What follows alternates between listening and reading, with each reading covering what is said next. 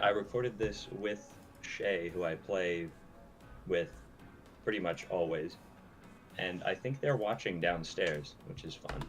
Neat. Alright, I'm getting the announcements out that we're live. I'm gonna try to find a game we lost. We did very well.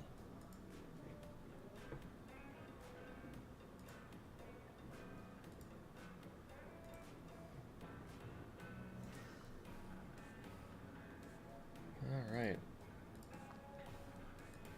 Wow, that tweet already had 4 likes when I went to retweet it. That's insane. All I did was switch accounts. Oh. Well, you know, that's how being, I don't know, popular on Twitter works. I don't know. Wahoo world must end. There we go, there we go. Wahoo world is done. We can give it to the salmonids. Alright, well. Welcome, everybody. I've clickbaited you because Big Run is not for another, 2 hours and 45 minutes.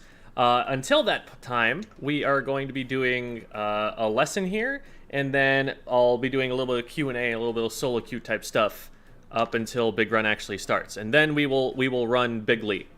We will run with the fishes. The size of this run will be immense. It's going to be incredible. It's going to be a massive, massive run. So,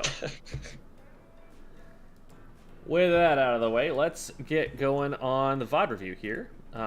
You sent the link, right? And then I just need to... I have not. I need to Oh, okay. That's from last time. There we go. That is from last time, link. right. Okay. Oops, that is not what it should have gone on to. Oh, okay. Did I? We're gonna... No, it's my bad. Okay. I accidentally put it in the window where I've got chat open. Oh, yeah. So I was not able to read what the people were saying for a split second. And as we all know from how attentive I am to chat during these streams, that's highly unacceptable. So, okay. It looks like we've got a good amount of time in the VOD here. So is there a particular match you wanted us to look at? Well, I'm looking for games that we lost at the moment. Gotcha, okay. There's one at 25 where we got murdered by a T-Tech that was very good at what they were doing. That's the only loss I can find in here. Although... So, you know what, why don't we just do that? Because... oh wait, that game's in overtime. No, okay, never mind. Yeah, so let's at 25 minutes, or I don't think it starts there, but 25 minutes is that game. Wait, no, did we lose that? All right, so that's the one you want us to look at? Yeah, that one makes sense. Okay. Thank you, by the way, for the super chat, Nebby. Sushi prices in Splatoon are going to skyrocket when Big Run ends. Skyrocket? I mean, sushi won't prices. We have a surplus? Right, that's what I was thinking. Like, I feel like the supply and demand is going to swing in the opposite direction there. Yeah. There was a tweet that I saw that said... never ask a woman her weight, never ask a man how much money he makes, and never ask Lil Buddy what he was doing between the 9th and 11th of December. Oh yeah. Is it the Inkblot game? It is, yes, and there's a T-Tech on the other team. Okay, so you've got a heavy, a charger, an arrow spray, and a Lunar Blaster? The heavy is Shay. Gotcha. All right. This is a really difficult comp to work with, but we'll see what we can do here. Let's also... At the start of this game, I saw the comp and I went, okay, I need to stay alive and exist, near the front lines, because if I die, then my people who can't fight nearly as well are susceptible to being killed. Mm-hmm. So yeah, T-Tech would be a big problem on this comp. So first of all, you've got double backline. So for Shay's benefit, those two are going to have to take different angles. You don't want those two standing on top of each other. You want them to being able to crossfire into mid together, so that if one of them is looking from one direction and the other is looking at another direction, it's harder for someone to stay behind cover. You can also play the heavy a little bit more like a midline weapon than like a backline weapon in this kind of a comp, and let the charger maybe do the more hard backline kind of things. And that's one way that you can offset the disadvantage that you have in terms of aggression on the comp. And then one nice thing here is that the arrow spray isn't going to do much more than paint, but that's what you need it to do in order for you to be able to function. Yeah, the challenge is going to be keeping that arrow spray alive. They've got a Hydra that they have to watch out for, and then they've got a couple of frontline weapons, the Sploosh and the Splatter Shot, that are going to have advantages over it. So it might be good to try and stay near the arrow spray at least a little bit. Excuse me. But I'd also, in cases where it might not be safe to go in because you don't have any support in terms of frontline pressure, you could also just sit back on throwing fizzy bombs. So that's an idea.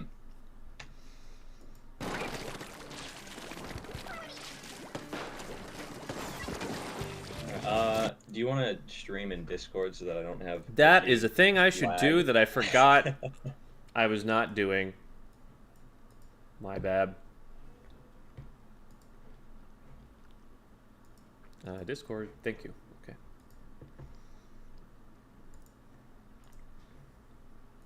Okay. Yay. There. So, at the opening, you decide not to go for pop, which is cool. Like, you don't have any bombs. Oh, actually, no, the charger has a bomb. But they have 2 bombs, 3 bombs, actually. And with a sploosh, they're going to beat you to pop, especially if you have a blaster. So going for pop, it's great on this map, but it's not realistically going to happen for you. So unless you get there like way faster than they do. So I like that you're going for other options right now. You're a little bit close to the pop, and so that's going to mean that even if you're out of range of the attack here, the paint is going to cut off a route near you in a second.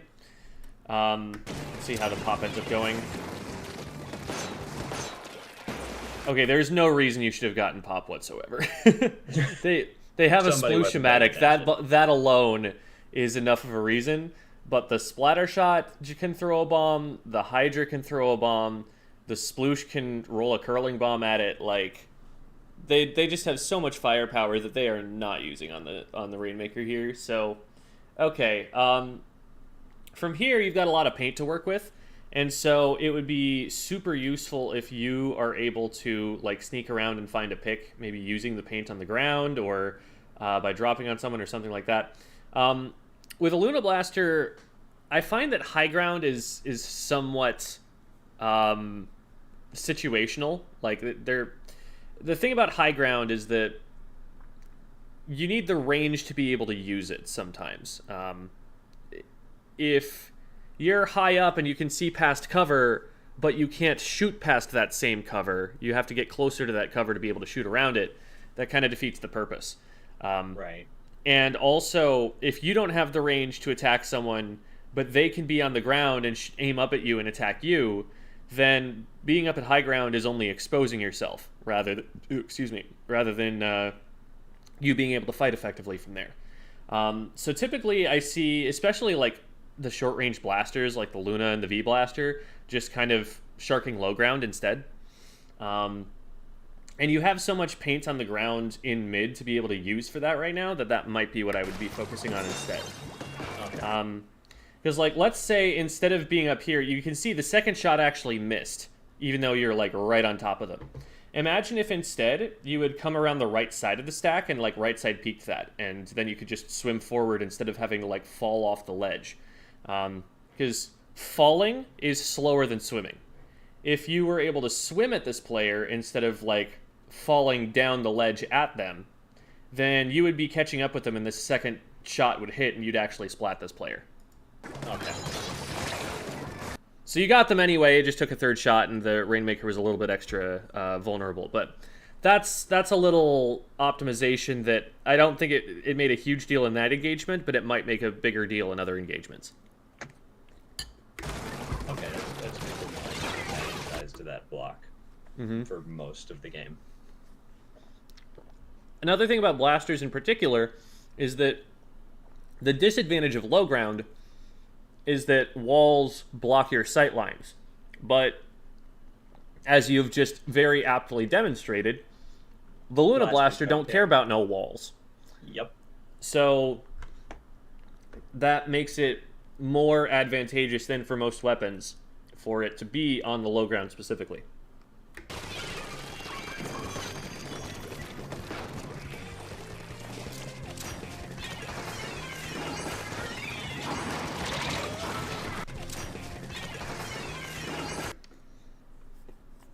I like the use of the Fizzy Bomb for mobility. That is a really great tool for the Luna Blaster to use because it's slow normally. It's a lightweight weapon, right? So it swims faster than other blasters do. But you don't notice that because the Luna Blaster has such short range that if you're trying to paint with the main weapon and then swim through it, you have to stop to paint more often than you do with the other blasters. So it's still just about the same speed moving through enemy ink as a ranged blaster has.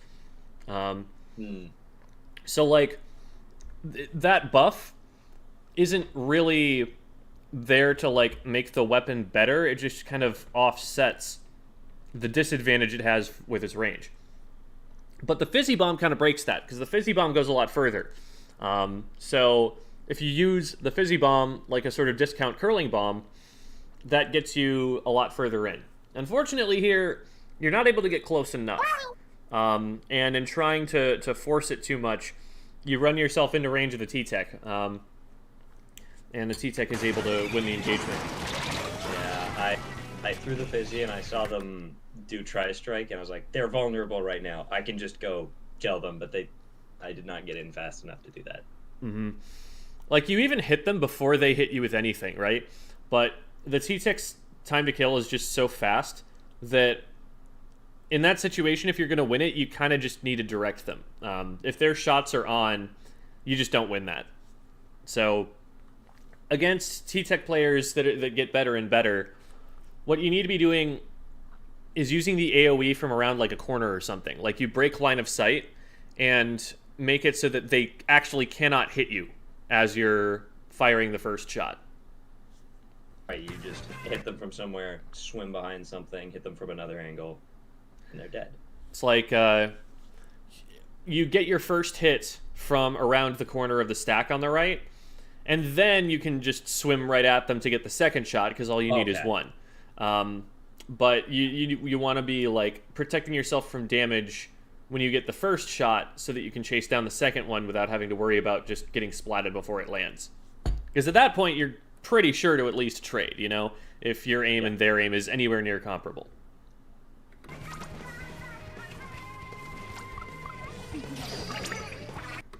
Is Big Run today? Yes, it is in 2.5 hours is when it starts. So we're doing a lesson for the time being, and then we'll do a little bit of like solo Q&A type stuff. But then when that is all said and done, Big Run is I'm told it's imminent. I think that means it's probably going to happen. Yeah, so.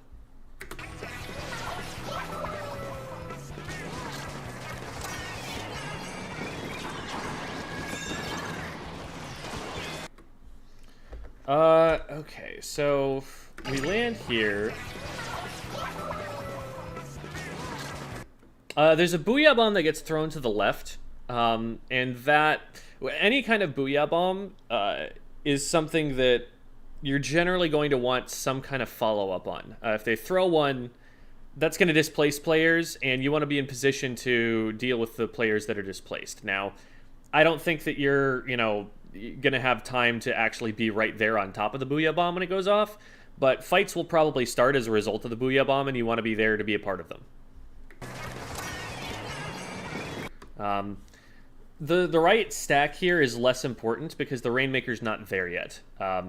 If, the enemy team had a strong presence in mid and they were looking to potentially rotate the Rainmaker over to the right side, now it's important to hold that. But right now, with the Rainmaker being where it is, with a Booyah Bomb having just been thrown there, the left side's really where you want to be at the moment. Okay.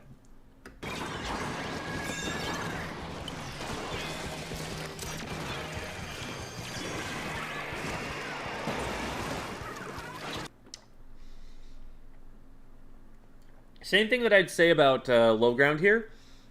I think taking, like, the lower left-hand side over here, where you can hit up over the wall, might be a good spot if you can get enough paint down to be there safely. It's harder for them to hit you there than it is for them to hit you up here. If the Hydra spots you from up here, you have no cover and you're just going to go down.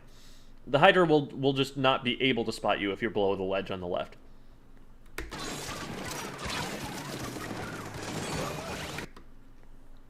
Alright, so...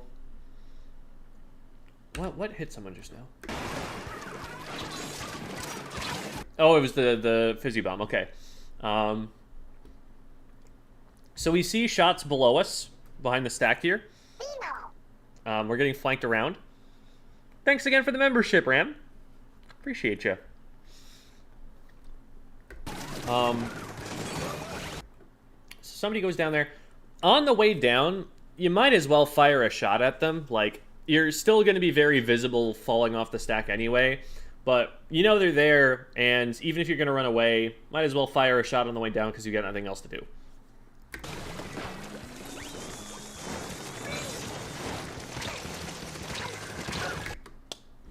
And, if the hammer was better special, that might have been a good play. Unfortunately, hammer's only going to block stuff from in front of it. Yeah. There's no way to get up that ramp without presenting your side to the enemy plat. So if you're trying to hit that player, what you want to do is face them, like just run your forehead into the wall, and then do a jump swing, and see if that reaches up over the top of it. But trying to like stamp all the way up and then turn around and then stamp all the way back toward them, you're just presenting your side for too long. You could throw it at them. You could, go for that jump swing stuff. But as soon as you hit unpaintable turf, there's just not a great way for you to be moving up this ramp. Yeah. Today is the day that I learned that it goes slow over uninkables. It's not even like that by itself sucks, but also the problem is that if you're going to stamp your way up, then you're going to expose your side or your back to someone because they're just on the platform looking at you. So you either like try to sneak up in squid form and then start stamping once you get back up there, but that's kind of visible because you're on the unpaintable turf and you also just popped a hammer nearby, so they're probably looking for you. Or you just kind of get up the platform first and then use it. It's just really hard to make it work. And like, this isn't your fault. This is just the weapon not being balanced up to the level of the others in the game at the moment. So.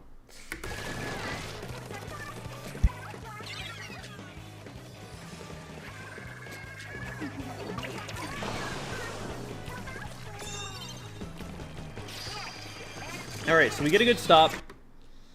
Now, that's got to be the T-Tech on the left because of the range of the weapon. If that was a Hydra, they'd be hitting you, and they'd also have a much bigger thing in their hands. If that was a Sploosh, it would not be reaching that far. So, we know T-Tech's over on the left. And we also know that because they're tri-striking. And then Bubbles on the right. Now, you're going to do your best work when you are not seen. So, whenever someone's shooting at you, and you're not able to like get in range of them or anything, you probably just want to move. You probably just want to get someplace else and like throw them off your trail.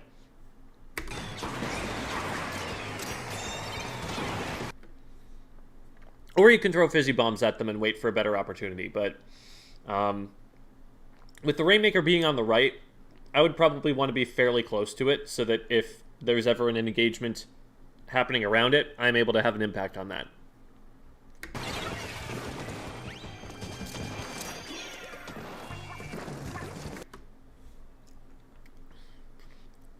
Are you trying to throw that bomb at the shield, or are you trying to throw it behind the stack? I just wanted paint over there. Okay. Because I think, like, that particular spot, someone's more likely to hide out behind the stack. And if you're trying to paint, like, for the middle of the map, for, like, where it's easier to move, I would probably aim it closer to the middle so that you have access to more different locations.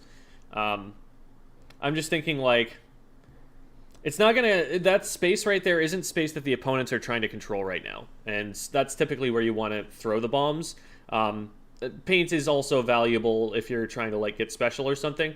But I would remind you that you have the Ultra Stamp. So yeah. Paint for you is mostly a matter of you being able to sneak around places. So I guess if you wanted to, like, paint so that you can get behind the stacks from mid yourself, then that would work. But remember that if you drop off this wall from here, you're going to be seen on the way down because you can't possibly, like, hide while in the air. So if you try to push across mid like that, you are likely to get spotted out doing so. Usually if you're going to try and, like, sneak around the stacks, it's maybe, like, you're staying behind the stack and either getting up onto the first level and swimming around from that, or you're just swimming around the outer edges of it. Something that's going to make you less visible when you start moving towards that direction, so that they don't even have the vague idea of what side of the map you were on when you actually reach them.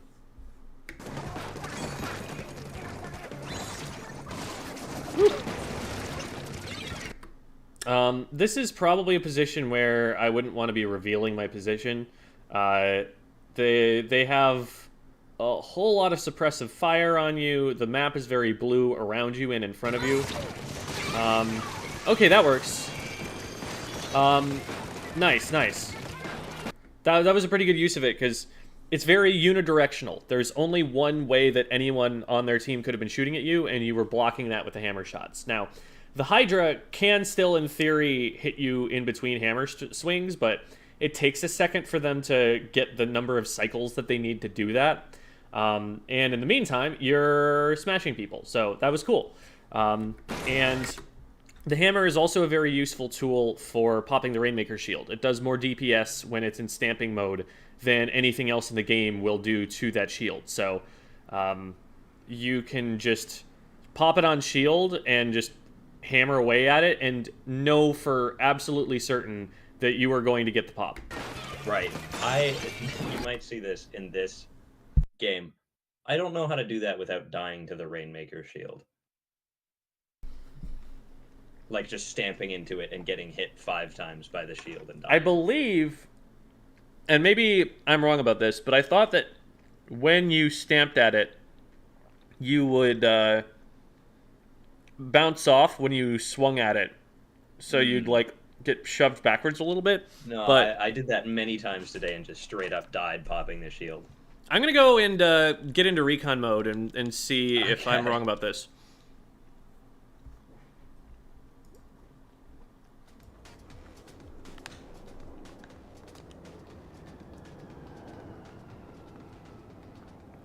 There's no knockback in Splat 3 for the hammer. Wow. They, That doesn't seem very necessary to do. They really did that, huh? Very, very cool. Oops, wait. I just realized I didn't equip a hammer weapon. LOL.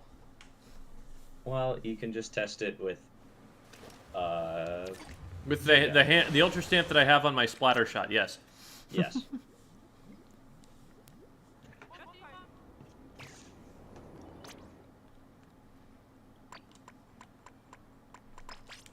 There we go.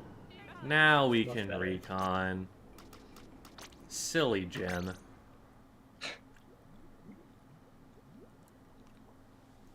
Chat wants to know what you're eating. I am eating breakfast. Fair enough. Gamer hours. Okay, okay.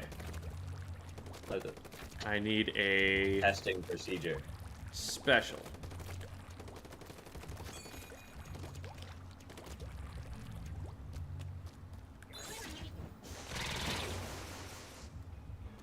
So that did damage. As long as I start doing that from further back, so the first swing is at like max range, it doesn't do enough damage to splat me unless I already have damage. Or if the shield is the other color, and you have to hit it more times. True. True, that would definitely add to it. Okay. Let me also try popping it with jump swings to see if that's at all viable. Because those you can Maybe you definitely can- position carefully. Maybe you can go around the side of it and have the hammers hit, but you're not going, like, straight towards it. Yeah, that would also be something to try. Might run out of ink to paint at that point, but we'll see. Okay. Yeah, that's really slow. Yeah, it seems like a waste of the special at that point. Yep.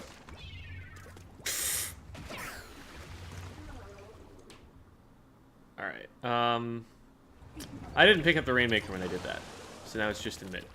We're improving our procedures. Our protocols are in constant flux, and we will produce the best possible data for our sponsors.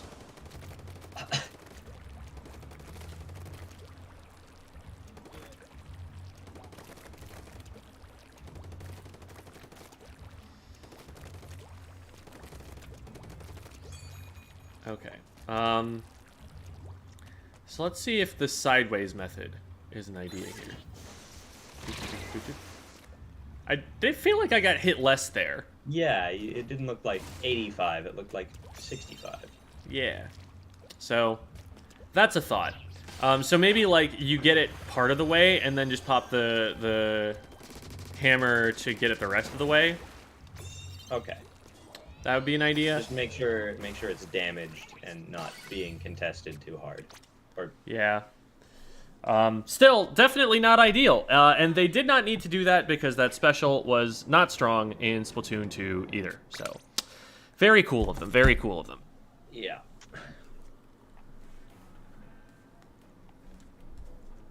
Okay. Well, let's shift over to here.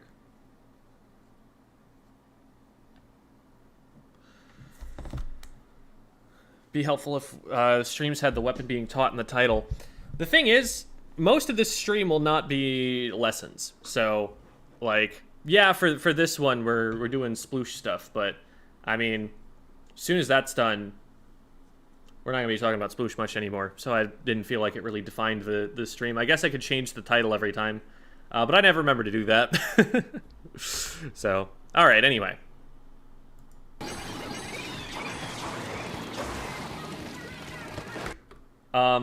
So there, I feel like the jump is a little unnecessary, because this player is clearly not aware that you're here. Like, they're painting their feet. They're not painting at you. So you can just, like, sit here and line your shot up. It looks like what they're trying to do is flank the Rainmaker. Oh, no, they actually just ran away. So it looks like that shot was actually there to just paint their feet so they could be like, nope, I'm out of here. But you take a really long time to set up the jump shot there. Just, like, fire the weapon when you can. Okay. So you don't, like, let them get away. Woo! Good dodge. I like this flank. This is the kind of play that I like to see you doing, because you went from behind cover to immediately right on top of them. And they were looking in a different direction too. So they're not going to see you coming. And by the time you're there on top of them, you're already in range, and you've probably already at least hit them once. Now, we do miss the shot here, and that's probably not a good sign for how this fight's going to go. Again, the jump shot, the movement, like, you already had your aim most of the way on. Just fire the weapon. Jumping is going to throw your aim off. It's going to reveal yourself to them before you fire the shot. It's also going to worsen your aim RNG.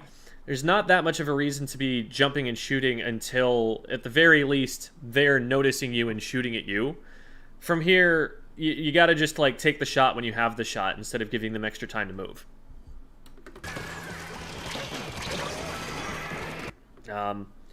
Because not only is it making you, more visible, not only is it making it so that you're taking longer before you fire, but it's also going to just make your aim more difficult and make the shot less consistent. While you're swimming up, you can just be already lining your aim up with the target. I'll demonstrate this really quickly in the training room with a Luna blaster, of course, because this blaster's fine. This will do. It's basically the same. Yeah. So I'm gonna get the path painted first. Okay.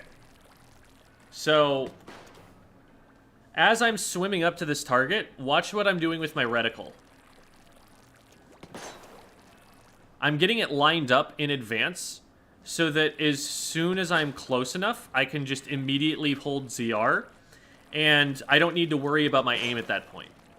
What's happening with you is you're swimming up, and then you're jumping and needing to get the aim adjusted in midair, because even if you had your aim set beforehand, as soon as you jump, it's thrown off, and now you've got to aim someplace else. So if you're going to swim up and then jump shot, aim lower than the target, so that when you jump, it does that. But the basic idea is just, like, get your aim set up while you have that extra time that you're spending swimming toward them. And that way, you're just already going to be ready instead of having to adjust on the fly as soon as you get there. In reality, you are going to have to adjust a little bit. Like, for example, if I'm approaching these moving targets, they're going to be moving, but I will at least be able to kind of get a read on where they're going to be relative to my current reticle positioning, instead of just being like, and doing that and missing.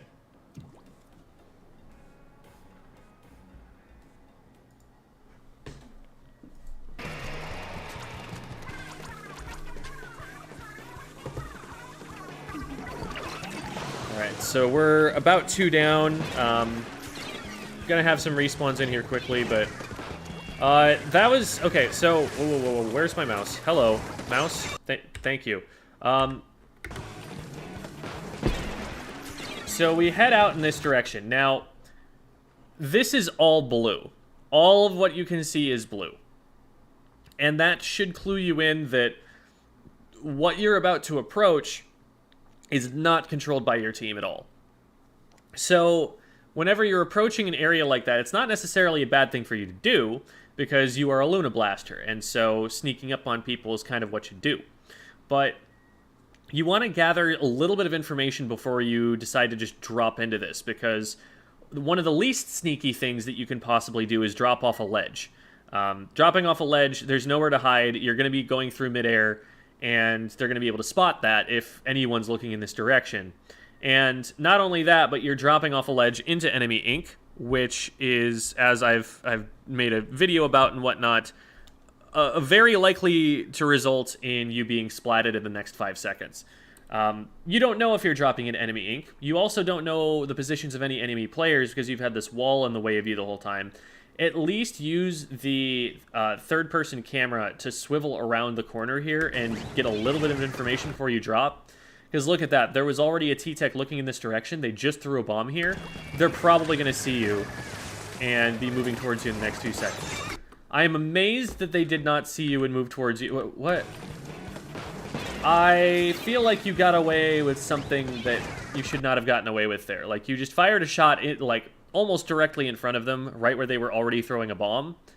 And then you just kind of swam around over here. And they did nothing. They didn't cut you off. They didn't throw a bomb over here. Like, there were a lot of things that they could have done. And instead, you just kind of walked up and directed the Rainmaker. So, I blame the T-Tech more for that than I say good job to you. But, I mean, we got the Rainmaker. But now, in all of that time, there was no way for you to collect any information on the T-Tex location once you got past stack. As soon as I get the Rainmaker there, I'm turning around to see if the T-Tech is following me. And chances are, at a higher level, they are. So, nice. And you get another one because I guess they got chased away. So that play works out, and here they are. And same issue with the hammer. The thing about the hammer is it's just going to get flanked. It's too easy for a weapon with even a little bit of mobility to take tighter corners than you and just get to your side or your back, where you have no hitbox and no defense. So if you're going to fight someone in close range with the hammer, what you want to be doing is jump swinging instead. So let me pull back over to here, and okay, I don't have the right hammer, or I don't have a hammer weapon out, so we're going to farm up for that real quick. So, let's say with these trails, instead of walking up to try and direct them, we're planning on splatting this player with the hammer. What we could do is pop it from here and just Donkey Kong it all the way over to them. But that's pretty slow, that's pretty predictable. They're going to be able to move out of the way and just hit me in the side or the back when I go past them. What you want to do instead is, from as far away as possible, pop the special, because when you pop the special, look, I'm going to hold ZL this entire time, but you'll notice that I will actually pop up out of the ink even though I'm holding ZL. So you want to do that from as far away as possible, and then just do this. Much less warning. You're basically turning yourself into a roller. You're just suddenly jump scaring them with a giant hammer up out of the ink, and then immediately submerging and going Ninja Squid again. So in this particular case, what that would let you do is close distance with them while having all of your movement options, and then only after you've closed distance with them do you have to aim your swing. The problem with trying to use the ground smashes to get close to them here is that you have to set what angle you're aiming the hammer at so far backwards that by the time you actually get there, they've moved out of the way of it. Whereas with this jump swing, not only are you getting there more stealthily, but by the time you get to them, you can just like completely readjust your aim to wherever it is they actually moved to, and they have no chance to dodge that. Okay. I've never heard the term Donkey Konging be used to... It's accurate.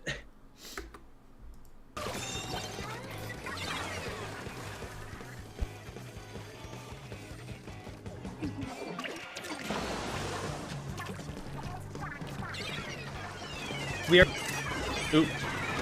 That was the wrong thing. We're once again 2 down here. It'll be important in this moment not to go down and continue staggering the team. Do you know what I mean when I say staggering? Yeah. Yeah. Okay.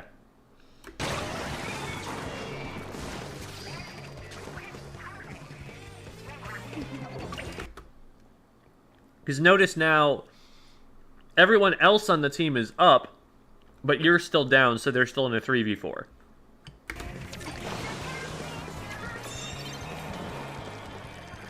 But good stuff. We get 2. We get 3. Aerospray's popping off. From here, we do not want to be backing up. These kind of transitional moments where the advantage state of the game has shifted drastically, these are moments that it's very important to be using full advantage of. When you're at disadvantage, it's extremely important to recognize you're at disadvantage quickly and take pains to not extend that disadvantage by staggering. And when you're at advantage, it's very important to push forward, get objective, get moving as fast as you possibly can, so that you take every single second of time that you have the numbers advantage to actually accomplish something with that numbers advantage. Because you only have, maybe like 5 to 7 seconds of this. So you need to make all of those seconds count in order to kind of move the game forward and get more of a lead, get better stage position, get more picks and stagger them. backing up here isn't really protecting you from anything, and it's letting the enemy team get away.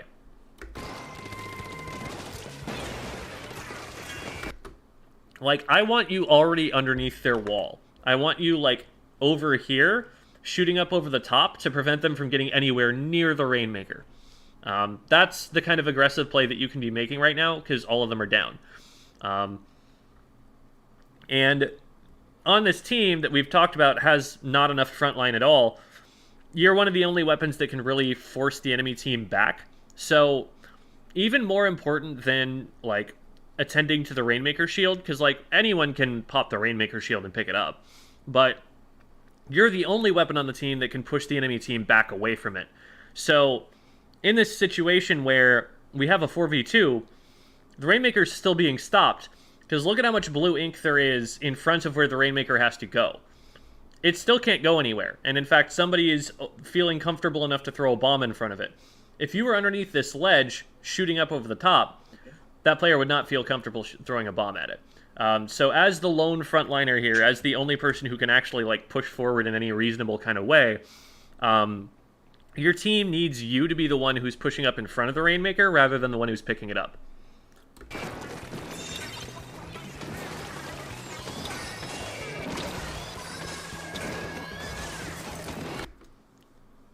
I would probably try and get this out of here soon. Sticking around here, I'm worried that someone's just gonna, like, drop down and be on top of you already. Or drop from behind you. Like, spawn and come out the left-hand side and get you in the back. This isn't a super safe place for you to be. There's no cover for you to hide behind. The only thing keeping you especially safe is that you have a Splatling out in front of you that's putting down suppressive fire here, but it's a Splatling. Its charge is going to run out eventually, and that suppressive fire is going to stop. And once that fire has stopped, you need to be someplace safer than here. And that is, in fact, exactly what happened. Someone dropped out from that side and got you in the back. So, like I said, when you got the opportunity, you got to move. And we took long enough to get that play going, and we didn't force the enemy team far back. So we picked it up, but we didn't get it out of the dangerous position it was in and get it towards progress. By the time we had it, the enemy team was all back up, and there was nobody in their way suppressing them.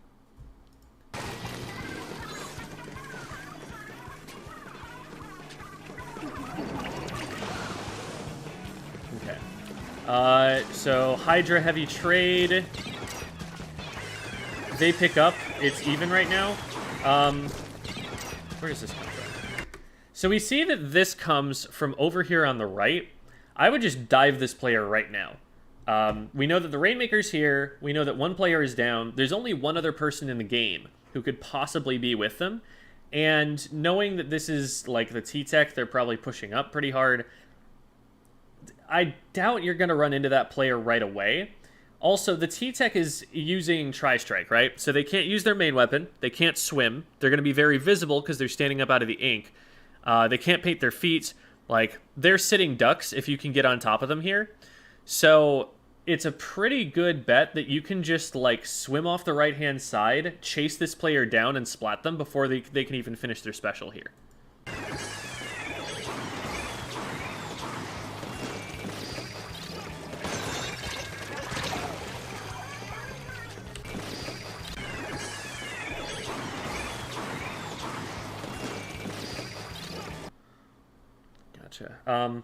Yeah, that's just not the easiest shot to hit because they're moving, and they're moving kind of in a circle around you. I would say, like, always err on the side of missing in front of them rather than behind them. Because if you miss in front of them, that paints their feet and they get stuck, and then they can't move anymore. But if you miss behind them, that doesn't interfere with their movement at all because they're already past that turf, and so there's no need for them to use it to swim through.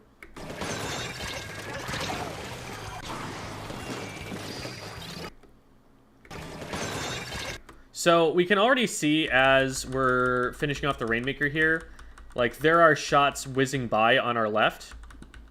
So, like, those shots from out of the corner of your eye, those should kind of clue you in that you don't have time to, like, swim anywhere else to try and like get too much more done. At most, we're making a very small like dash to one side, and then we're firing a shot. It looks here like you already have the plan to be moving somewhere with the paint that's at your feet, and that it catches you off guard. But I'm noticing that I'm being shot at before I even turn around if I'm in that position, and I am just firing a shot right away. So instead of, you know, going from here to swimming over to this guy and then shooting, I'm like, oh, I'm being shot at, bam. And I'm trying to take that shot because I know I don't have much time. At most, I'm doing this and using the time that I'm moving like this to get my aim on, so that I'm more confident that I can hit this shot, and I'm also throwing off their aim while I do it. But here, we just kind of like move right at them, and it might just be that we're not like recognizing, oh, those shots mean there is somebody who is right here that's shooting at me. So it takes that was an old Bravus overlay that I accidentally clicked. It takes a little bit of training to kind of get that sort of awareness, to like set up those alarm bells in your head. Oh, shots whizzing through from the peripheral of my screen. That means someone's right on top of me shooting at me. But that's information that I'm recognizing, and that if I'm in this position, I'm trying to act on as best I can. Now, in that position where they've already got your back like that, in theory, they should just win that on paper, because they don't really have to be missing the shots. You were like standing and firing the shot at the Rainmaker, and they missed like 6 of them on you while that was happening. So as your aim improves and your combat movement improves and everything, like theirs is also going to. And so maybe that window that they gave you here, once you get to a higher level, isn't going to be available anyway. But that is the way that you would take advantage of it if you develop that sort of awareness and mechanical skill, and you have to play this exact situation again.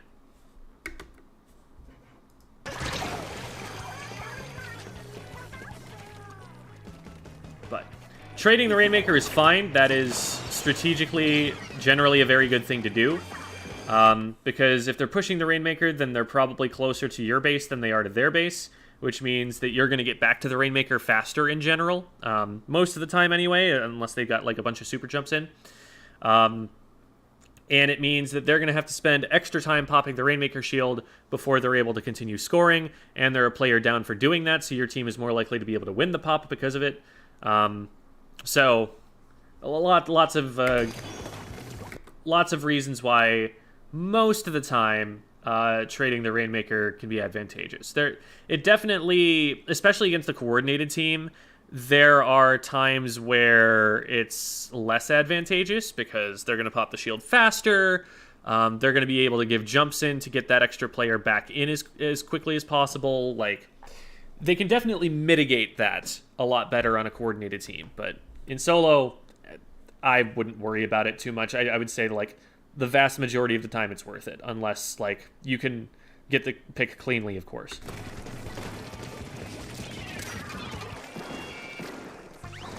All right. So we want to get this popped because when you pop the Rainmaker, that enables you the play to let it reset to mid. A lot of the time, the Rainmaker gets pushed to a position where it's just not the easiest or best idea to start pushing it from there, because chances are what might happen is you don't get all the way back to mid before you get splatted again.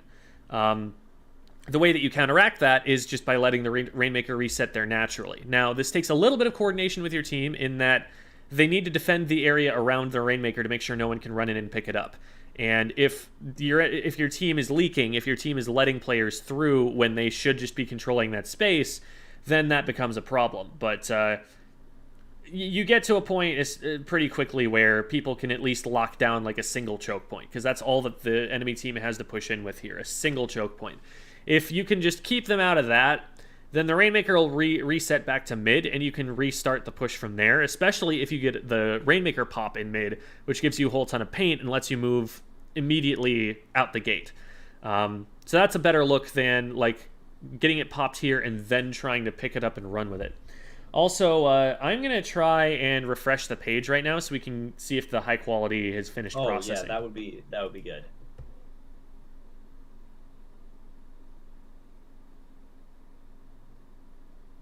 Oh. There it is. HD! Yay! Our eyeballs are happy. So refreshing. Okay, so that was that fight.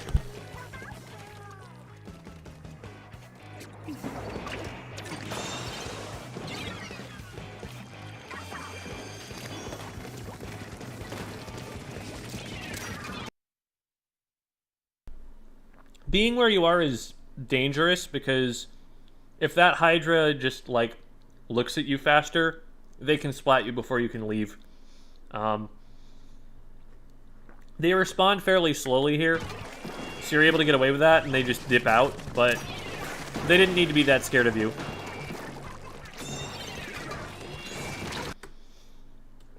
It's very important in this position to drop it down as quickly as possible, off the ledge. Even if you die instantly as soon as you touch the ground, you need to get this off your plat.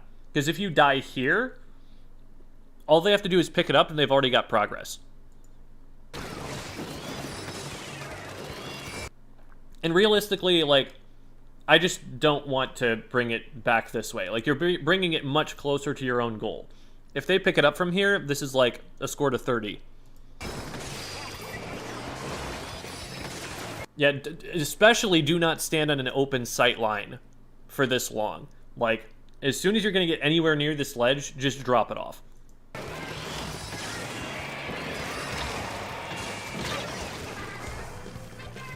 Yeah, being on the ground down there and being splatted that quickly is so much better than taking the risk of that Booyah Bomb picking you off on the plat.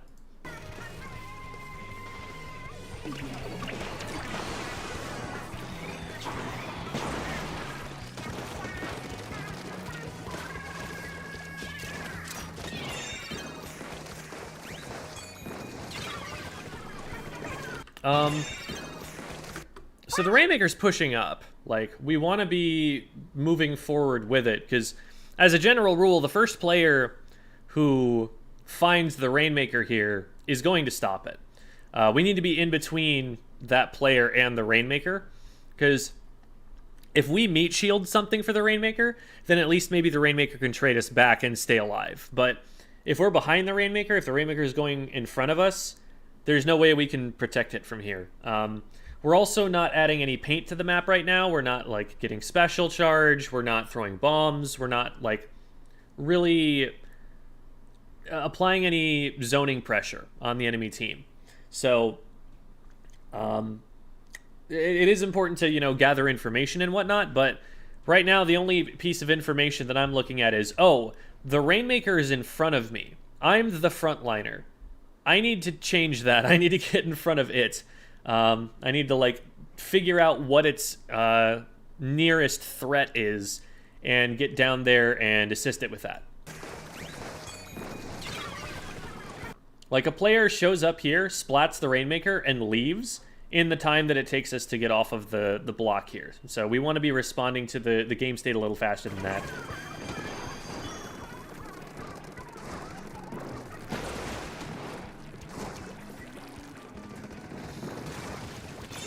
Are you maybe waiting for a time to use the hammer?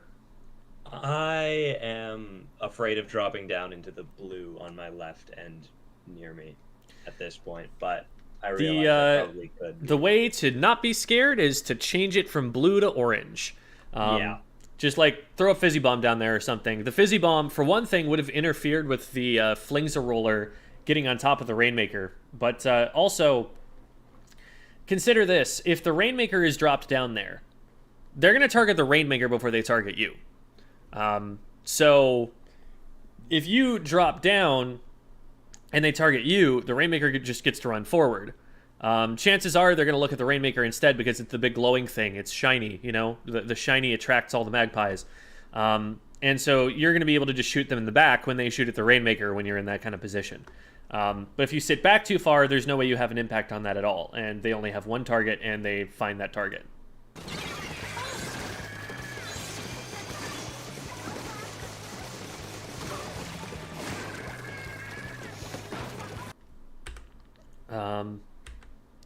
So remember that the hammer is not fast. So chasing them with it, they're probably just going to get away. Whereas if you like use the hammer in an area that they like need to hold down, that they need to defend, that's when they're going to be like all standing in one line for you. That's when they're going to be all in one place, and you're more likely to get something. And also remember that it is going to be faster to do the swimming jump swing. We talked about that earlier. Now, the player who's coming around to that side, I'm not actually sure they're that important. I guess you might need to help your teammate with that, but this is Shay, right? Yeah, this is Shay. Yeah. Shay has range over this player, right? And a pretty decent fire rate. So this is actually a fight that they could, in theory, handle. Looks like they do get caught out there, so maybe they didn't see it coming. But if Shay's back here and the splatter shot is at the other end of Plat, that's actually to Shay's advantage to take that fight because they have a lot of range. They have time to get charged before the splatter shot is in range to hit their shots. And so all they need to do is like walk backwards and fire the shots and hit 4 of them. Whereas the splatter shot needs to like dodge all of the shots that are coming at them and somehow manage to get in range without any cover.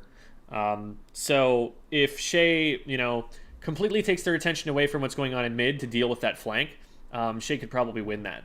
Meantime, the Rainmaker was pushing up over here, and you had another player pick it up and try and run with it. That, again, is a situation where you want to be playing bodyguard. So that's, like, if the player comes around here and takes out Shay, but meanwhile you and your teammate with the Rainmaker are able to just push onto their plat for lead, that's, you win the game for that. So you didn't really have to come back here. If Shay wins that, if Shay doesn't win that, and you guys are still trying to push the Rainmaker, then maybe, you can worry about that at that time. But for now, if someone's picking up the Rainmaker, it's your goal to try and make it as safe as possible for them to move around. You don't have to make it very far to be able to get lead, only to 63. I think if you just jump onto their plat, you've already got the lead there. That's a pretty quick thing to do if you're able to get even the tiniest of advantages up in front of the Rainmaker. So that's where I would be trying to focus my attention, especially since we need that lead in the next, now, 12 seconds.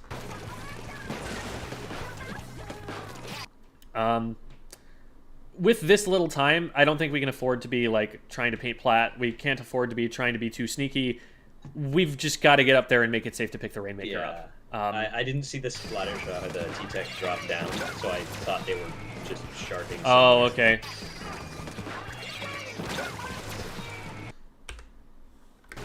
So from here, this is just like recognizing bombs is hard. Like you're looking at the players probably and trying to focus on aiming those shots, and so it gets processed as visual noise that your brain filters out, but then you're like, oh wait, no, that was actually important. And so just training yourself to have alarm bells ringing in your head whenever a bomb is nearby is something that will take some time. But at this point, we've lost our opportunity to get the Rainmaker back. And so the priority at the end needs to be clear the area around the Rainmaker, then pick the Rainmaker up, then clear space in front of where the Rainmaker has to go. Behind the Rainmaker, in that kind of a situation, where you've already got it picked up, doesn't matter. All that matters is the front of the Rainmaker is clear so it can swim forward, and the sides of the Rainmaker are safe so that it can't be flanked. And if those things are true, it doesn't matter where the enemy team is, how many of them there are compared to you, you can score and you can win that game. So that's some thought about how to play the objective in that mode and how you as the team's sole frontliner should be trying to approach a game like that where you've got two backliners, one of them will just pick the Rainmaker up. Okay.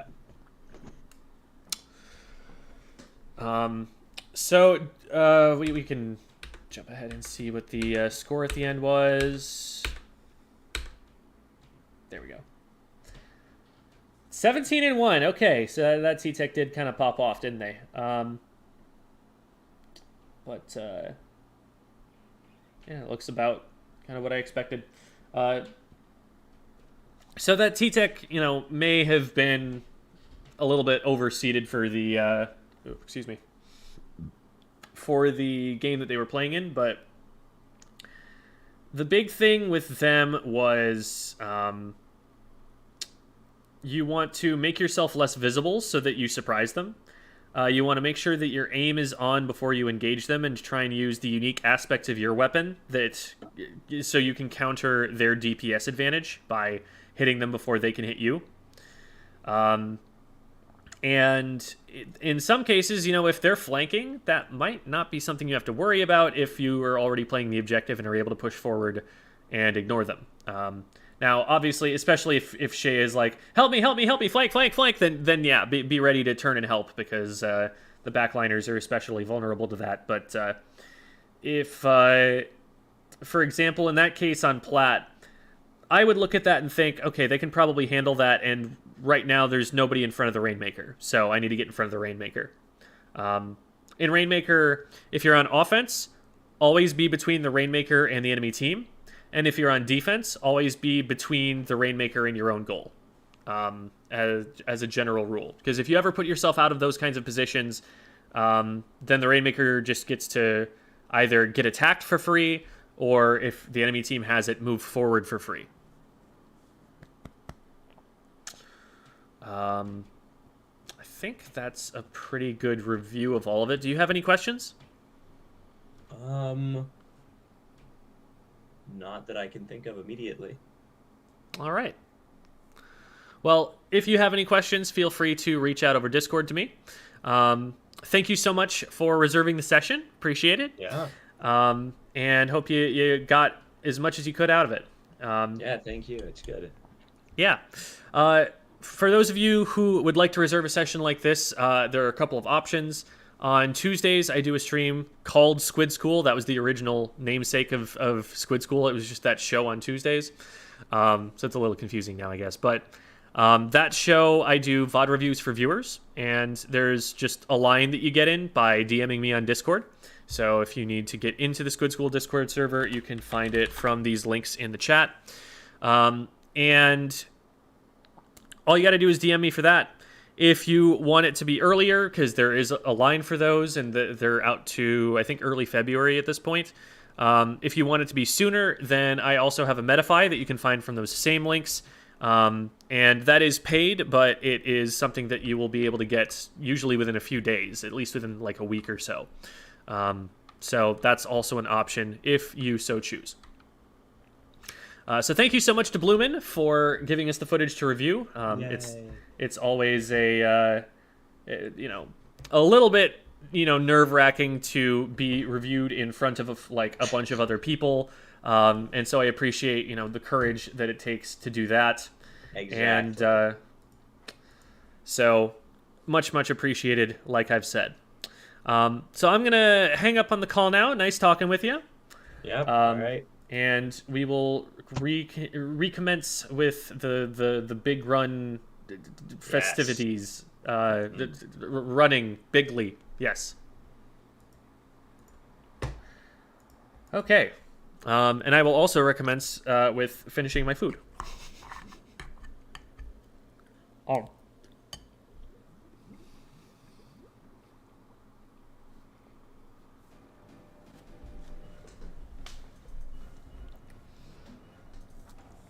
Do you like peppermint mochas? I don't think I've ever had a peppermint mocha.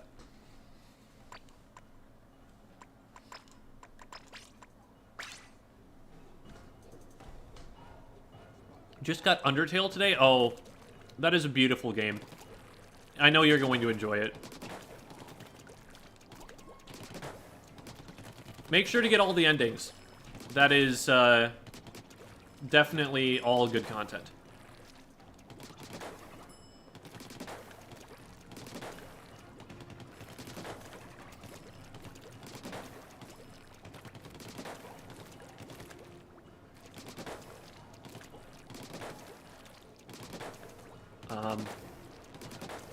Yeah, go into Undertale as blind as you can, I would say. Like, don't look anything up. Look things up after the fact.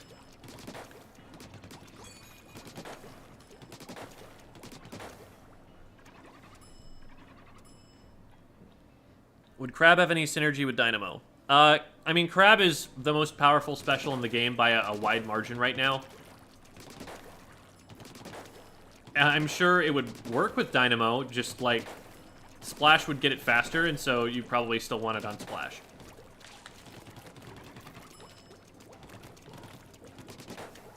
But it would be good. It would be good. It would make the Dynamo a much better weapon than it is right now.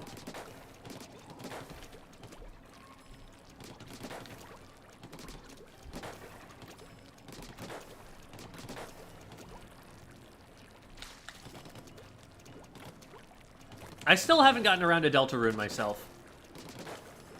I should probably do that.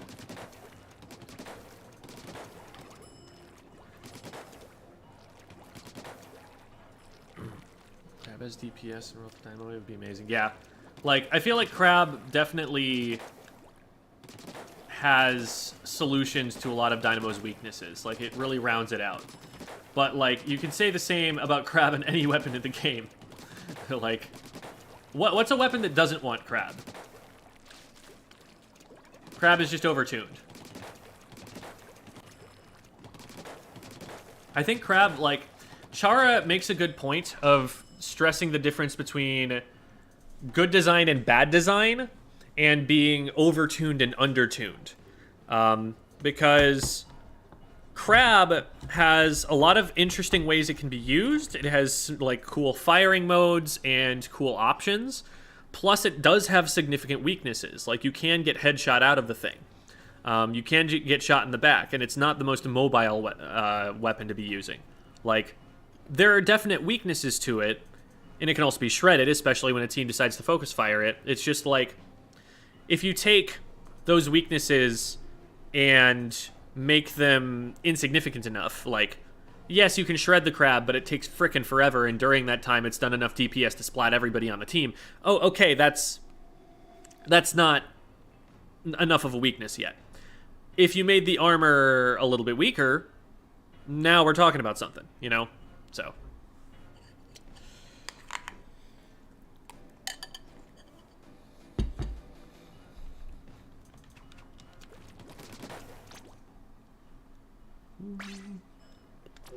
What have we got?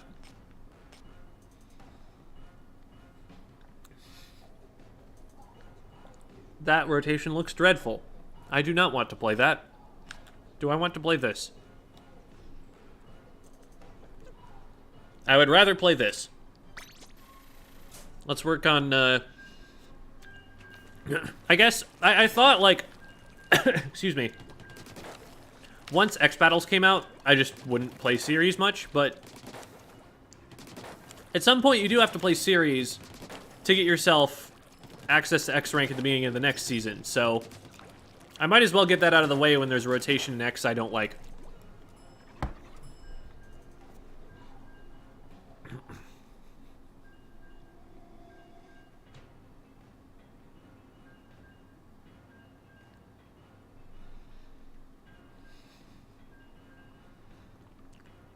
You say a lot of the time, insert weapon has barely more range than Splatana. Which Splatana? Wiper or Stamp? I don't remember saying that or what the context is for that. How I came to that conclusion. So with range, there are two kinds of range. There's painting range and combat range. Usually when I say range, I mean combat range.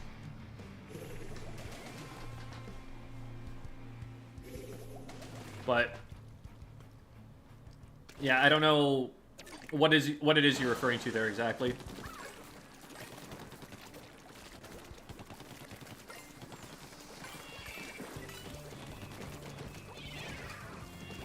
Okay, so a bunch on the left, one on the right. Maybe two on the right now. They're shifting around.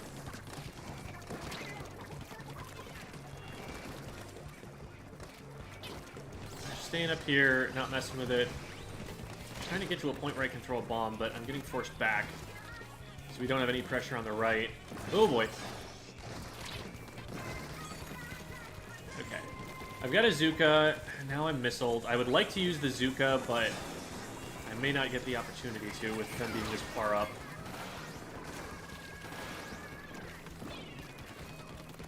Okay, well, we got one. Oh. Well, that was not the way to sneak up on us. Giving yourself a little alley-oop. I'm amazed that missed. I thought, like, oh, well, they got me.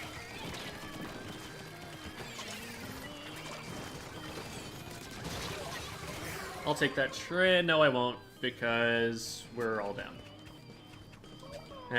Sigh. We got some points in. It's not a bad score. But it's also not, like, necessarily just game-ending right away. We've got to be really careful about poking under ledges here. Oh, cool, we got one with the bomb.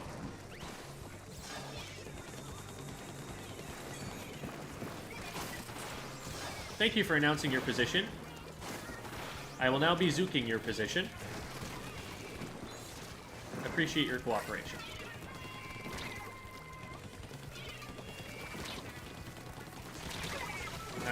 Okay. Yeah, we trade that back. Bad aim on my part. I should have seen that coming and had my aim set already.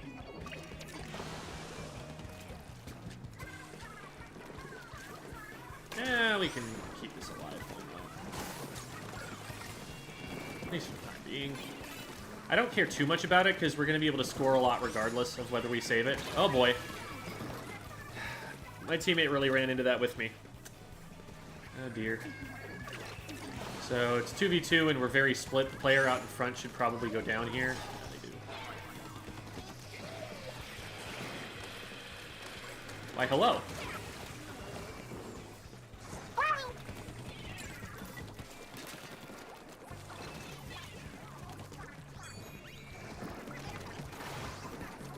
Ah, shoot.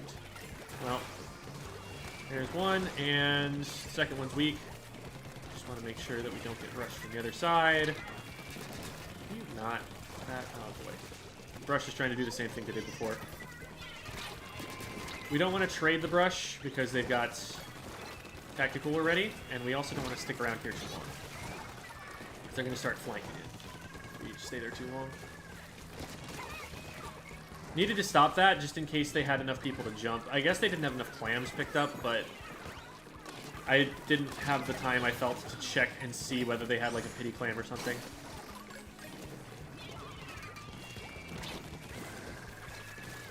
Come at me.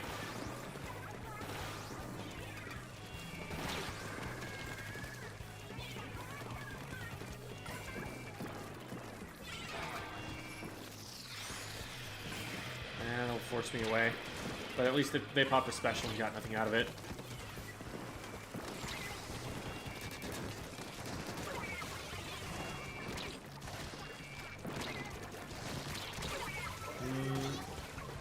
We can probably start moving in. Yeah, there we go. Okay.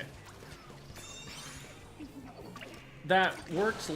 I mean, I don't recommend doing this as a strategy, but me going in and dying there, it forced them to back up pretty far, and when they did, my team was able to move forward during that time. So, like, that's maybe the sort of a play that you want to go for if you're playing, like, Tetras, where you're just, like, forcing the enemy team to back up to deal with you so much that your team can move forward even though they have a numbers disadvantage. And you just play with that very, very fast pace. I dropped off there so that the missiles wouldn't fall in the enemy base and crowd my teammates out. Because I knew that nobody was close enough to that ledge in those few seconds to be able to catch me as I did so. And we just paint this up. We don't need to score, we just need to make it as difficult as possible for them to score. I'll take the trade because I screwed up in my positioning and they don't have a clam made, I guess? Don't know why they didn't do that.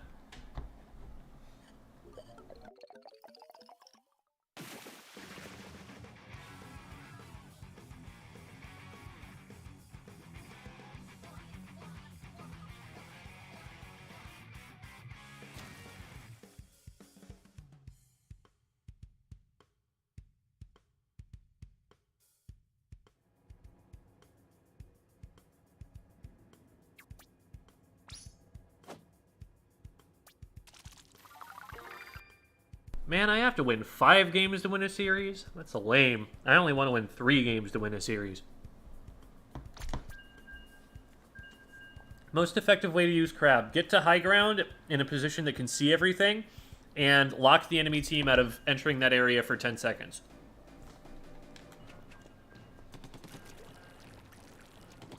Oh, I am so ready to help the Salmonids set the explosive charges and take that map out of the game.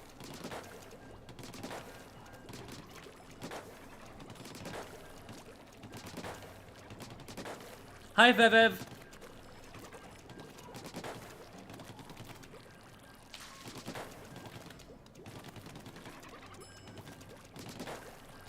Yeah, Stamper and Wiper may have, like, similar mechanics, but they are vastly different weapons in terms of how they position and how they play.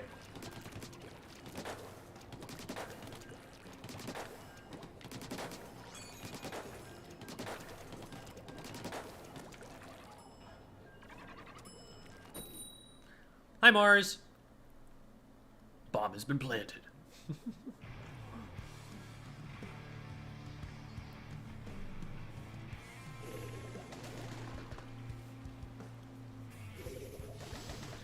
So someone in chat said, yeah, in the meta, Stamper is better, but they both have different pros and cons. And, like, those two things are true, but something that I would push back against is this idea that I've been seeing a lot that, like, okay, yeah, in competitive, one is better, but, like, in casual play, it's different somehow.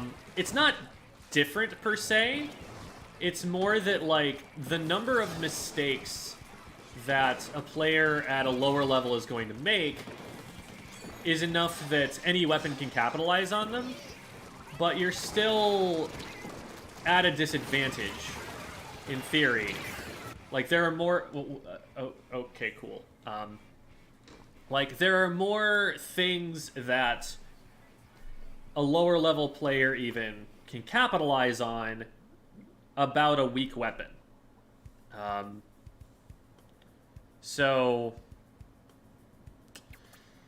when you factor in, like, the skill cap and stuff, like, sure, like, a lower level player is going to have trouble making Bamboozler work. It's a good weapon, it's just, like, using it is very hard. And so those kinds of weapons I get. And that's why, like, you'll see a lot of, like, rollers, you'll see a lot of, like, tri-sloshers, dapple doolies, that kind of thing at lower levels, because they're just some of the easiest weapons in the game to aim quickly enough to get splats with. Dually squelchers as well fall into that category, but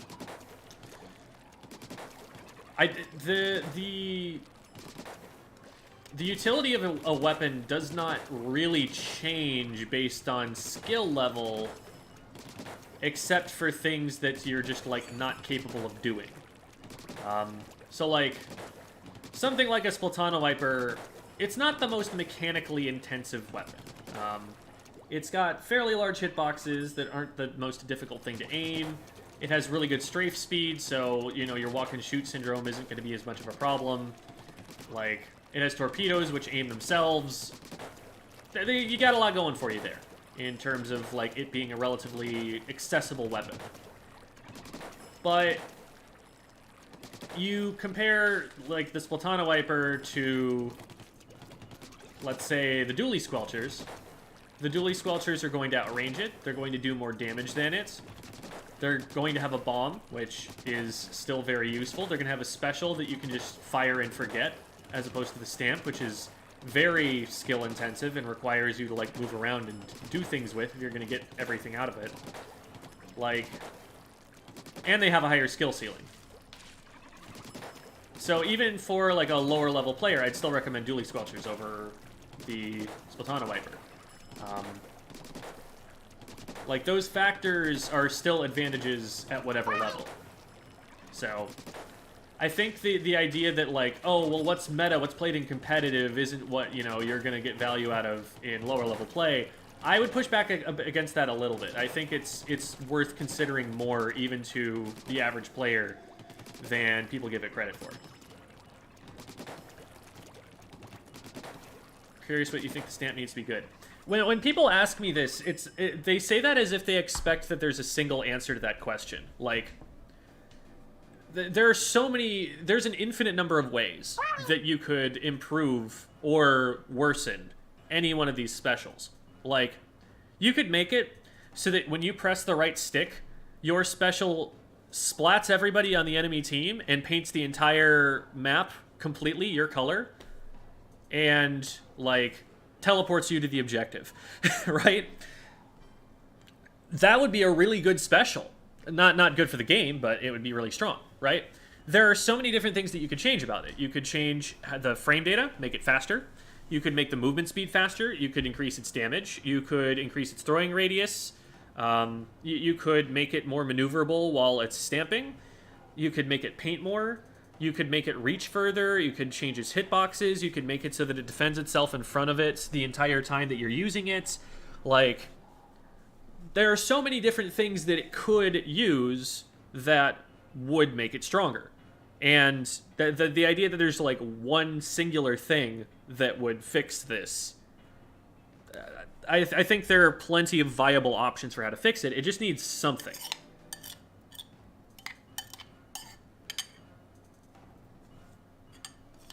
Use V-Shot more or T-Tech? V-Shot for sure. I have a very low opinion of Tri-Strike right now, and there are definitely people trying to convince me otherwise, but I'm not currently convinced.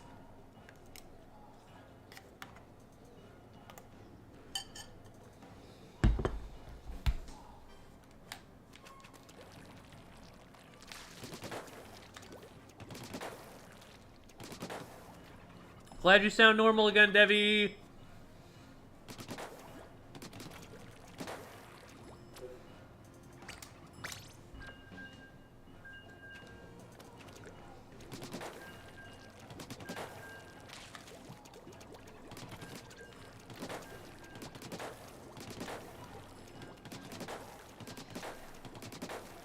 The thing about T-Tech that makes me consider it at all is the Splat Bomb. Because Splat Bomb is the perfect sub for this weapon. But I just think you get way more value out of a Tri-Zuka than you do out of a Tri-Strike.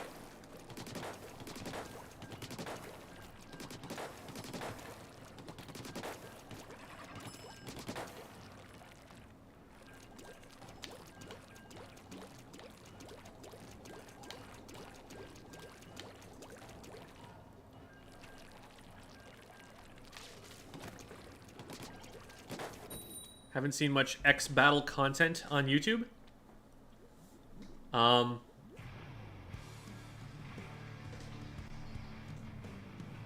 What of people just playing X-Battles? Those don't usually do too well. Like, a lot of the time, if you're just playing the game and that's all there is to it and that's all you ever do, that channel's probably not going to take off. You need more of an angle. You need, like, a reason to make people watch that one in particular.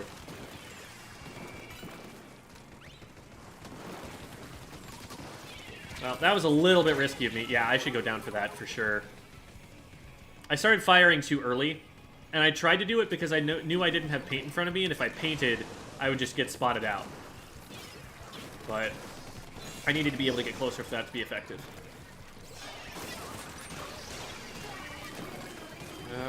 Great. Okay, cool. We can stop this guy. Especially if they try to make a power clam instead of keeping the basket open like they should have. Throw me one. Throw me one! Why are you not throwing me a clam? Oh my god. Okay, they did. Whew. Ah!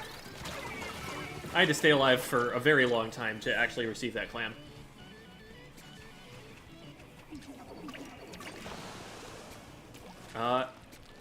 This is a terrible idea. It's gonna run out before I get there. Oh no. I'm so sad. I had faith because I thought we were gonna have clams and keep it open. I should have checked. Oh no.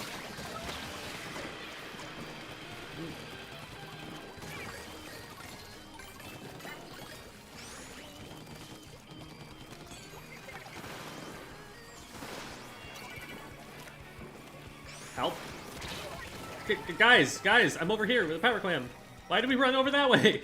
What was the... We're not gonna get that in if we... You gotta play Clam Blitz a little bit like you play Rainmaker. Like, it's a little bit of protect the president if you're trying to score. Oh, man. Okay, running in and dying a bit.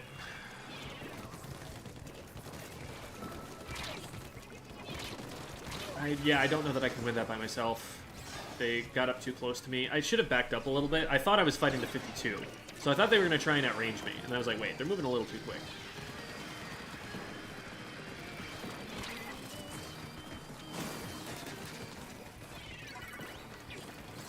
Oh, well.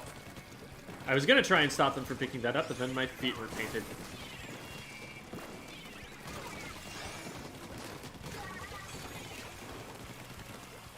I don't know where they went. Oh, they went there. Okay, guys. I can't be the only person who's stopping them. Okay. Where are they? There's just not a lot of paint going down in front of them. There's not a lot that is stopping them from moving forward. They've got a lot of curling bombs. They got a lot of movement. We need to be preventing that. And I need to not be feeding into mid when there's a splatter scope on the enemy team. They've got a hammer. They've got an ink vac. There's a lot that they can use to try and force their way in. And they're up on our ramp. We cannot be letting them up on our ramp like this. We're making it too easy for them to get up here. Like, I think it's because we've got two weapons that are trying to flank. And so they're dropping down into mid ahead of time. But there's, like, nobody to stay back and stop that from happening. Okay. That was tough because of the way they were using cover and us not taking enough of an off angle. I should have painted behind them first instead of in front of them first. I just alerted them that I was coming and then let them run away.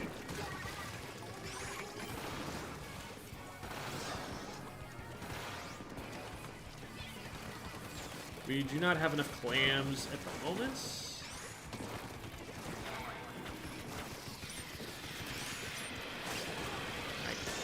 Actually, no.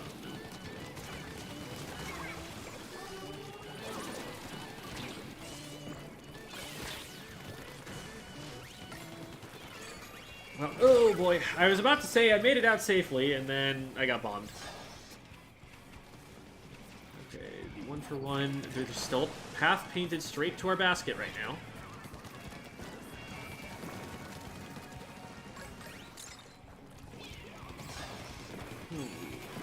Alright, there we go.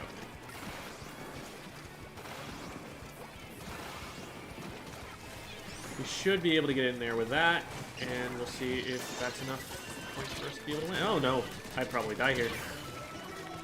Yeah, well, if my teammates stay alive long enough that we can get that splash wall down, I had the 4 clams we needed to win, so that was actually pretty close. But, yeah.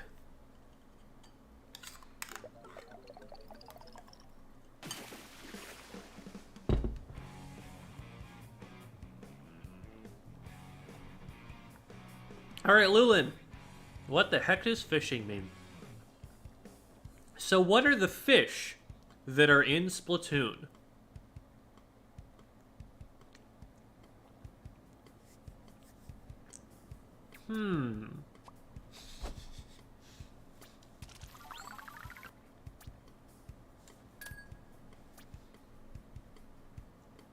I have nothing to ask or say. I just wanted to give you money. Oh, thank you, Evan. Appreciate you.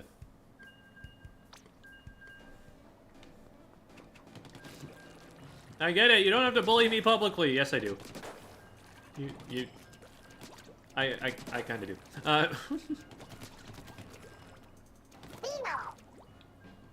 What weapon would you recommend for new player getting the game on Crimis?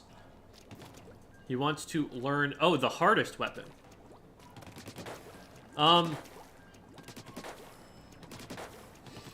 It's probably Chargers. Probably like Bamboozler or something. Like, that's a weapon that it takes a pretty high mechanical ability to be able to play. That or like H3 or something. They're very aim intensive. They're weapons that force you to have your reticle on the target for a pretty long amount of time while you're firing.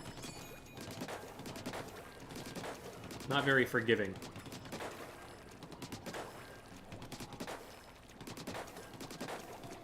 And they have slow fire rates, so you don't get a chance to try again in tiny fractions of a second like you do with shooters.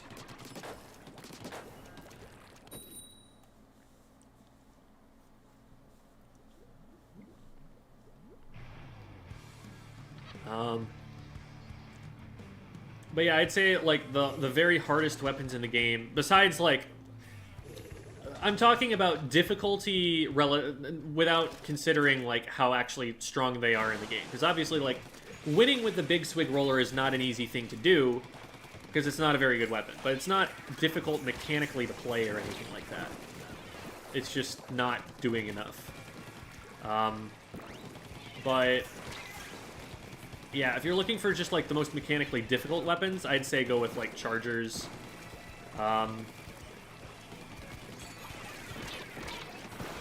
There's a lot of finesse to like a stamper.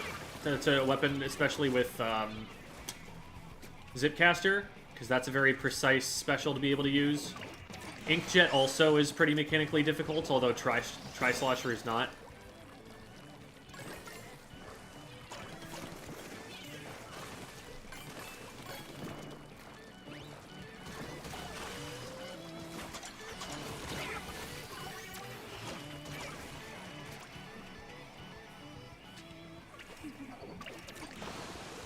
Alright, well, that's about all we're gonna get from that.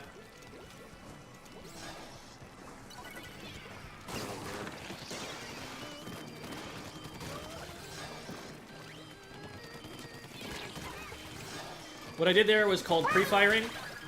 Oh my god. I saw that there was a line of enemy ink that was coming up that the Splatana Stamper made. And that was the only ink they had to advance forward, and they wanted to score, so I predicted that they were going to go through it right away. And oh, they got 2 for that. Shoot. We need to not push. We need to not push. We're behind. And so I just fired at the edge of it. Because by the time they got in range, they were already getting hit before they could respond to me. I need to paint defensively here. Don't stand right on top of me, please. That's how we both get killed by the carbon roller.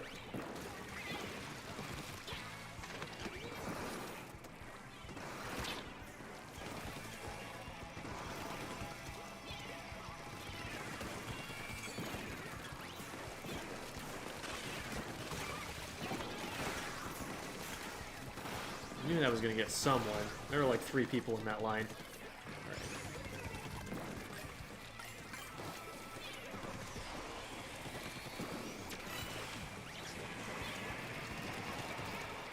Try and put pressure on this side to keep defenders away, and everybody's dead.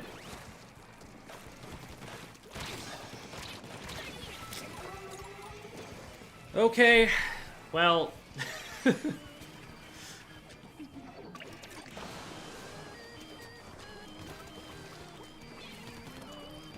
Alright, let's try that again.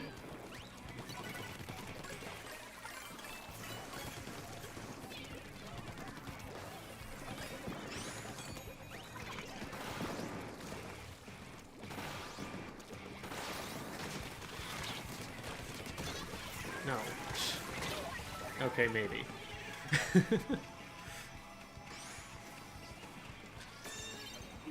We need 1 clam in order to win. And if that jump goes to where I think it's going, no, it didn't. Well, crap.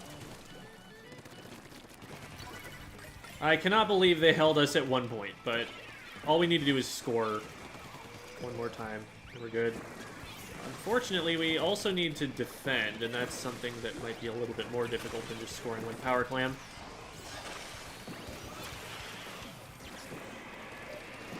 We need to shoot at that.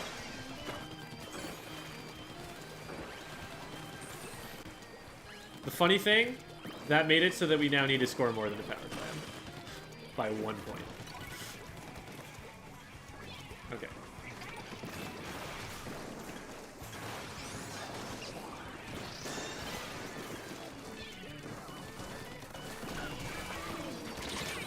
There we go. We're in the lead.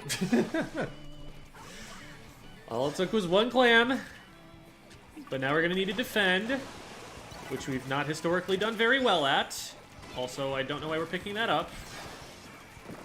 I really don't think that's advantageous to us to have. Also, oh no. What? Why did we drop? They have full access to our basket. Okay. I guess we just got allowed through. I do not expect that to work, but I'll take it when it does. Unfortunately, that means they also have a lot of scoring potential now.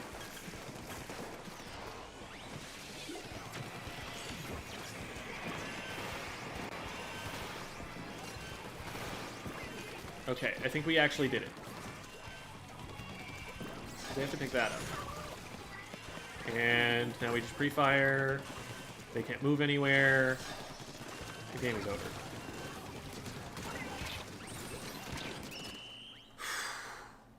Wow. All right, we did it. We defended when we needed to. That's all I can say.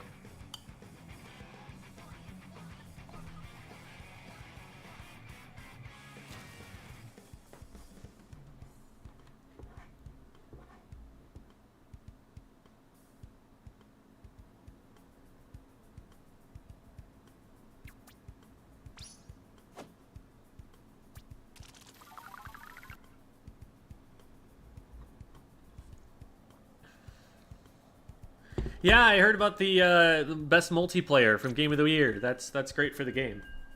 Good publicity. You'll love to see it.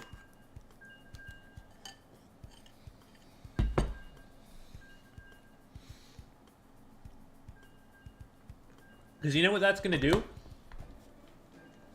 All of the salty Overwatch and COD players are going to be like, why did their game beat ours? It's so silly. Look at it. Look at it.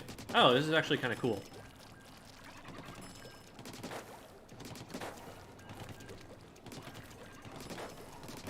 I've gotten some comments and stuff on like videos I've made that are like, this is the game that beat us in for game of the or for best multiplayer, and I'm like, yes, let me teach you about it.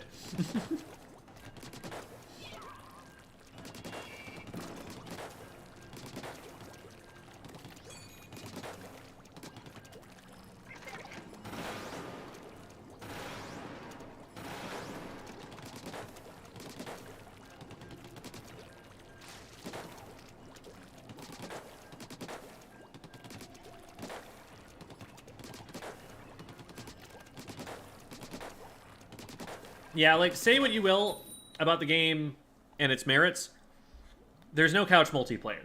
So, a game that has that kind of co-op mode, like I believe Kirby does, like, it's probably going to be better.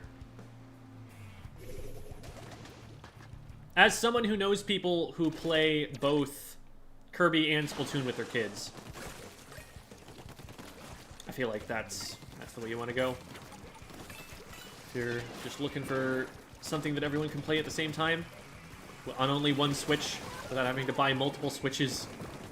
As much as Nintendo would love for everyone to be able to buy a Switch for each person who's playing. Okay.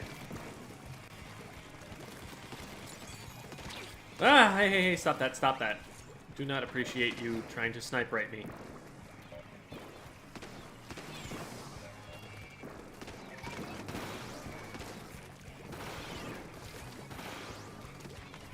You gonna try and push me? No, you're not.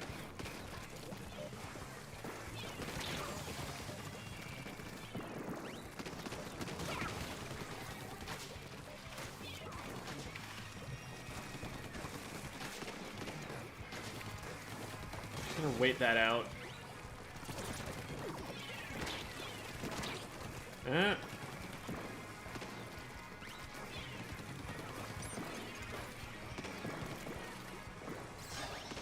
We can wall them out here as long as somebody else helps. Nice, that's exactly what we needed.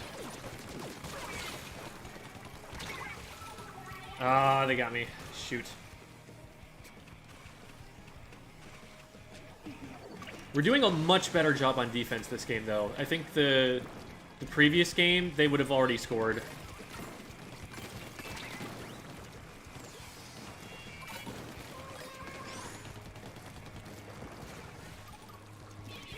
Oh, hey, no, stop. Oh, I'm dead. That's my bad. I could have actually probably at least traded that, but I got my aim off. How can I support this at all? I can't get to the basket in time unless they score more. They did score more.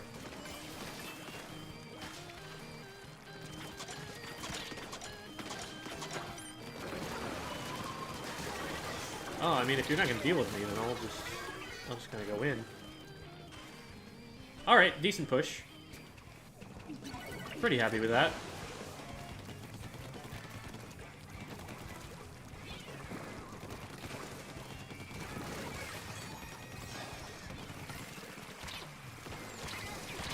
Yeah, I ran out of space. I got a little too close, and then the curling bomb screwed me up.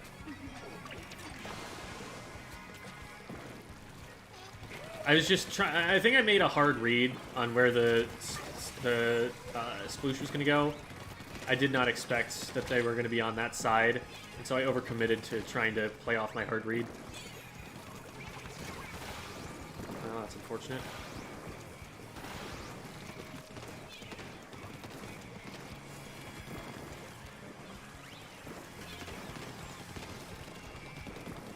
I really want to keep players from the left off my teammates here.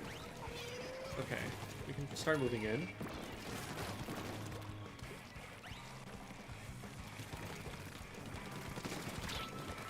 I might need help with this. Okay, thank you. Appreciate you, teammate.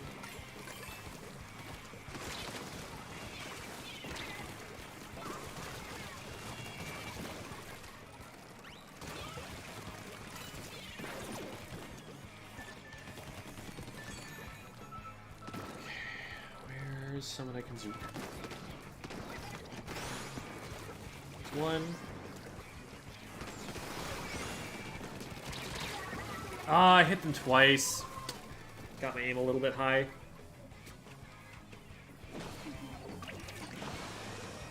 Well, nice thing is we have the lead, so we don't have to worry too much.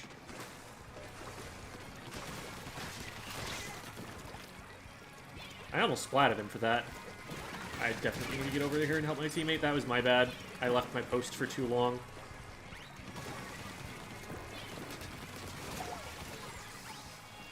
Alright, just the snipe rider. Yeah, I think we got this. I don't see them putting another push together after that. Unless we royally screw up.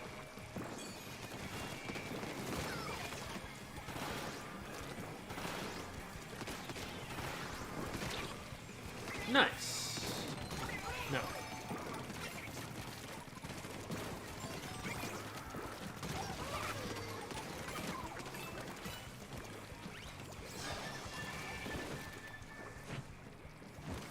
Oh wait, I'm visible. I just realized I had Tacticooler. I was like, wait a minute. What's that glowing thing? Oops.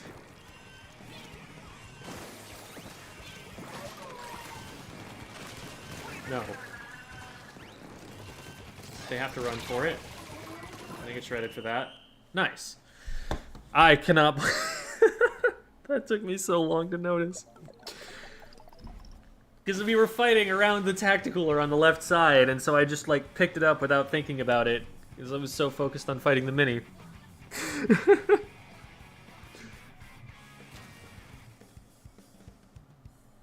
Familiar with how the ability chunk system works? I've always wondered what happens to chunks that dink off gear.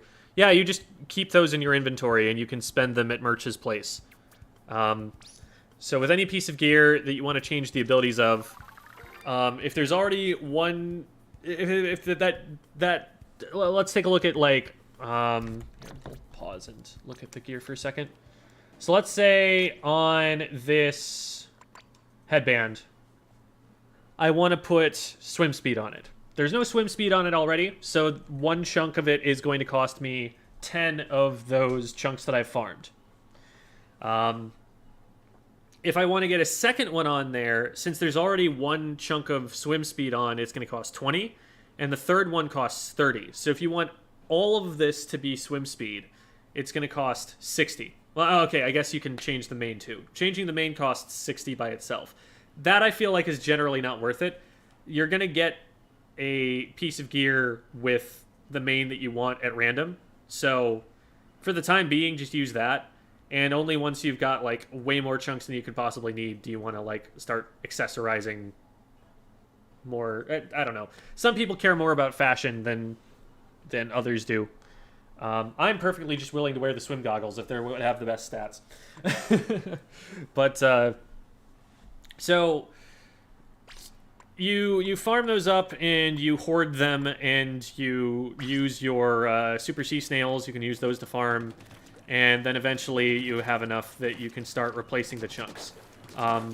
But this is why I recommend that people not even mess with their gear, like really trying to optimize it or change it much until they hit a fairly high level of play, like at least like S+, closer to like 2200 level X rank or something, because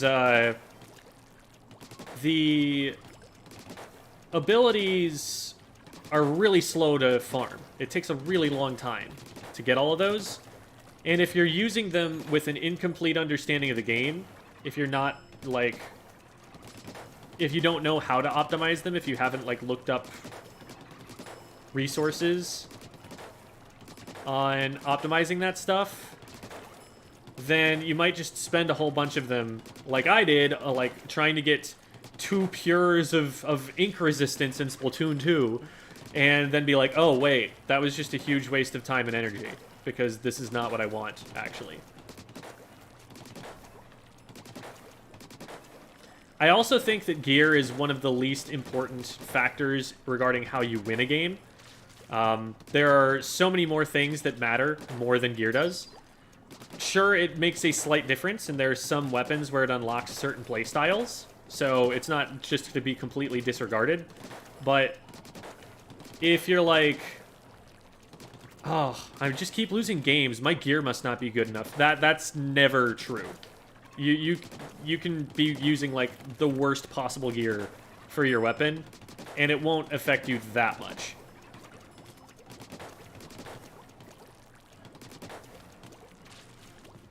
But yeah, in this game, with regard to like farming, Salmon Run is gonna reward you like way more, both in terms of money and chunks, than playing the main game. So you play enough of that, and you're gonna be a squid billionaire. You're gonna be set for life.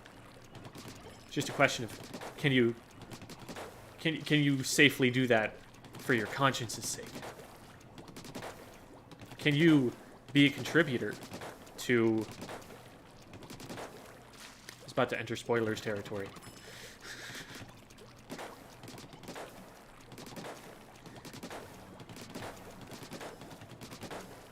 1 hour left. Overfishers, yeah, for real.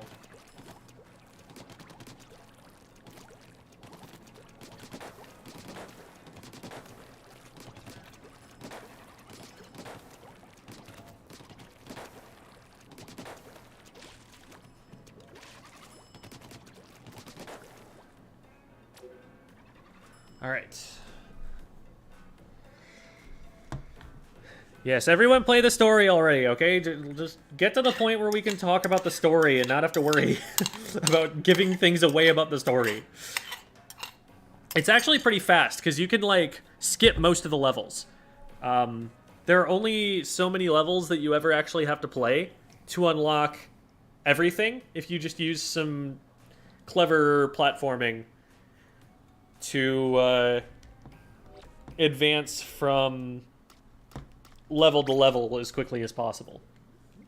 So levels just give you currency that you can use to unlock certain areas, but you don't need to unlock all of the areas. Like, some of them you can bypass.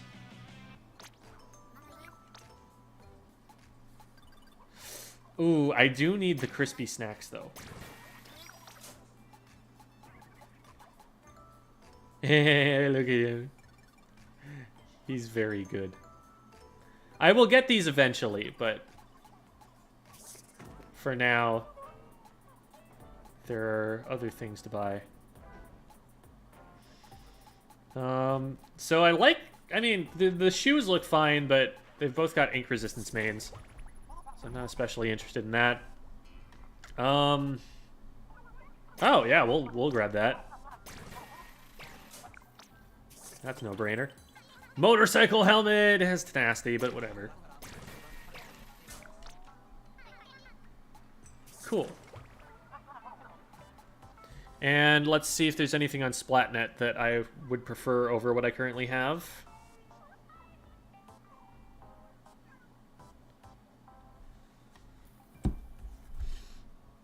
Purchase the plushie. All right.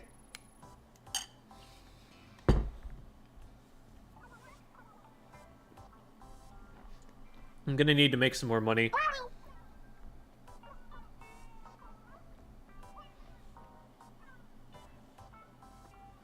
Why are you poor? Because I spend my money.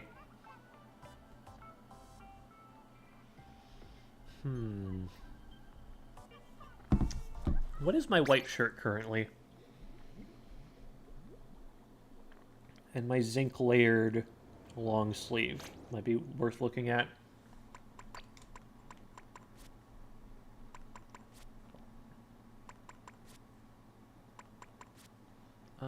Here it is. Run speed versus respawn Punisher. Yeah, I'll keep the run speed. Oh, that's the white V-neck. Okay, zinc layered long sleeve. It's this. Do I want Inksaver sub or respawn Punisher?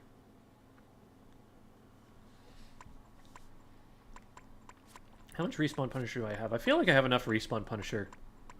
Yeah. I don't need more respawn Punisher. I don't need that much more of the other thing either. I'll just save the money. And the Octobowler shirt. Actually, I actually want to keep this. Okay.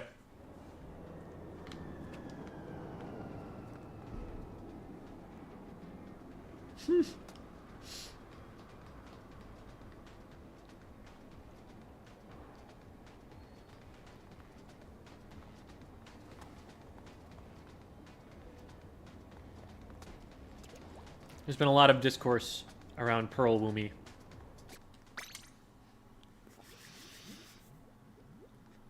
I believe someone made a post in the lobby critical of their art and not wanting to see it. And everyone's like, hey, be nice.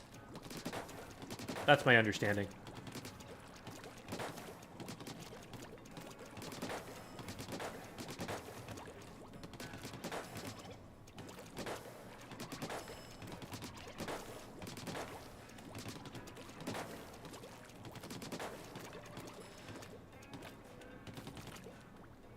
Are you going to work at Grisco tomorrow when the big starts to run? It's not tomorrow. It's in less than an hour.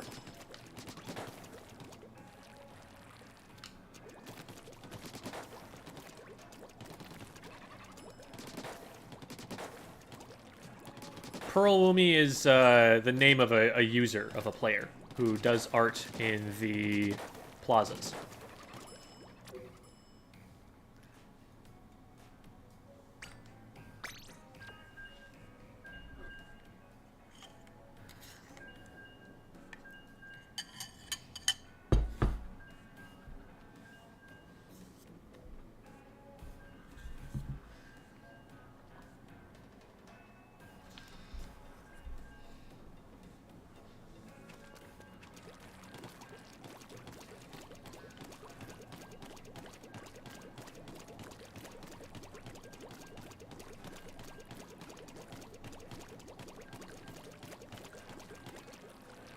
I'm sorry you have to skip Big Run.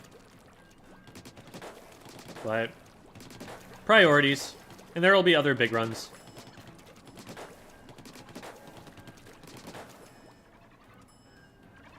Is the Grisco Blaster as the Grisco weapon? Don't they change? Because it's gonna be like more than like a single rotation, a single normal rotation. I would think that as map modes change, we'd get different sets of weapons.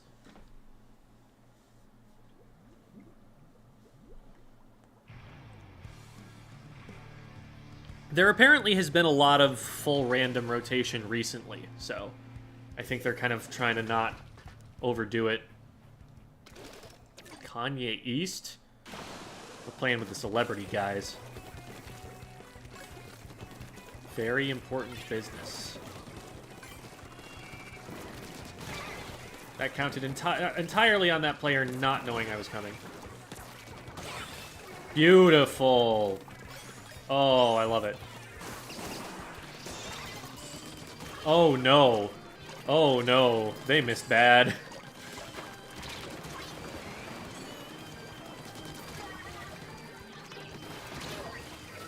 Oh, darn. Okay, they got me back for it.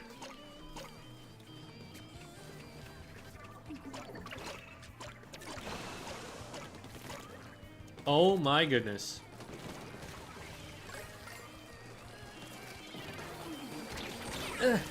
Oh, I didn't make it. I had to try. I had to try.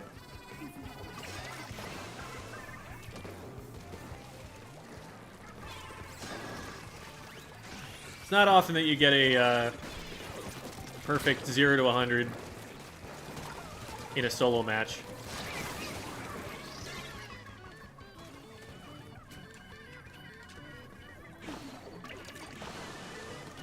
They didn't have any follow-up, and they didn't have control too far in, so they're not going to get very far with this.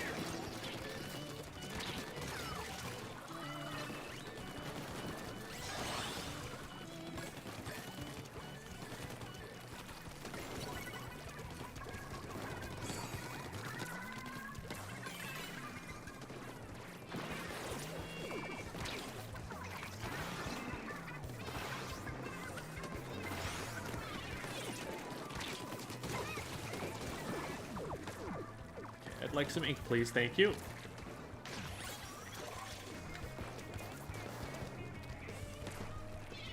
Nobody saw that, right? Of course they did. There we go.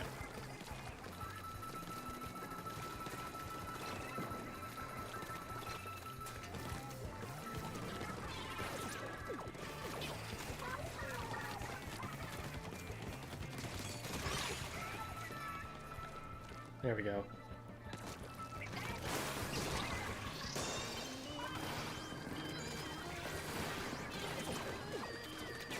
No, Spagoot! No! I had such a good plan!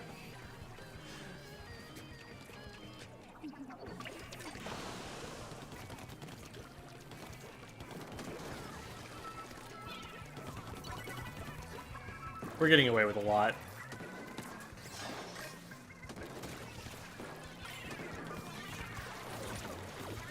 Ooh, okay, a little bit of fear. Oh, I should have moved forward. I should have moved forward as soon as they got into range. Oh no, oh no. Okay, at least we stopped it. So I've got to remember, I don't kite that weapon. I need to engage closer to it.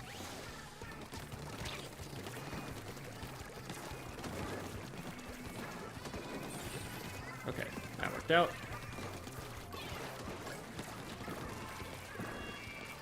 Oh, I thought I was past it. Oh, dear.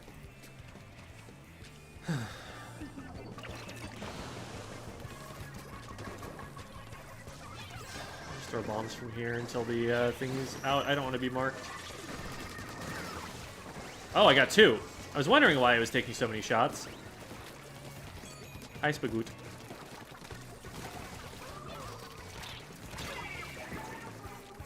At least the power clam died. We probably should have been able to get Spagoot there. Oh no. I don't like how flimsy our defense has been recently.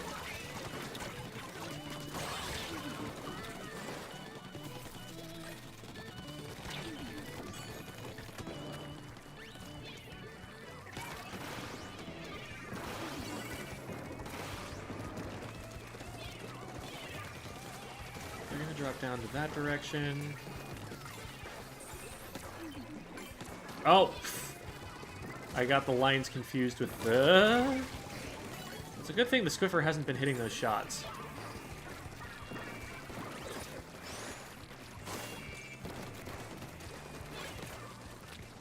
Oh, hi.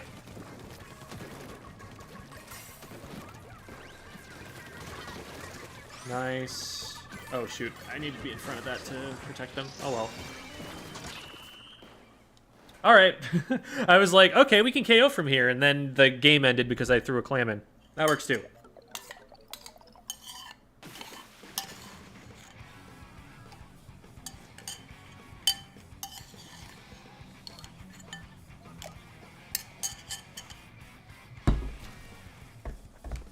All done.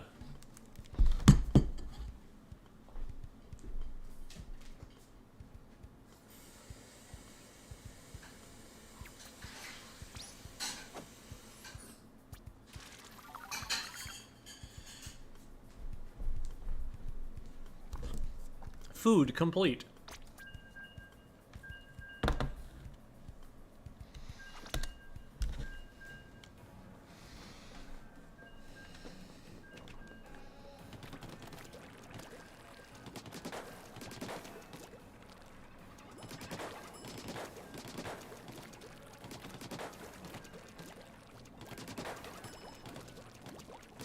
Would you advise a new team against running an anchorless comp? Top teams are running anchorless comps.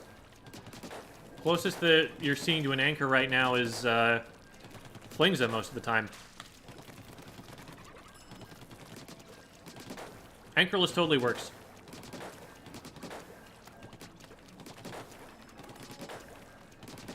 Doesn't mean you need to have anchorless. Top teams are also running like E-leaders, but... or at least considering them seriously.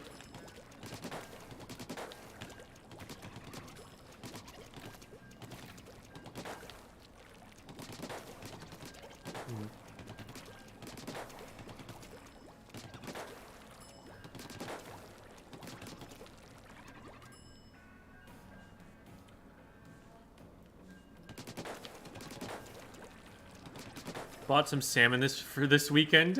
I like that. We're eating good tonight, folks.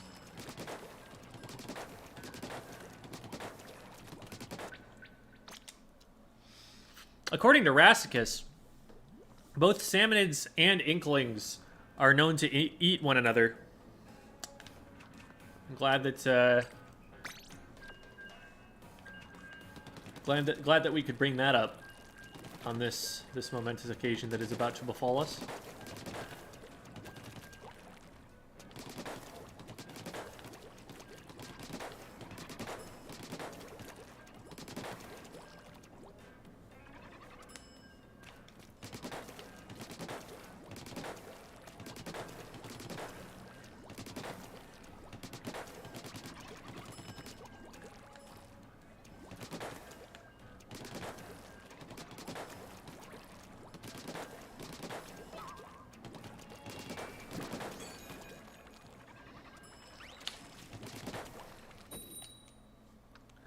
I love all these fish people, seafood rocks. Yeah. My dad wasn't a fan of seafood, so growing up I never had much of it, but I do enjoy some salmon. The big thing for me, though, is that whenever you go to a restaurant, like, the types of fish that they're serving are reliably, like, some of the most endangered, overfished species, and it feels irresponsible to order it.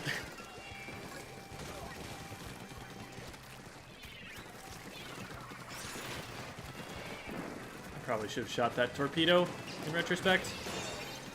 Okay, nice. I don't know how we got in. The amount of space that we currently have. Why did we go all the way over there? Okay. Well, we probably pulled the trigger a little bit early on trying to score. But we did get a lot of map control for doing it.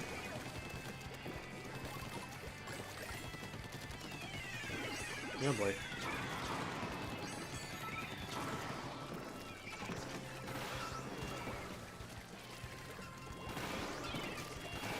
Well, why did we... oh, no. I was stuck on the bomb. I guess I might have been hiding it from my teammate. I might have been making it so they couldn't see it because I was standing on it. Oh, that sucks. But yeah, I got the one player who I was like, I'm going to aim bazooka at that. And I got them in the first shot. So I was like, oh, well, now what? Turns out the now what, the answer to that was die.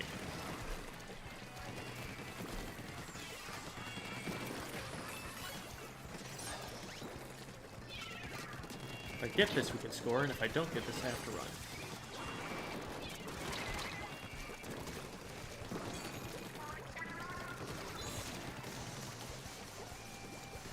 Get juked. Oh no, they took the clam I was after. Curses. Hey, oh, I hit them twice. Maybe didn't hit him a third time. So we get in for that, but we have no follow-up. Another relatively pointless score here. At least this time, after we went down, we maintained map control. Oh boy. We're gonna not get marked. Ah, stop that, stop that. I don't like, oh my god. We're not dealing with the sploosh very fast. Need to paint a little bit more defensively so they can't get to us, but it's kind of hard because they're playing around mid where they can just show up from the other side unexpectedly. It's a great way for them to get close to us. What? Oh my god, we just all stood in the same place. That one was my bad for not recognizing the bomb. But also, we just don't want to be in the same place in general for reasons like that.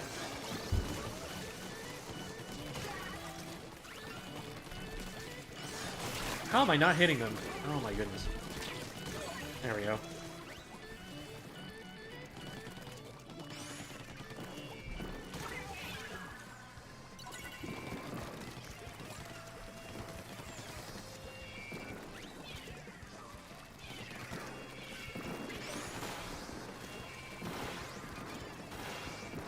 Just waiting for someone to give me an opening there. Push me, come on.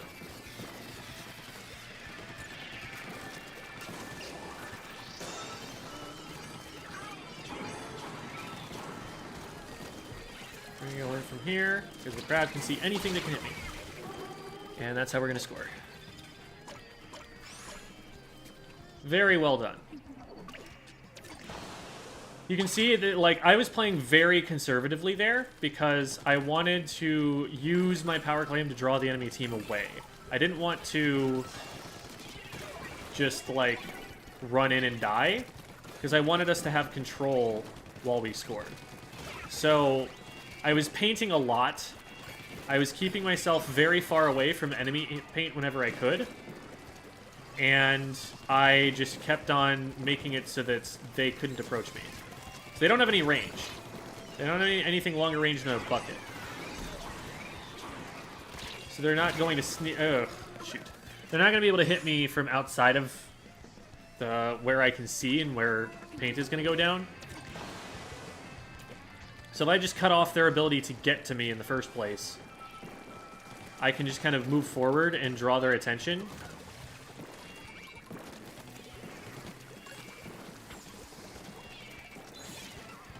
Tried to throw that at them, and that missed.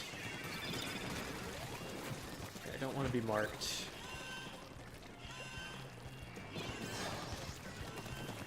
Get the walls painted so they can't sneak up from that side.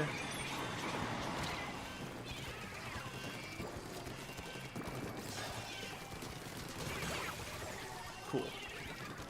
You're going to try and come up over this wall because you have to. You need to save that. No, you're not. You're just going to let the game die. Okay.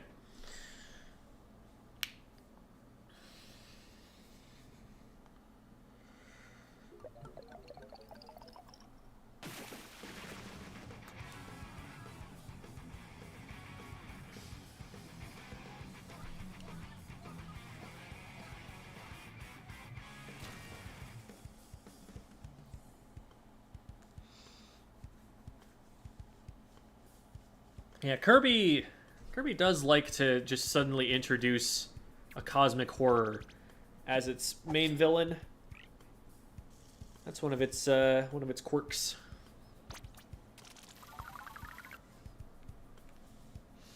Thoughts on Splatoon 3 winning best multiplayer? Honestly, there wasn't a lot of competition. I I don't think it was very impressive that we beat specifically that roster of games.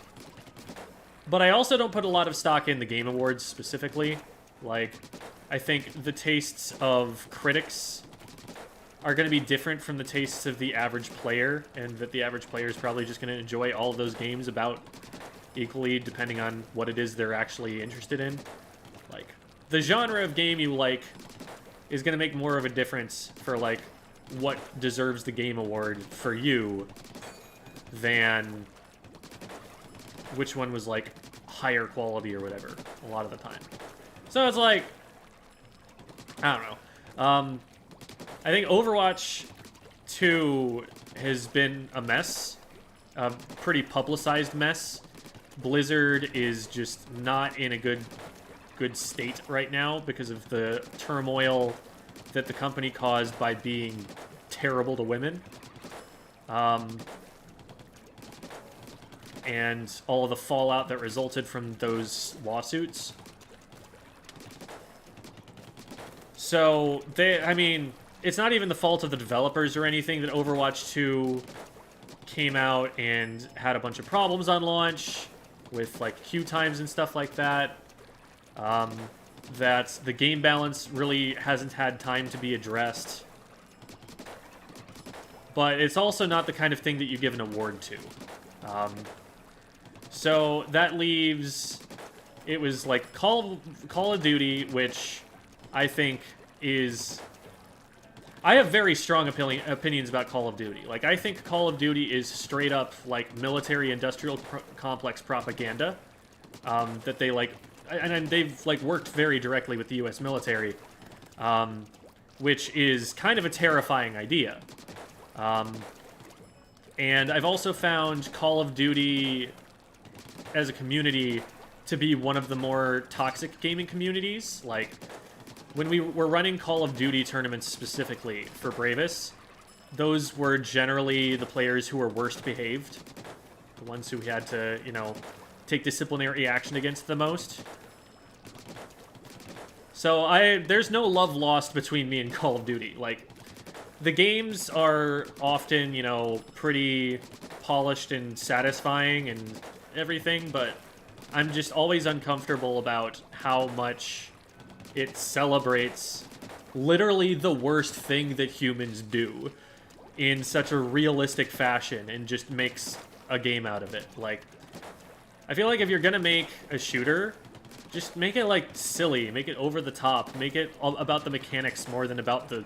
Or if you're gonna make it, you know, blood, violent, gore fest, raw, then make it like Doom. Make it like, you know, God of War style stuff. Make it, again, over the top, cartoony, silly.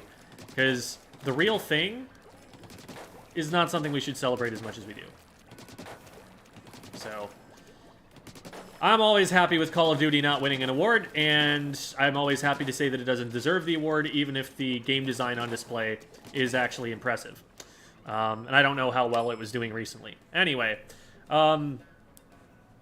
then there was, like, some Teenage Mutant Ninja Turtles game that got a nomination, which I haven't heard of, but it's like, you know, Teenage Mutant Ninja Turtles actually has a really solid history in video games. Like, they've actually made some pretty good TMNT games. I'm not saying that it's, like, a small franchise. It's not, like, you know, bad licensed game or anything like that, but typically you're expecting to see something from a major studio that's, like, first-party intellectual property. If you're not seeing that sort of thing, then, I mean, maybe they did a really good job with it, but it's not going to get as many eyes on it overall, I don't think. But then, I forget what the other one was. What was the other nomination?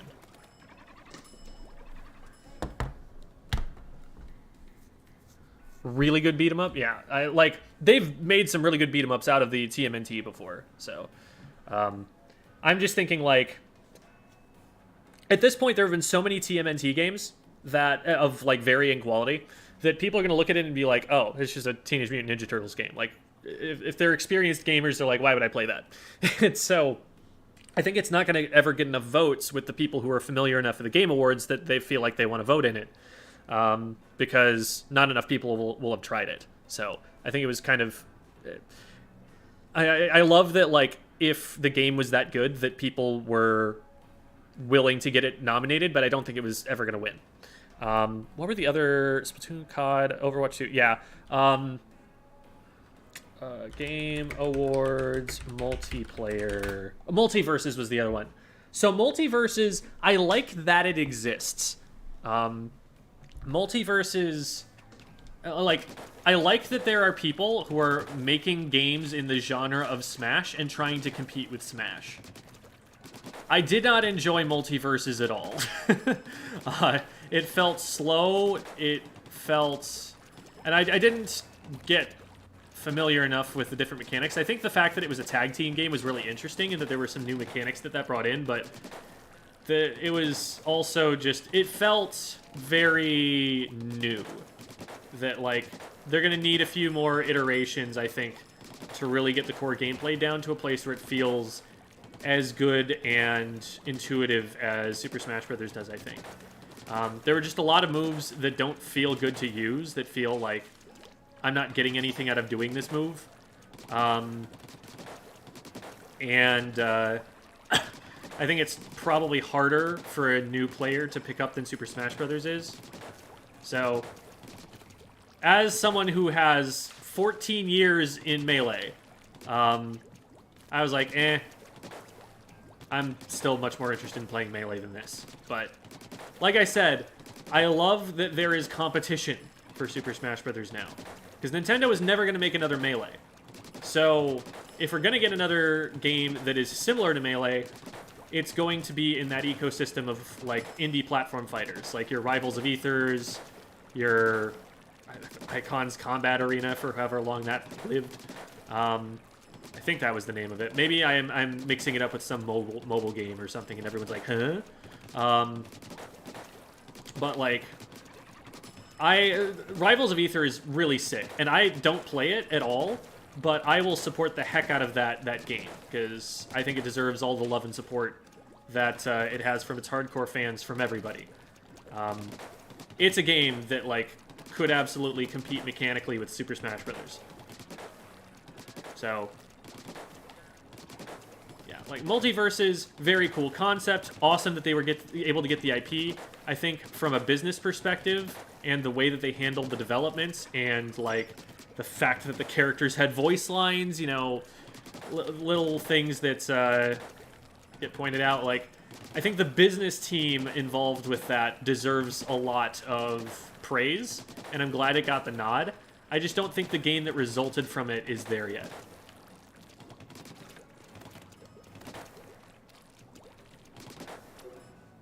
How many squid bumpers I've destroyed at this point? Definitely thousands. My goodness. Like, in total, over the course of my time playing this game, good word. I don't even know.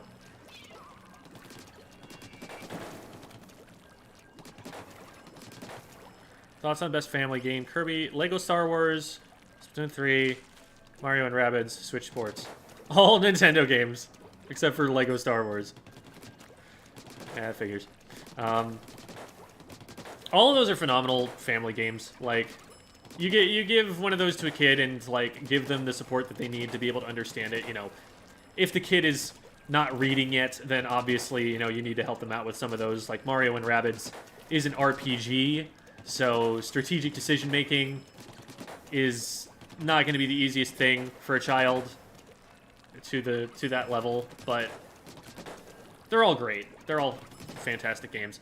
I love the Lego games. I remember, like, playing a pack of, like, Lego Star Wars games with a buddy of mine and just being like, man, this is so much fun. It's not hard. If you're playing it expecting it to be hard, you're doing it wrong. But it's a great introduction to video games for kids. It teaches them platforming mechanics and how combat works. It teaches them, you know, the timing and strategy and how to create progress in a level and interpret it. Like, it's great for learning game literacy. Lego games are the games that you play with people who have never played video games before to get them into video games. So I'm a huge fan of what all of the LEGO games have done. And they're always pretty funny. They're always like goofy little nods to the series without being like too ham-fisted or trying too hard. Like Borderlands, sometimes you like, that's a funny game, but also sometimes it's trying a little bit too hard. Like sometimes you're like, this was not written by the people that they're trying to make laugh here, and it shows. But with LEGO Star Wars, it's always just like some funny little gag about like Lego pieces, or like a reference to the material that the game originally comes from. Well, that was unfortunate timing.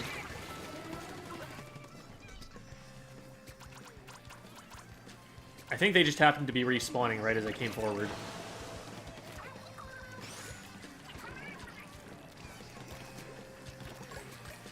Oop, I wanted that.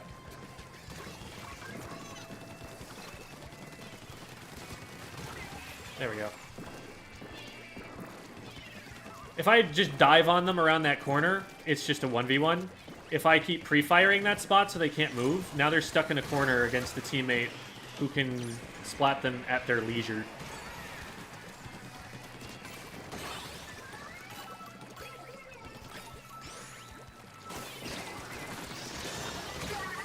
I'm amazed I survived that long. Nice. Okay, we should be able to get some extra points in there. We don't have a lot of clams, unfortunately, because I think we were all respawning at the time, but if we can keep it open long enough, I might be able to get there. We cannot keep it open long enough, and I accidentally made a power clam, so there's that. That's the danger of just, like, standing still and doing that.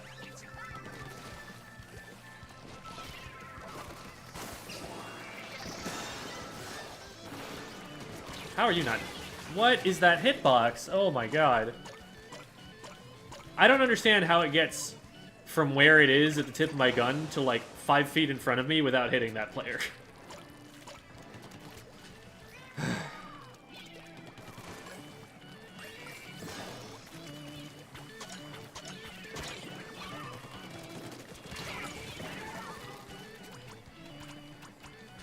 I'll take 3 more. That backed up the entire rest of the enemy team and gave my team time to respawn. And we got 2 down for it. Nice. Team's doing really well. Cannot complain.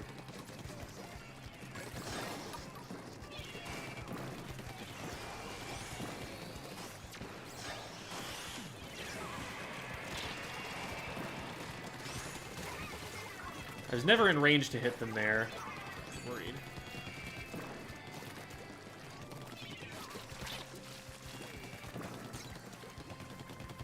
It's always nice to have a wall you can squid roll off of in those situations. Just in case you need a little armor, a little bit of burst movement to throw them off. Good close from the rest of my teammates there. Really good. Yeah, I can definitely just score on this. Oh! I was just painting for movement, but that works.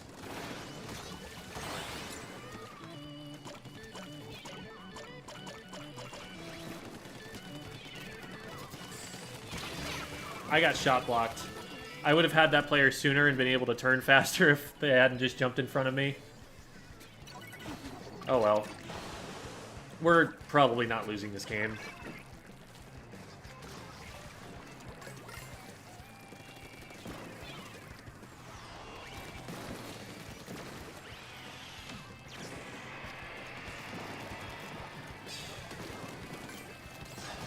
There wasn't really anyone to follow up on that Booyah Bomb for them.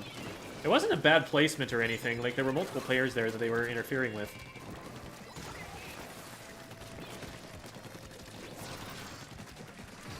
Okay.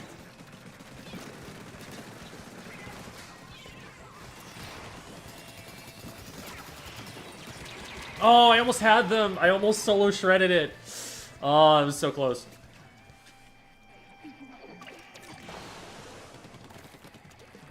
Like, if you run Object Shredder, you can definitely do that with a splatter shot if you're fast enough on the draw. It's not something you want to rely on being able to do every time, but It's always helpful when you can get it. Well, that was... wow. I'm just, like, trying to paint, and I ended up getting 2 splats by looking in those directions.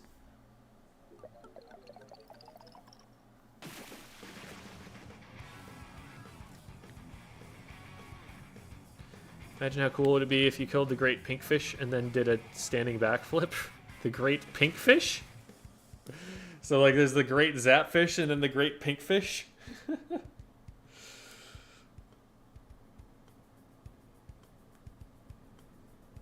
Ashton answered the questions from his Twitter post. No, I'm going to be making those into YouTube Shorts / TikToks.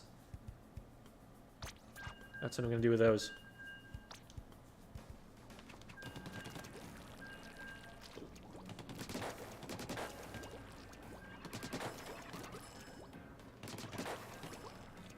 $20 minutes. 20 minutes until Big Run. 23 to be exact. Or so we are told. What do you guys think of the Mario movie so far? It seems like there's Mario characters in it, obviously, which is neat, but it also doesn't seem like they're gonna do that much that's like super super like innovative or interesting with it in terms of like plotting or character beats or anything like that. So it's not for me, but I'm sure it'll be a fun time.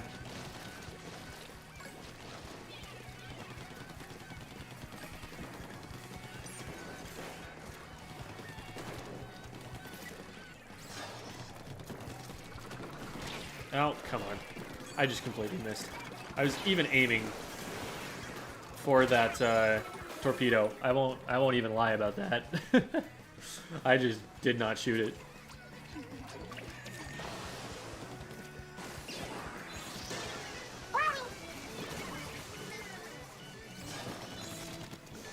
Okay. Great way to lose your power clam there.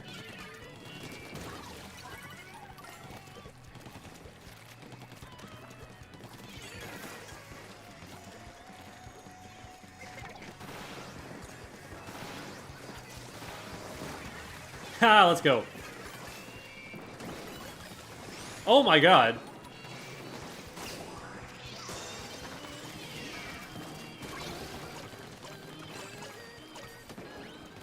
This is huge.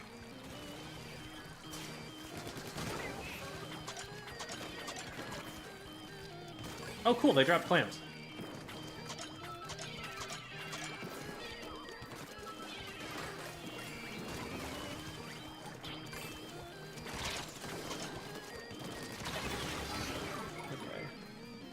We might be able to keep that together still. Oh, no, the other team's in the way. Yeah. Good push, though. I think, honestly, that one probably could have gone 0 to 100 if we'd just followed up a little bit more carefully. I probably could have stalled the basket a little bit longer, but I figured that was still enough time for us to have gotten clams and gotten in if we were quick about it. Maybe I'm playing that too much at competitive play pace and not... Oh, well, at least I traded it. I'm playing maybe a little bit too much on competitive play pace and not at solo queue pace.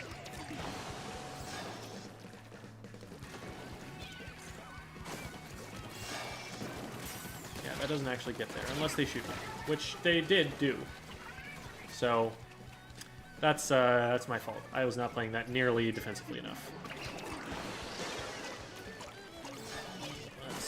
That underneath, and we fire that angle, and then swim all the way around.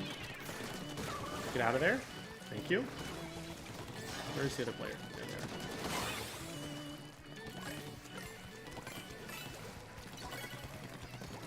That got pretty close.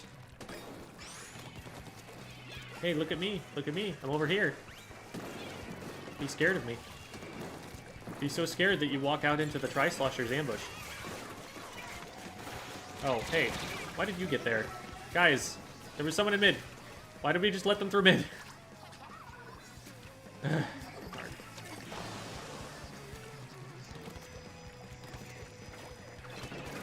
At this point, I do want to score again. I don't want to leave it at a 1-point advantage.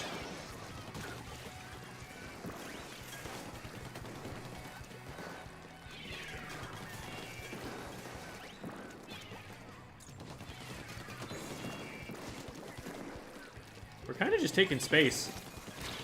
Like, they're not getting anywhere near us. And we're shoving them back. Just waiting for someone to expose themselves for bazooka shot.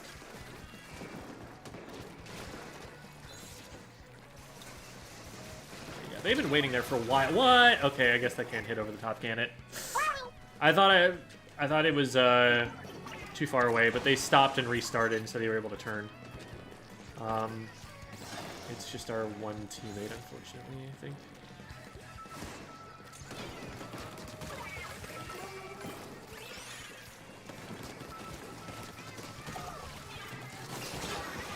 Alright, that's fine. I don't think we score any more than that, unfortunately. That actually... No, that's not fine. We needed more follow-up than that for that to be worth it. Otherwise, we just gave them a pity clam, is what we did there. Would have been better for us not to score at all.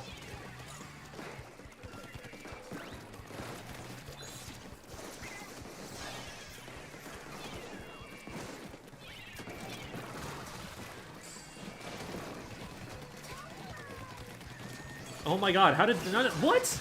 I'm so upset at myself. Just the junior. Where's the junior? Is the junior over here? We just paint really defensively. And we're fine. Okay, jeez. I usually hit those. I'm really shook about how I let that through. I'm using comeback.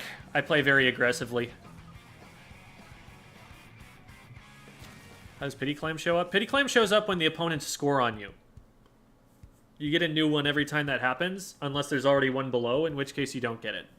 So, it's usually to your benefit when the opposing team scores on you and you already had a Pity Clam under there to pick it up at that time, because then a new one will spawn and you'll have 2 Power Clams now. Now, whether you want to actually keep that Power Clam is another question.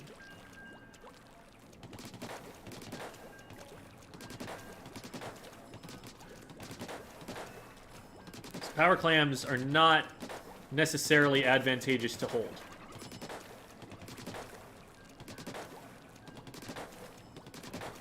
Definitely pros and cons.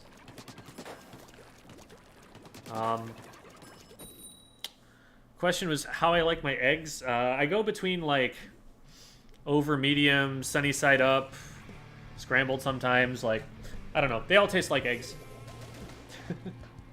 As long as they're not just like cooked way too much. Hard boiled, I really like the egg whites, but I really don't like the yolks.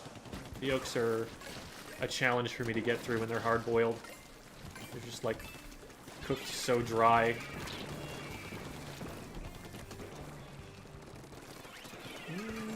Back up.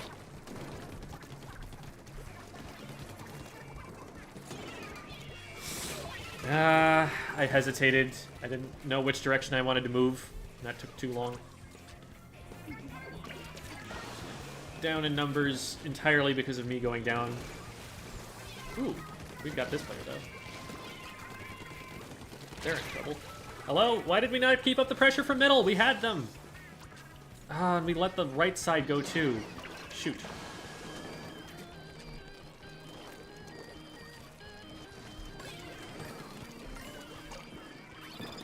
Who's there? Okay, they're over there. That was really lazy of me. I need to get better habits in terms of mechanical play right now, because we've been playing against weaker opponents, but I'm starting to get punished for being lazy. There's a lot of clams.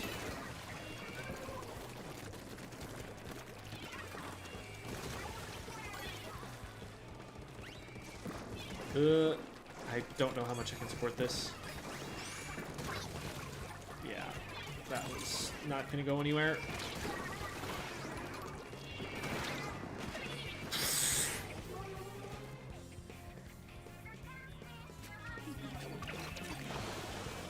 This has not been a good game for me so far.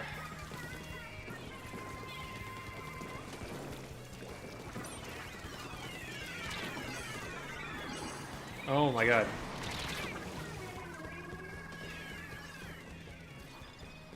So the fact that those two went at the same time was really well played.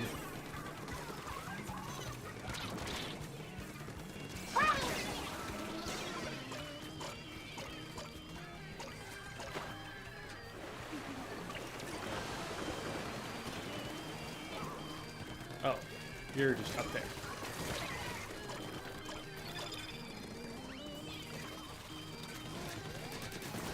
We should be able to stop it from here.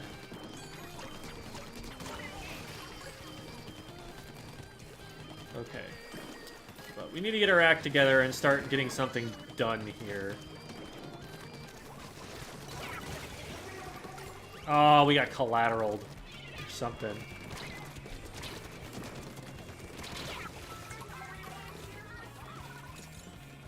I'm surprised that one slosh didn't get him. Okay, good job, Tri-Slosher. Now we need to push up with that try. We need to not let them just get out there like that.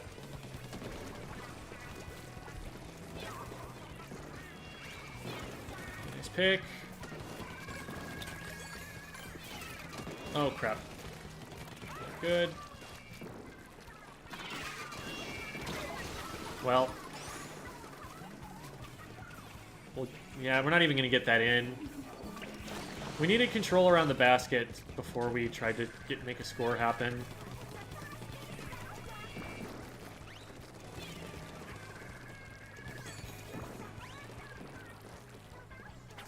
I'm looking for Zuka opportunities and just not finding them. I say as I get one. Okay, I like the inkjets. That inkjet lets us get pretty far in.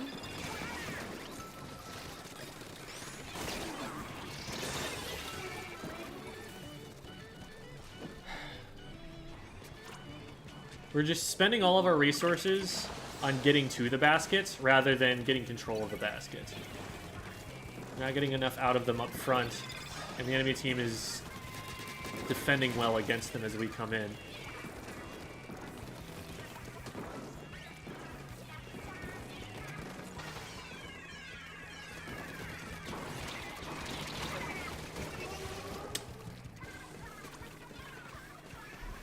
Okay. Nice! Good job, Roller. That was well played. We don't have a lot of clams. Fix that pretty quickly, but...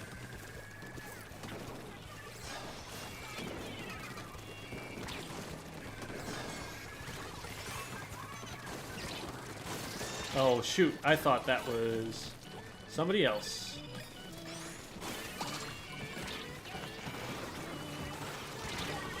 I thought they might come from behind. I was hoping someone would see that as they spawn back in. Alright. That felt bad. I couldn't find any fights that I wanted to take.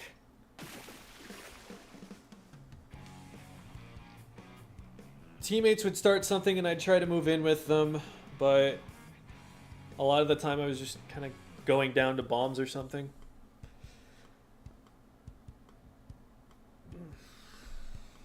"10 minutes to big run."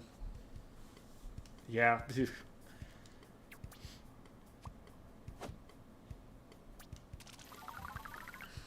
I might want to actually go and review that one, see what was going on. As much as I like the team that I was on and wanted to keep playing with them.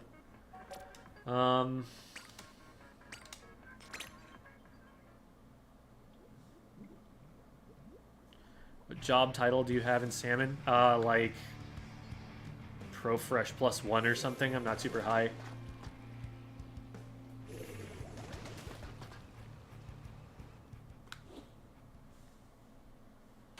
Alright, so what's going on here?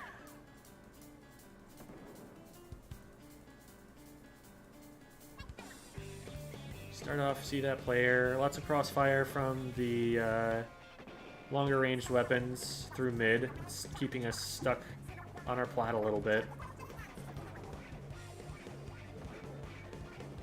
Yeah, that might just be the story, that the longer ranged weapons were a problem. That both the dually squelchers and the heavy made it difficult for me to get into a position I wanted to be in.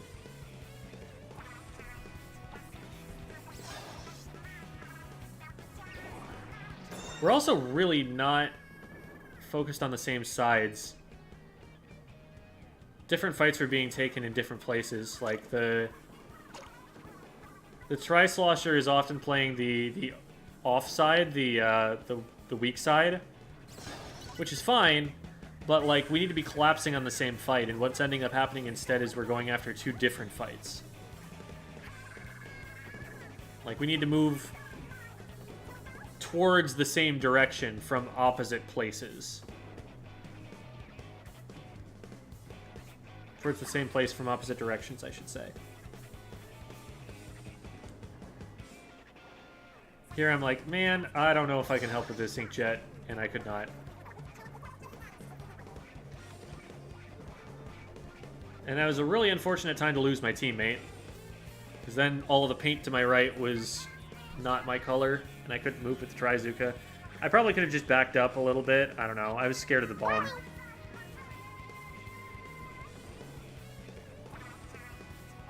Yeah, we're getting zoned out by the heavy there. Is the big problem.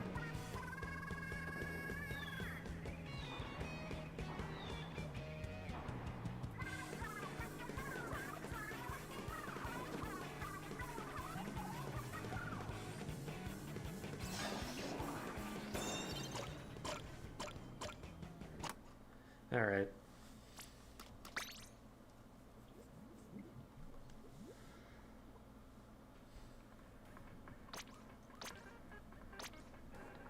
We got time for one more. And then egg.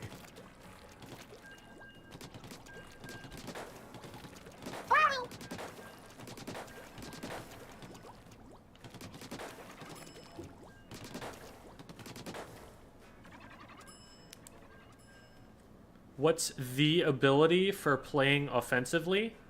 Do you mean like gear ability? Or I'm not sure what the question means. I mean, there's more than one. Quick respawn is one of them. Comeback, ninja squid, stealth jump, swim speed helps.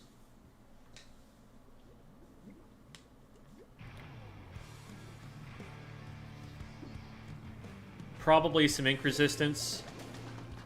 Special saver. Someone from Splat-a-Lot B here. I would recommend looking up sendu.inc/builds for any weapon that you're trying to play with. Instead of asking me for build questions, me, one person who doesn't play all the weapons in the game, go and ask the best players of those weapons. You know, people who are better than I am at my main weapon at those weapons. What they all build, and kind of come up with a synthesis of what they're all doing. Yeah, look, you are not a frontline weapon. So, no matter how many times I miss, that's not a winning fight for you.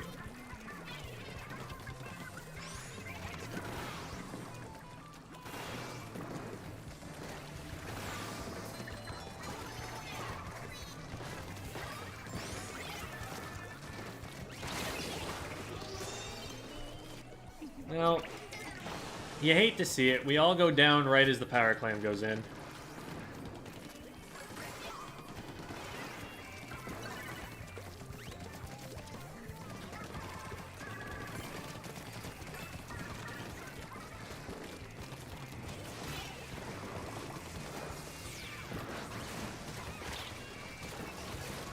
It's gonna get two.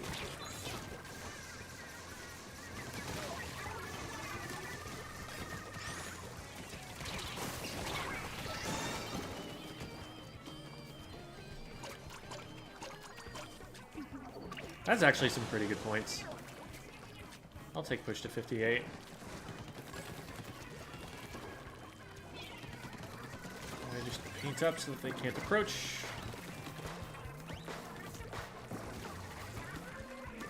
Hi, it's me again. This time they brought a range blaster along with them.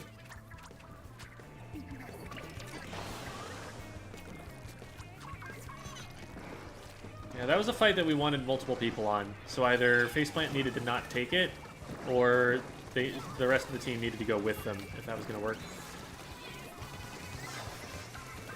No. Also no.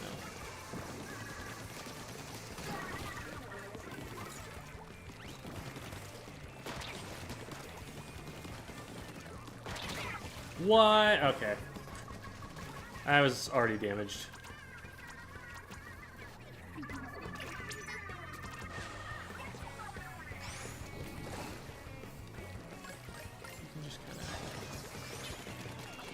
No. Well, no, we can't. You can see what they wanted. Man! Thought I'd moved over enough to the left.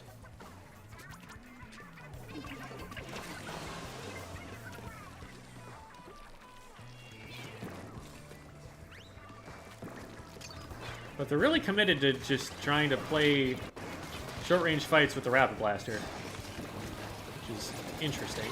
Oh, I got ink fact. It's like your entire advantage with that weapon is your ability to not have to be at short range. So I don't know why they're getting so close with it.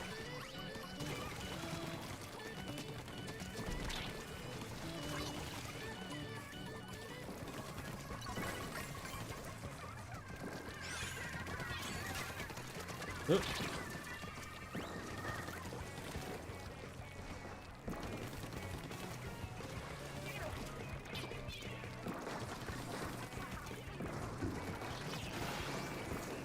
That didn't hit.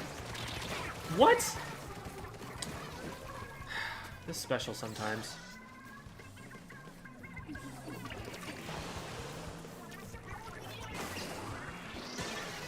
Probably lead. Yeah, that's 100% lead. Okay. Well, if we all just die, the game will be over faster. So there is that.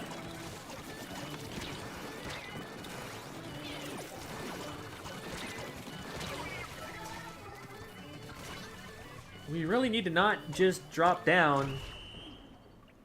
Ugh. The defense was abysmal there. We either all drop down together from different angles, or we don't drop down and wait for specials. But we just kind of dropped down one by one the whole time. And then there was not really ever anyone to pair with. As soon as I went for it, everyone was already looking at me.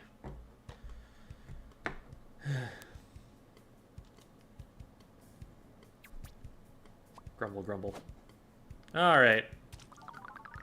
Well, GG's. And that brings us to Big Run.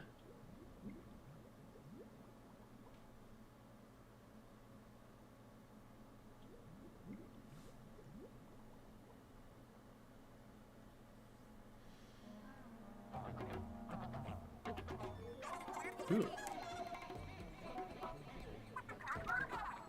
That's interesting music.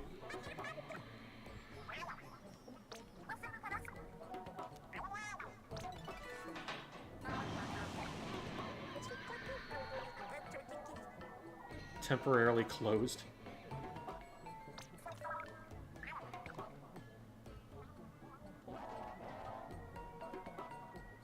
And can I keep them as pets?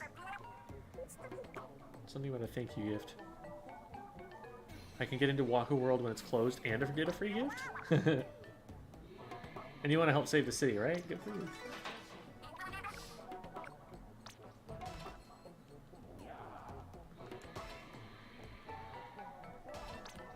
And the rest is just the stages. All right.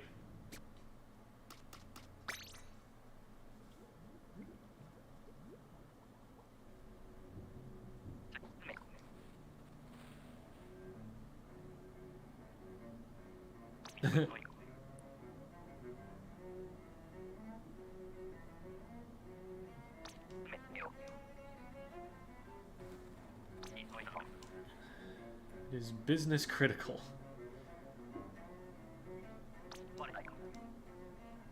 Grisco employees are willing to risk it all. That's a little too real.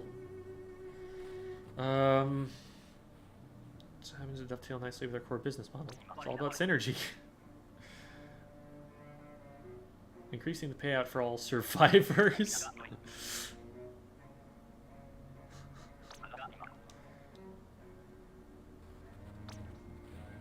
Alright, I want to go out into the square because people are saying that the sky looks really cool, so let's go check it out.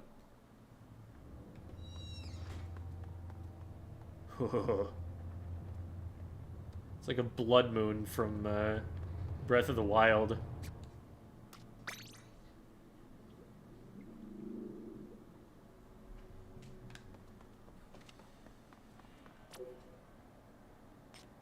Oh, interesting. Oh, okay, no, it's just private and Big Run. Alright. Oh, hey, the splatter shot's one of the weapons. That's nice.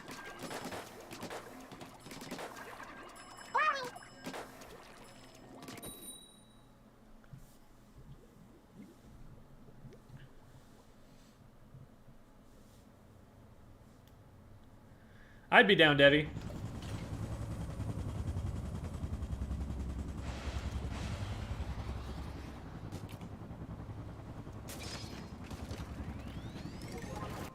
Okay, there's a lot of water.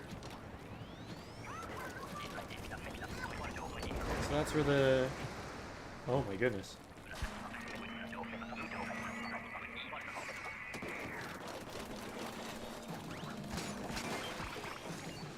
They have like remixes.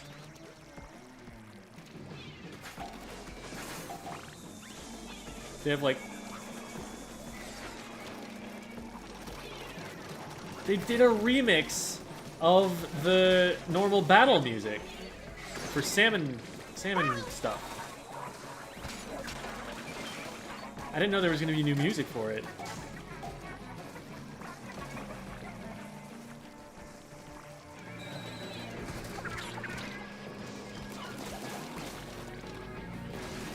Ah, I missed it. Oh my god, why is this charge so slow? Okay.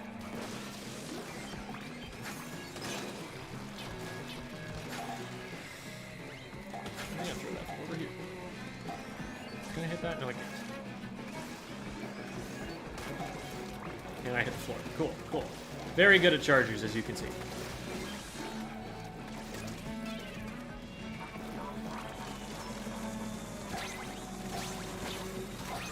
Uh-oh, that's a lot of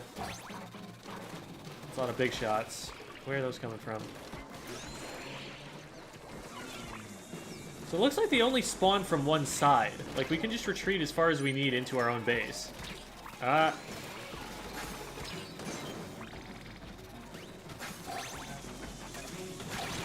Oh. Well, that's unfortunate. That's fine, though.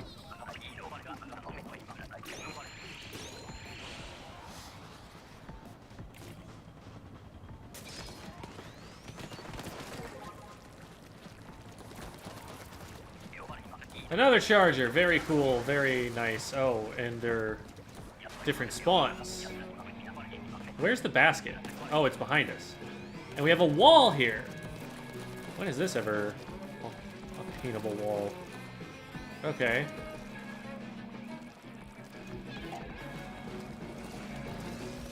Ah, hey, stop that.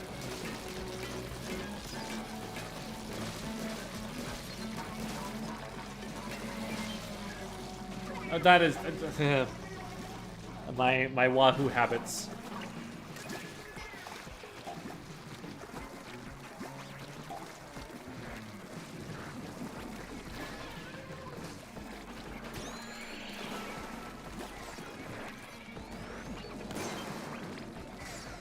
How'd you get all the way over there?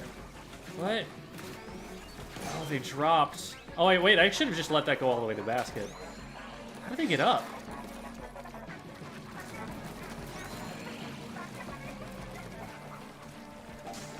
I need to kind of bring them closer to the basket here. What shot you?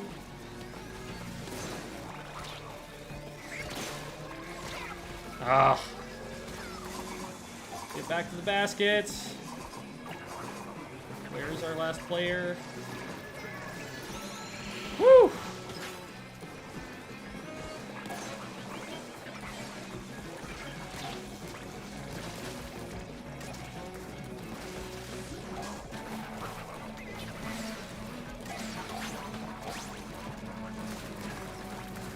No way we pulled that off. Holy moly. That's such a weird design, because, like, that lets you just, like, strand yourself, right? Okay, you've got this wall. There we go. So that's how you're supposed to get back. But I don't even know if my teammates knew that. I'm not gonna sugarcoat it, there's salmonids everywhere. Yeah, you're not wrong.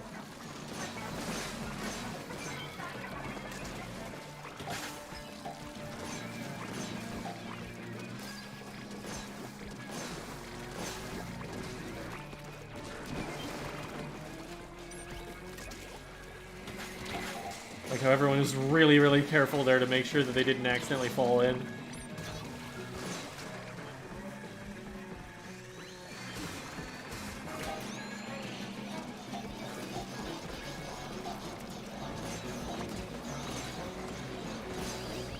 Oh, hi.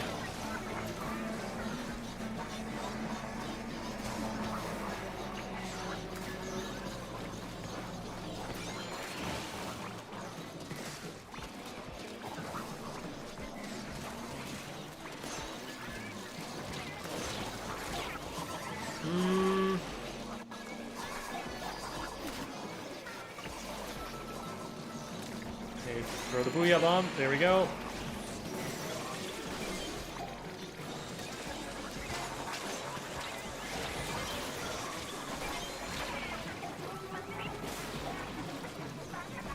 Just need one, and then we're good. We need to revive.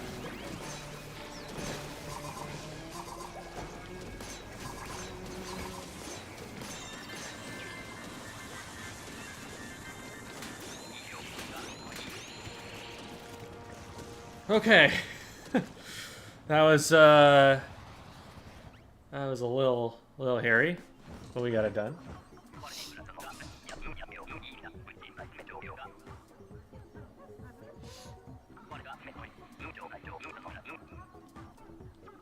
New high score on the very first run we ever did. Glad they're telling us that. Oh boy.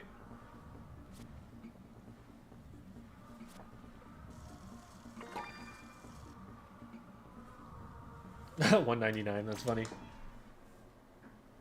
There we go.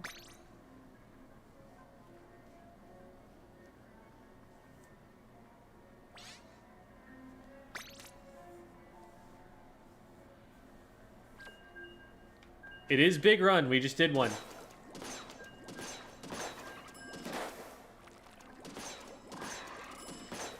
What?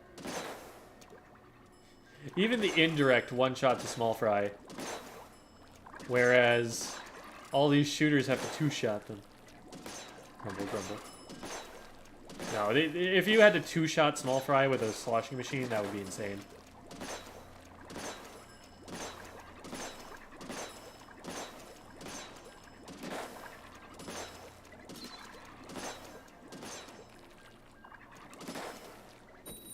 Literal ankle biters. Yeah, you're not wrong.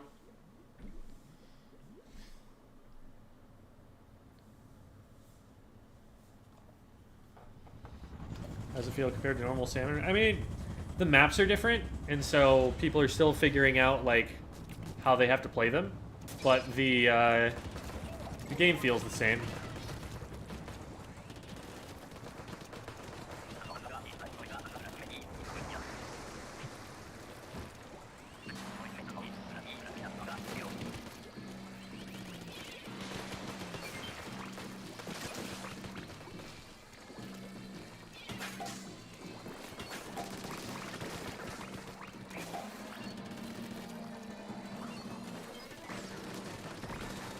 This is actually a really good high ground point. I did not get enough charge to do what I wanted to do there. Man, this doesn't do that much damage to salmon. It's weird how I'm like, oh yeah, this weapon is just massive DPS. Like, I'm gonna be able to shred stuff, and then it doesn't, because the damage multipliers are different in salmon.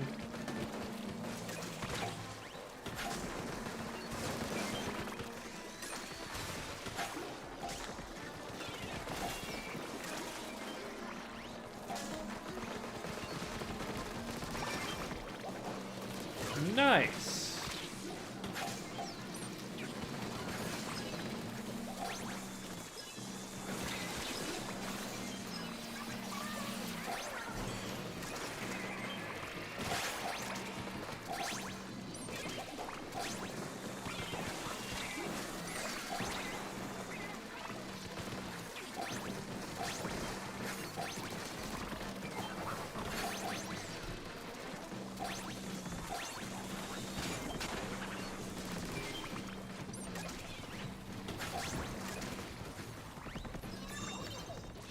Nice. I'll take 35. That's a good number.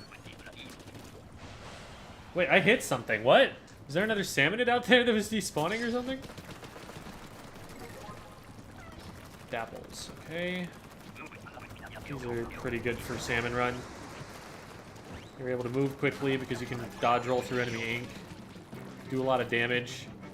Range isn't great though.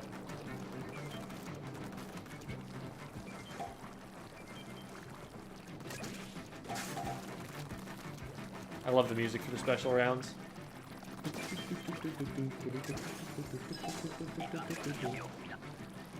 Oh, come on.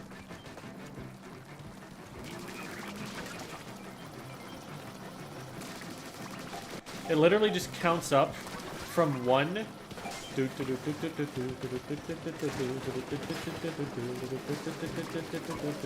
like 1, 2, 3, 4, all the way to 16. It's so goofy.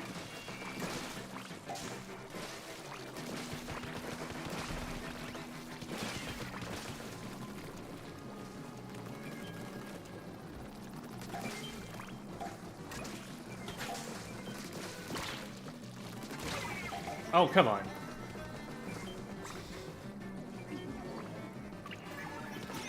There we go.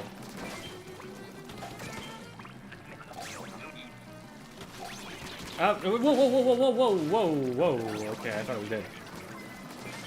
I keep getting crossed up because I'm trying to get too close to them.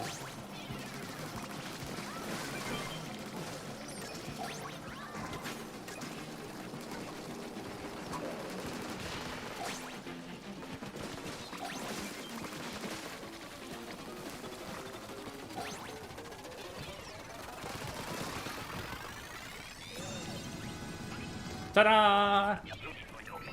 Alright. Not as huge as the first run was, but we did well.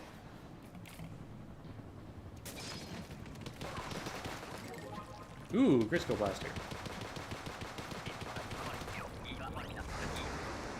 If memory serves, this was the first Grisco weapon they designed. And so it's significantly more undertuned compared to the other ones. It's literally just like a higher fire rate Clash Blaster. I think the damage is like the same. The range is like the same.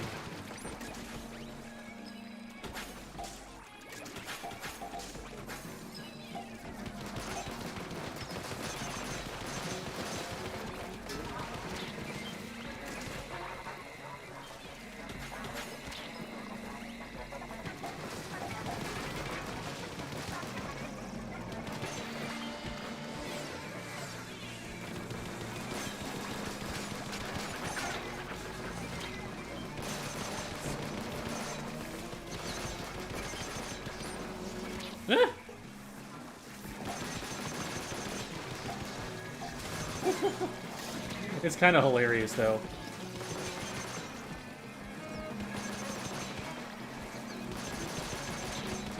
Wow, it takes 5 directs to kill a Quahog with this thing.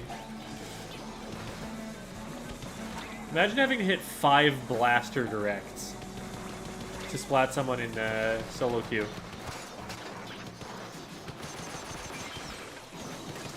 Even if they're that fast, That's like Splattershot Nova kill time.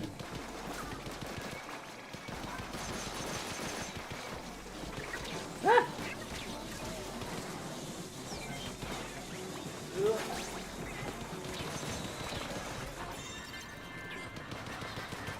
All right.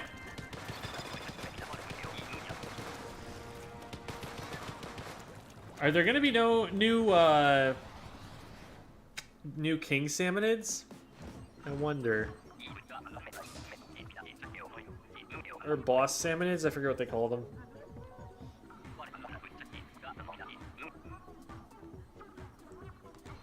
Or is it just gonna be Kohazuna again?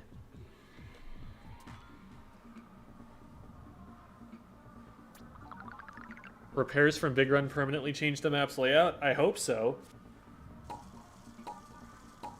It would actually, if they're trying to use this to like learn to rebalance maps, I think that's actually really cool. Because then you've got an in-universe reason to just knock some walls down. But what that also means is that you're only ever going to get big runs on the worst stages, the ones that need to be fixed the most.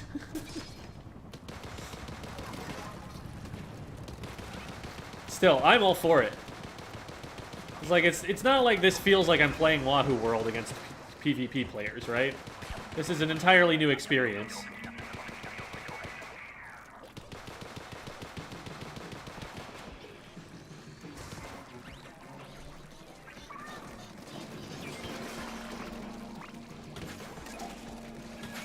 I'm looking forward to using the music that is this, like, Salmonid, or Salmon Run kind of parody, or pastiche of the battle music.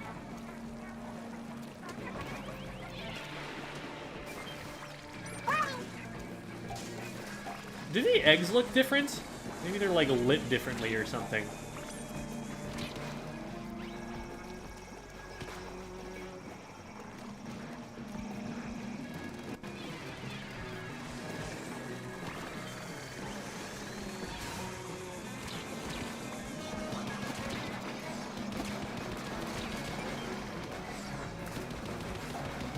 There's a lot going on down there.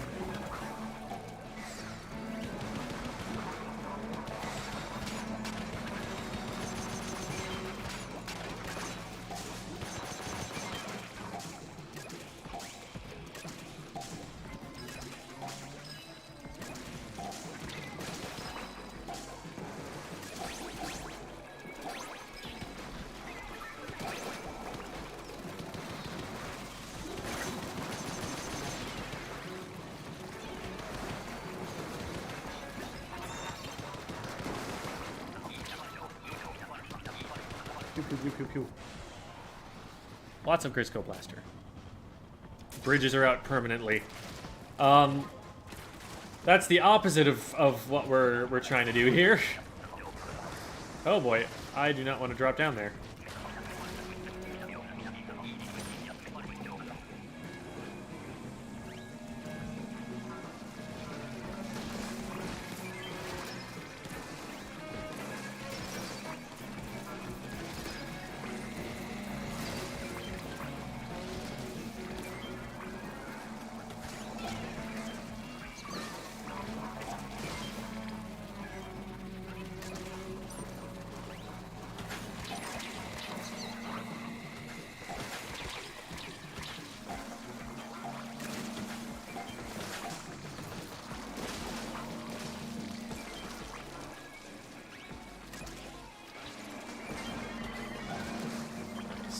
Just long enough for us to get it.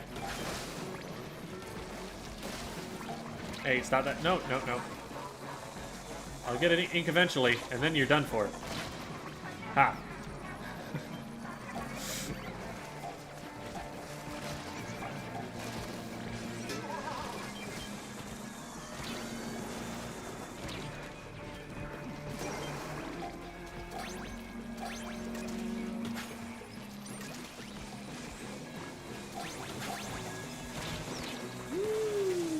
Okay.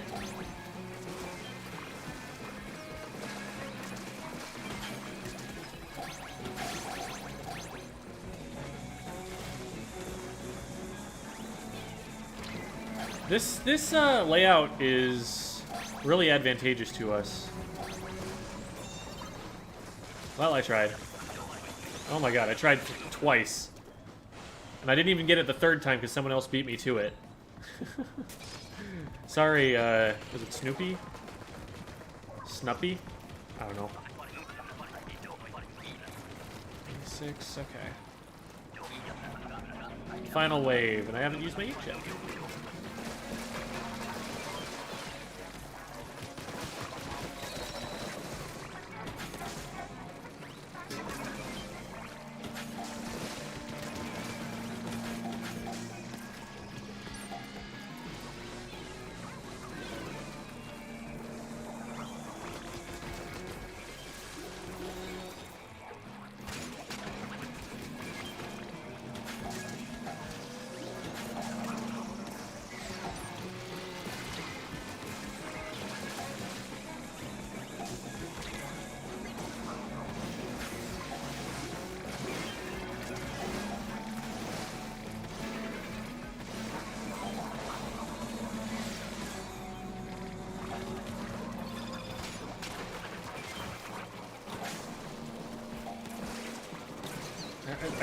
Hello?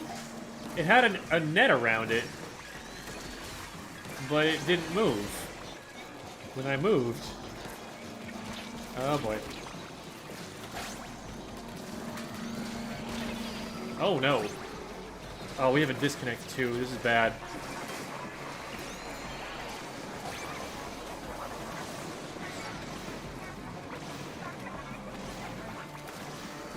My shots are getting blocked.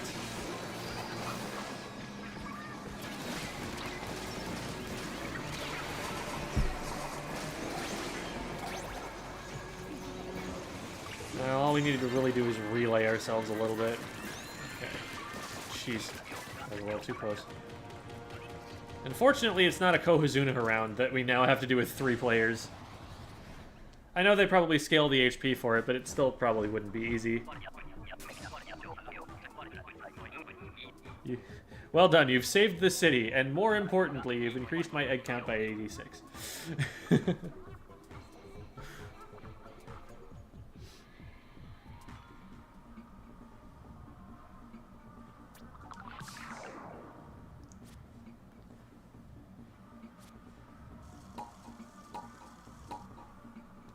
Very nice. Ah, so you get a big run bonus of 1.2.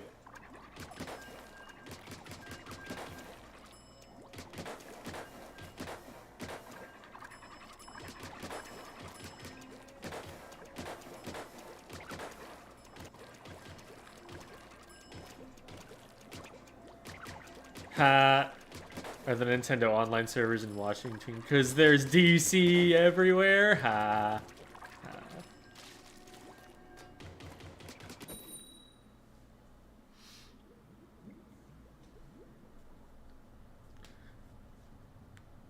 Only glowflies, grillers, fog, and mothership. Okay.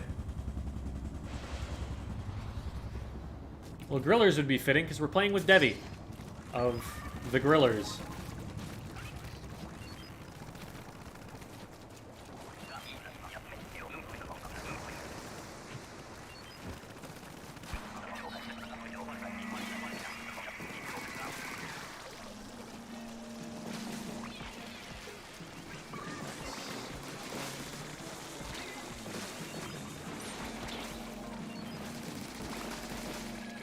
Where is that Moz? Oh, they went up.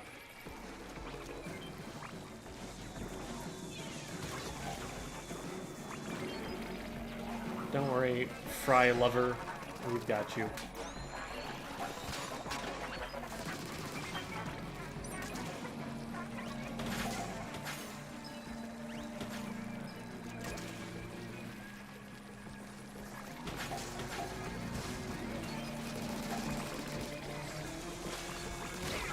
Oh.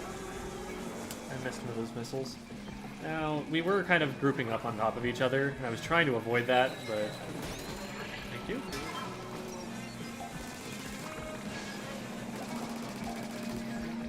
Ah, one more. Oh. Silly small fry. You and your little spoon. Eh. Oh, they'll just drop down off the ledges. Well, that's news to me.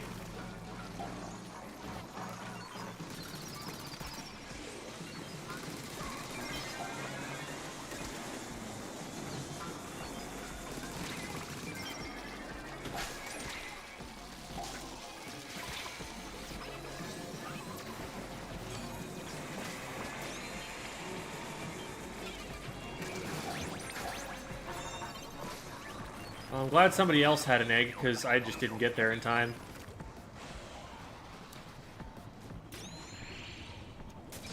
The grillers, the guys who made feel-good ink. Yes, exactly. It feels wrong when I press R and a burst bomb doesn't come out of this weapon. Blowflies.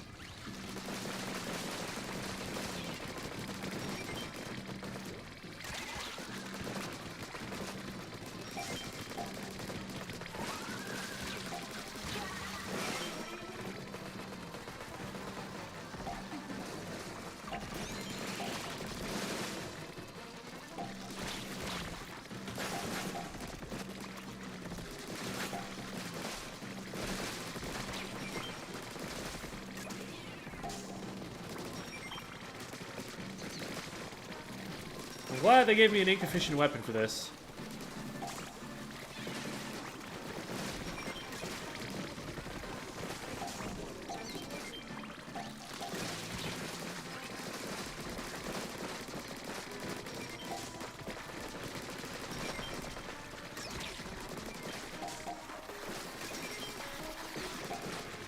Oh my god.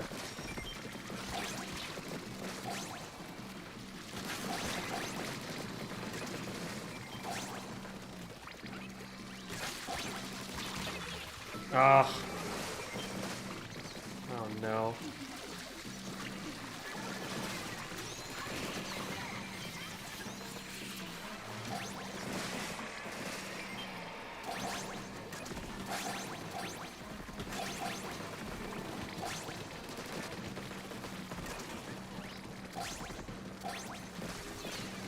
Nice, okay. We actually handled that pretty well. I was wondering if you would drop the egg even though it, the round is over. Why did I get a brush for that, my hand? Oh, that's so mean.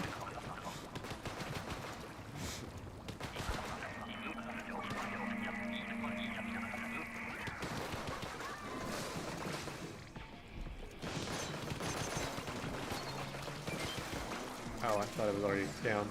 That's silly of me.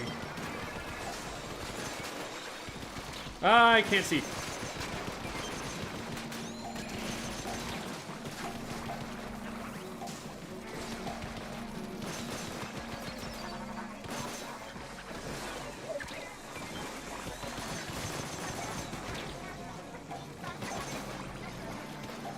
Ooh, hello.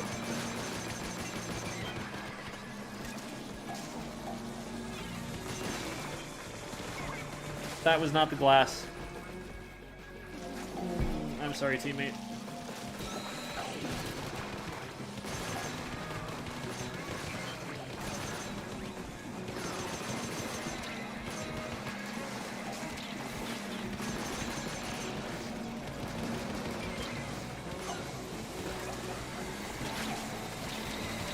Oh, we're so close to quota, but it's getting so hectic in mid.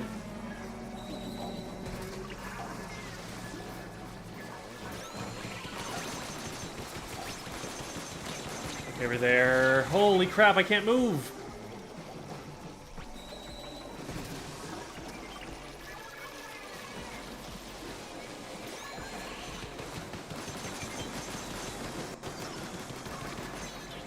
Frame drops, holy moly. Oh, this is a Kozuna wave now.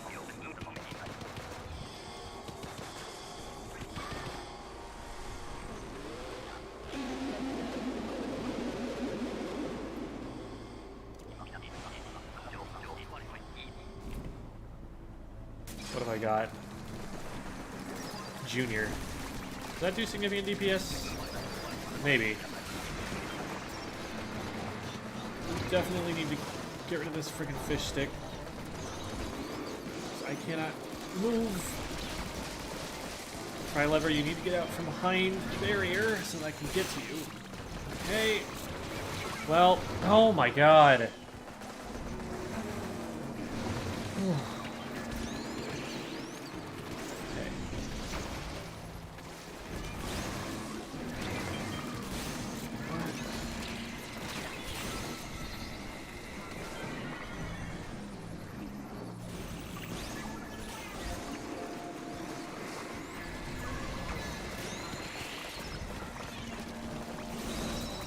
Okay, let's get this eel. Let's also get this ray.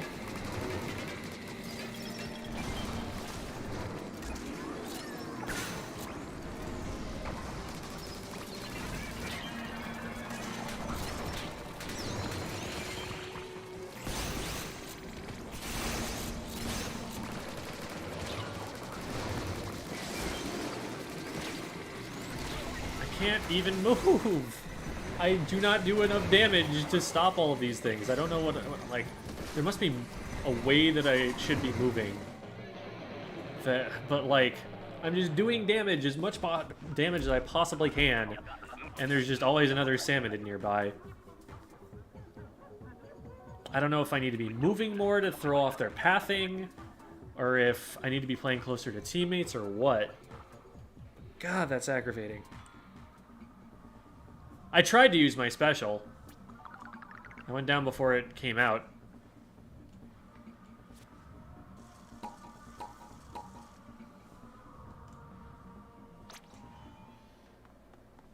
I'm holding down the ZR button. What do you mean, paint? I'm literally just pressing ZR and holding it down and still getting overrun.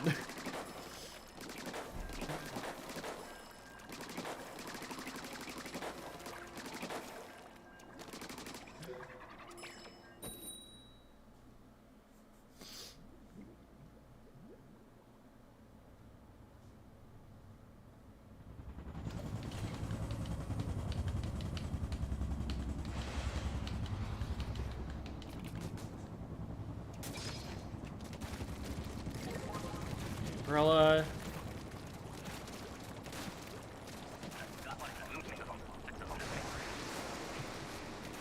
Mothership.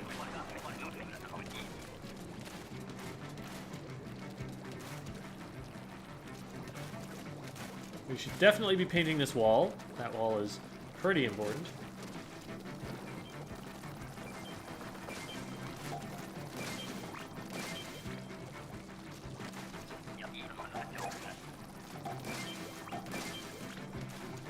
Try and take out as many of these as I can. Chuck the eggs when I can. So launch this. So keep them off me for a minute.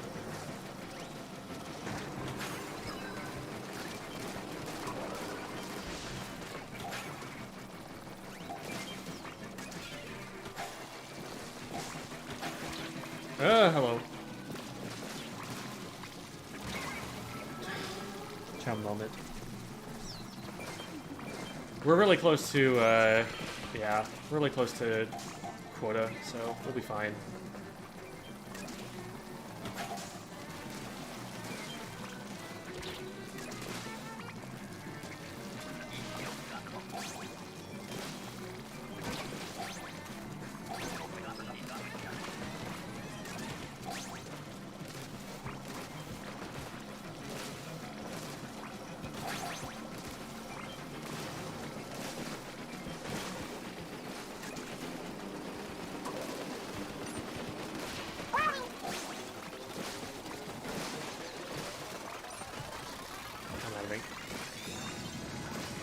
Alright, that's fine.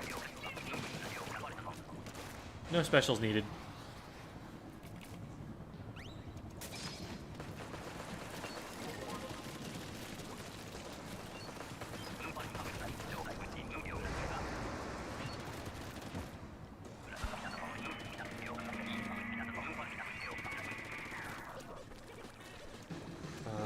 Okay, they're just one from this side, I guess.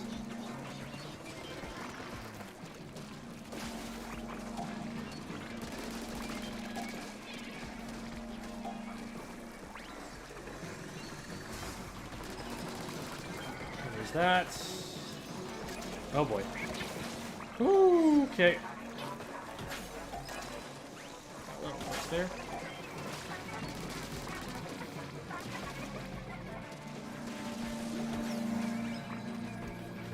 Yeah, I'll just take these that they're throwing.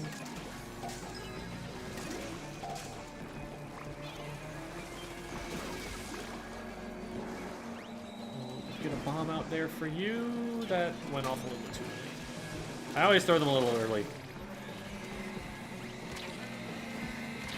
Oh no. Wait a second.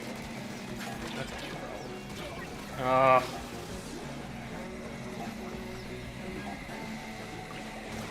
We've got to do something about those.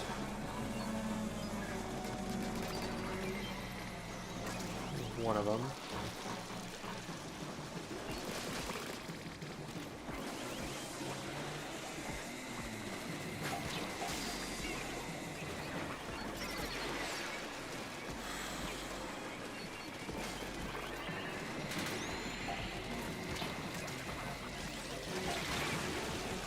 Oh, we've got enough eggs near the basket, but there's no one to collect them.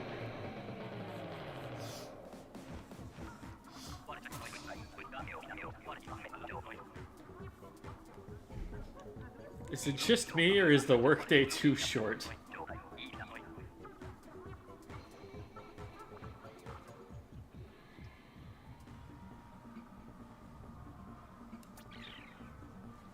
How smooth my aim is. Oh, thank you. It's it's even more of a treat to watch like top level players. Oh my goodness. Very satisfying. It was going well until it wasn't. Yeah, we just too many of us died at the end. We had the time to get the eggs, but because we weren't alive, we were not able to put them in fast enough.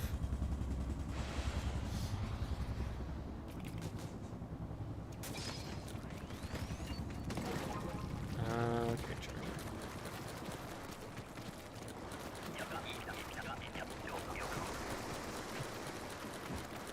Why does nobody paint that wall? It's like really important wall to paint.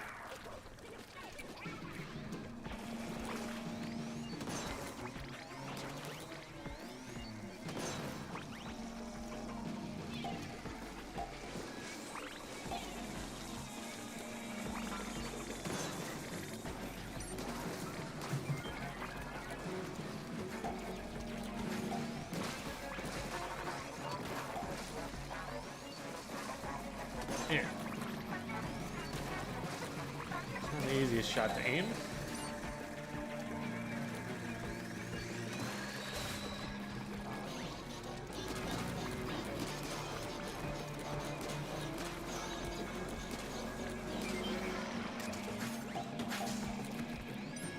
Did not mean to drop off. Oh my god.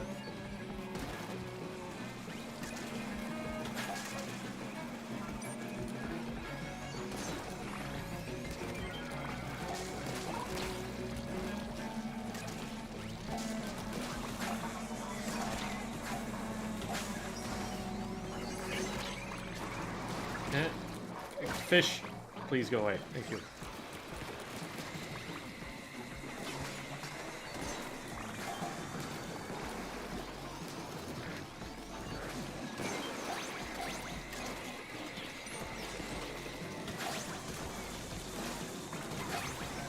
Oh, well, that's unfortunate. Oh, and I actually went down to the stinger. That was almost bad.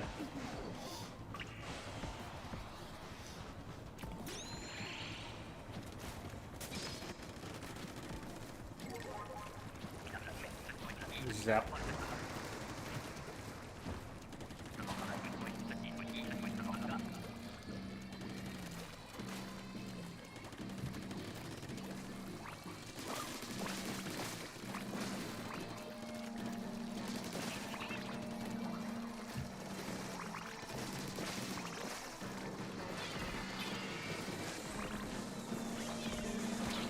Uh-oh. Okay.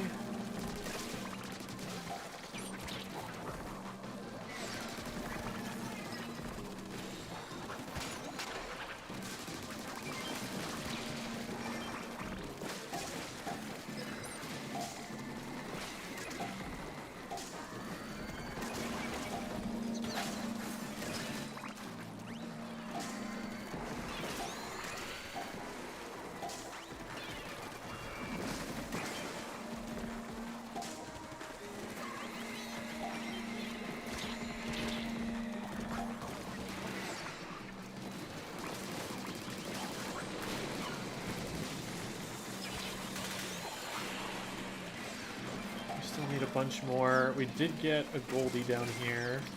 Oh, that's a lot of eggs.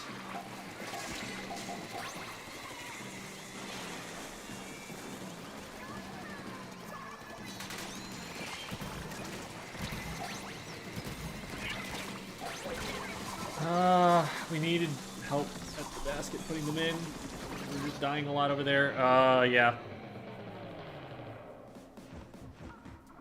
I shouldn't have gone that deep to try and save Devi. I should have thrown a bomb but stayed up high.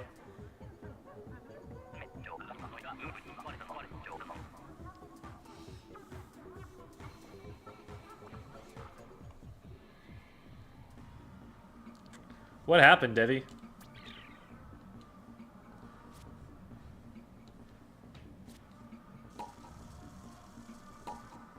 What in the Wahoo world, you could say?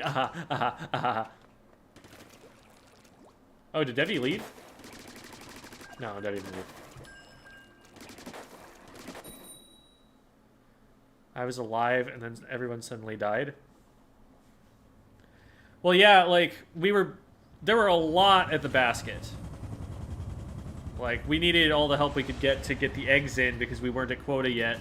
So we were all around the basket, and everything was targeting everyone at the basket. So it's as soon as like any one of them goes down, the other one's going to as well because we lose the DPS. So there's just nobody to collect the eggs from the big shot at that point.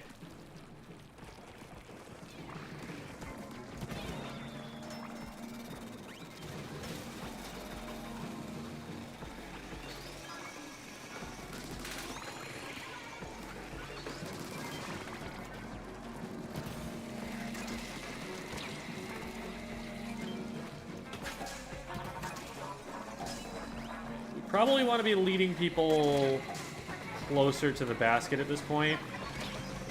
I don't want us to get too caught elsewhere.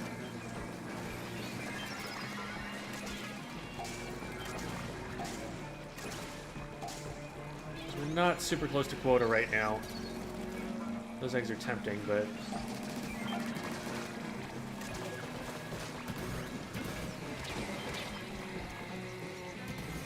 go and get that stinger.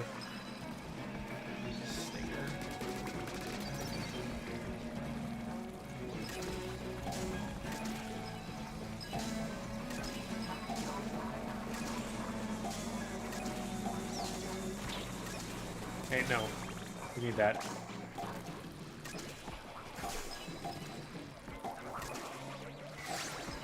Can you not?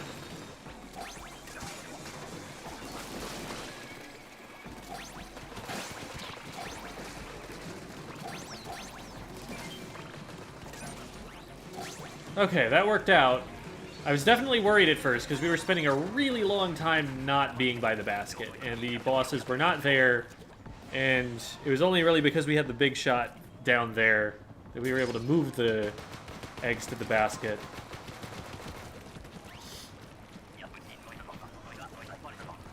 Okay.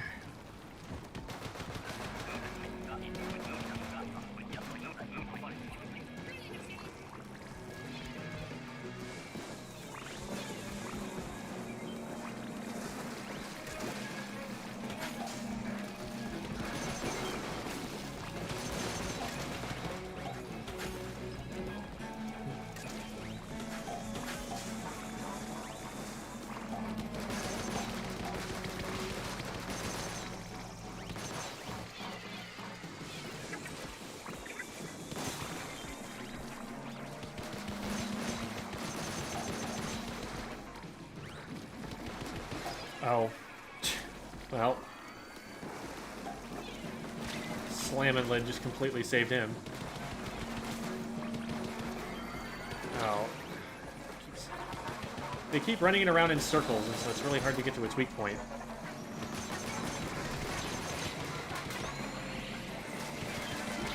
Oh.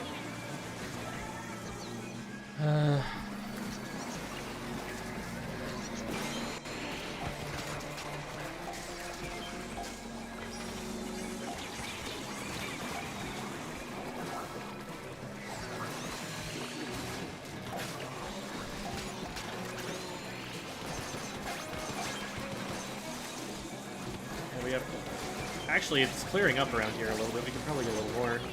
No, it's not. There was a drizzler on me.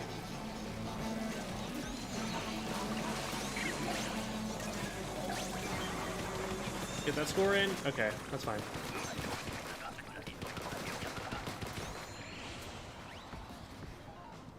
Now we're all the way over here, where that paint doesn't matter.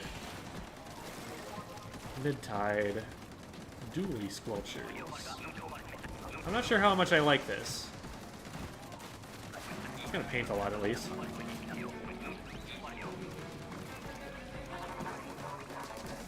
I don't know what the damage multipliers are on it.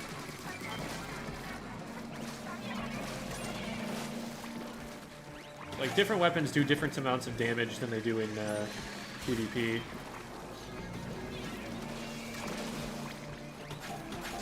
Where is the... There it is.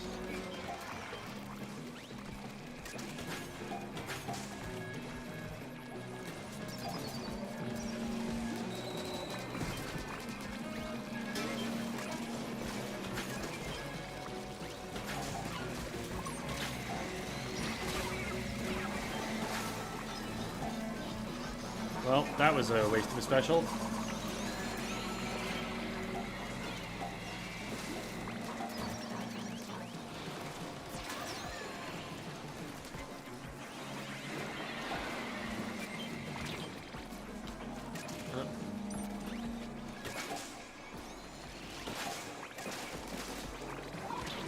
Hey, stop that. Come here. Okay.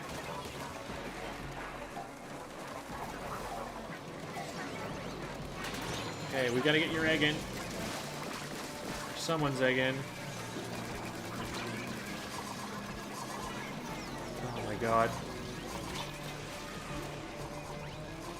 Can they hit me from here?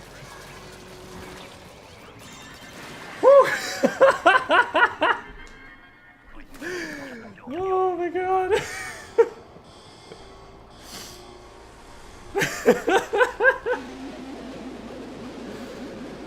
Oh.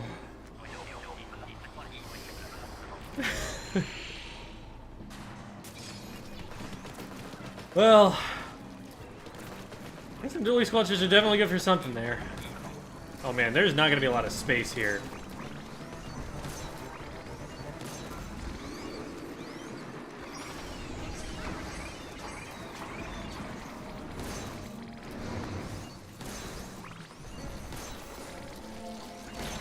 Oh, I forget that they spawn behind you there. That was bad on my part. I need to get to a better position.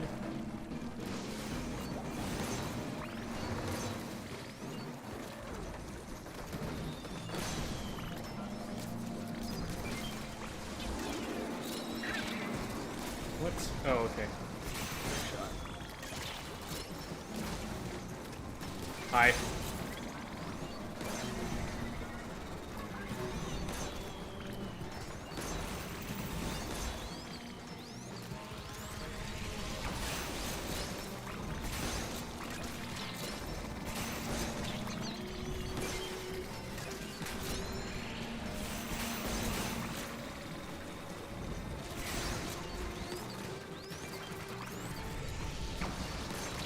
We actually might do it.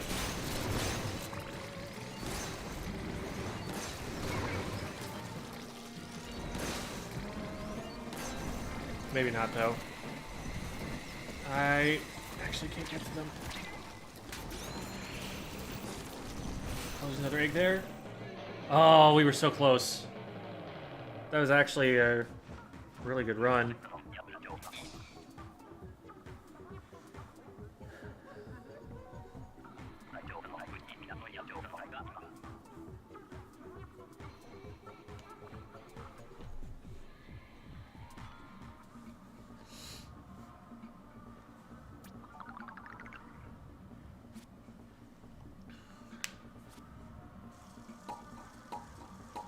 Whew.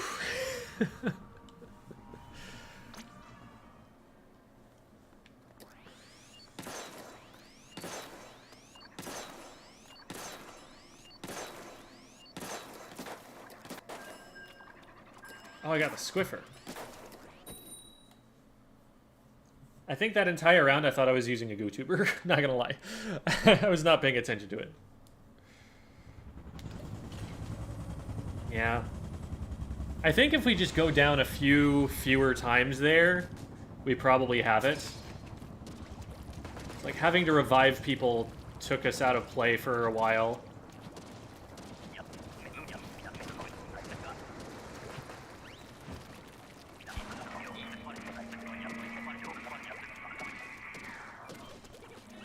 I hope you had your coffee.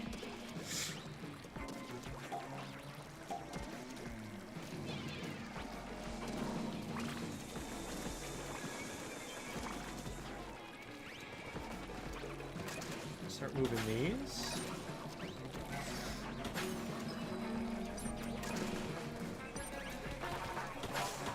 Oh, come on. All right, whatever. We'll get those.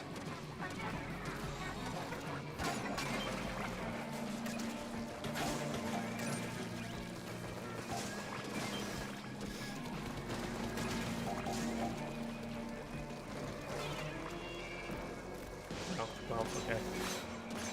Do I do DPS this enough? Not quite. What? Hit it. It was already under its shell. How did that work? Maybe it was lag. Oh, come on. How did neither of those work?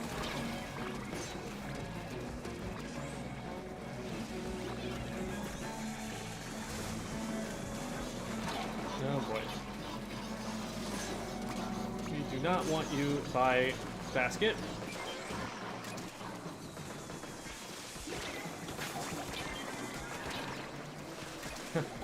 I just slam dunked Neg.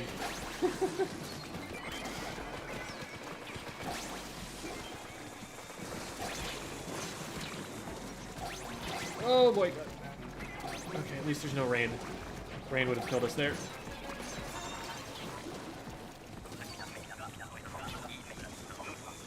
Okay. Jesus, this is stressful.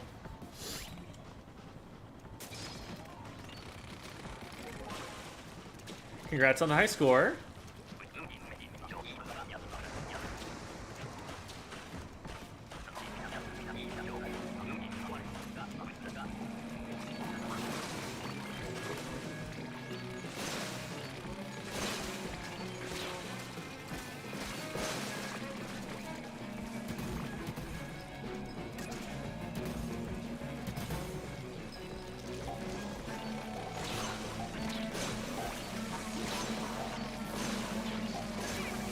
What? Oh, I was in rain. I didn't even realize. It's hard to tell. Like, it's a much more subtle visual cue than it was in Splatoon 2.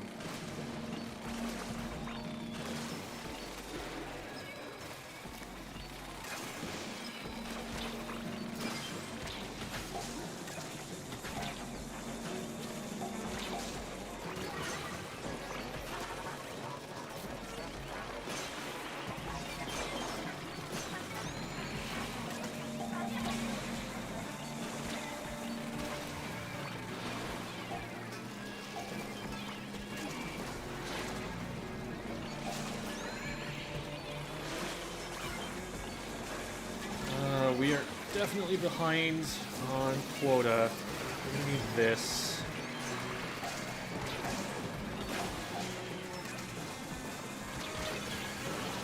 I think we can get there if we can stay alive, but that's the hard part. Save us. Okay, we're good. We just need to stay alive.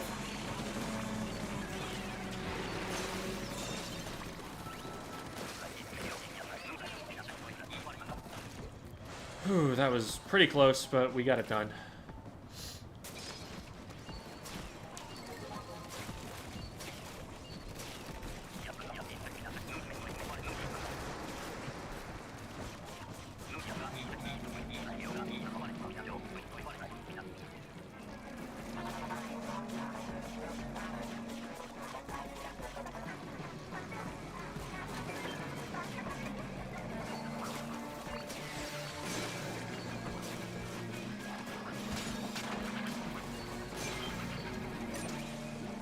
That one-shot it? Wow. That's a lot of damage.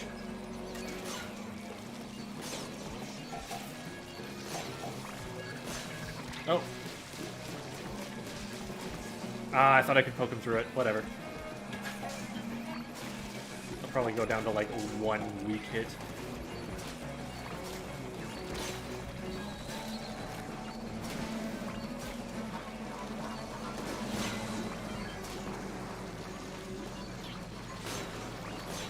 Ah, I thought that would give me enough shoots. And it's a leader too. Where's the leader? There we go.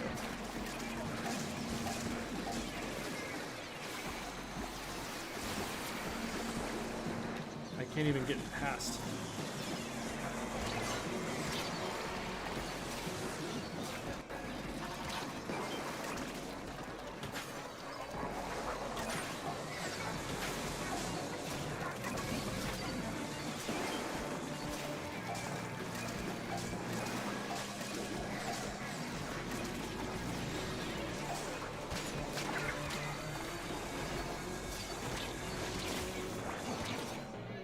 Ah, didn't have enough time.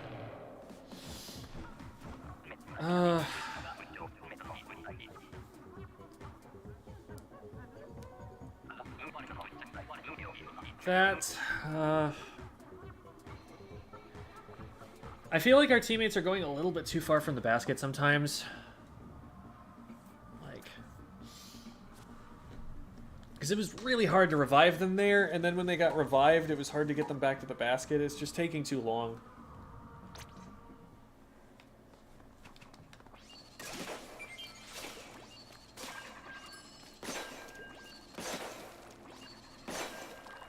What does this do? 175? 325? Wow. So yeah, that'll just one-shot some bosses. Just like that. That's sick.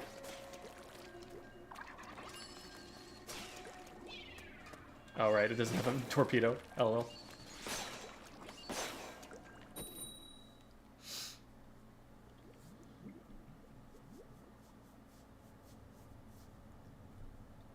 Should have been thrown at the steelheads. I guess then I could. I was trying to revive my teammates with it and get what was around them so that they could get back to the basket safely. That was my goal. Because, like, if I revive them, but then they're just still stuck in a pit with a bunch of bosses, then that's really obnoxious. I figured that the steelheads, like, I could deal with. Like, those weren't going to kill me, and they didn't kill me.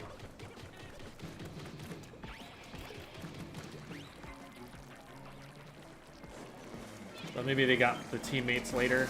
I don't know.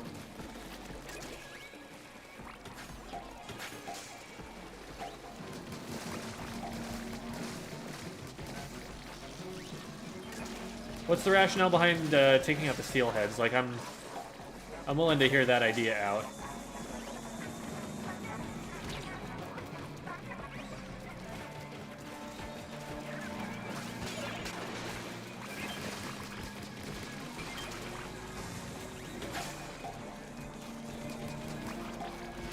Why does it feel like this does very little damage?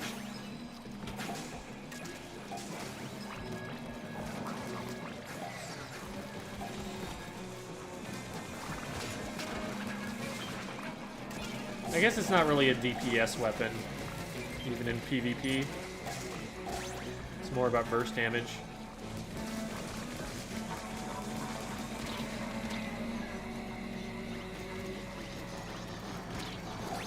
Actually, I can shoot those from here. Oh, crap. I responded way too late to that.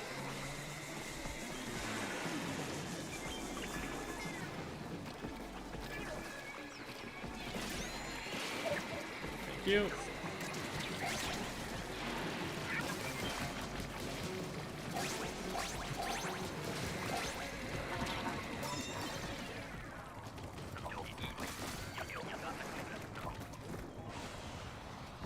Okay.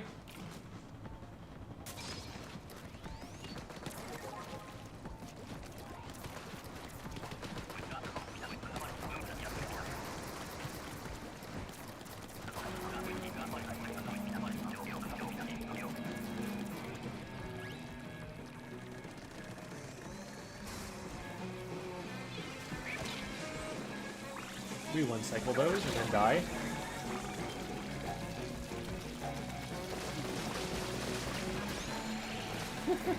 That's fine, we've got a Grayskull Blaster. We're not worried.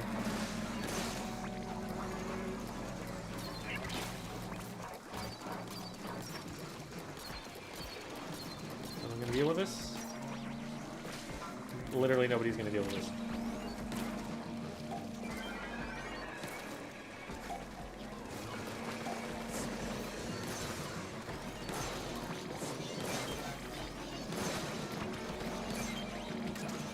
That's a lot of eggs.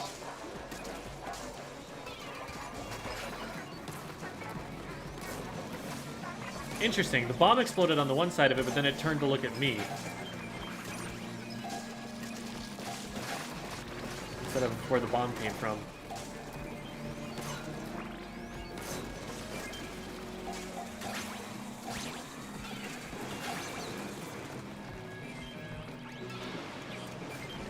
Just in time.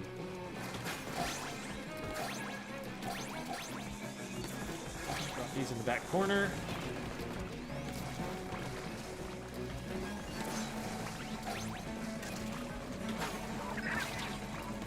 Pick the other one up. Why didn't he pick the other one up?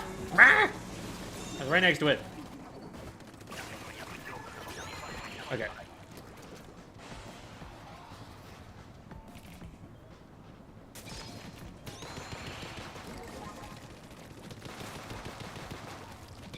The Grisco Blaster.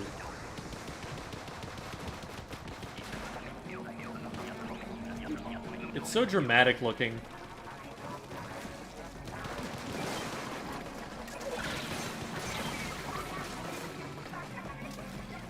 Chum moment.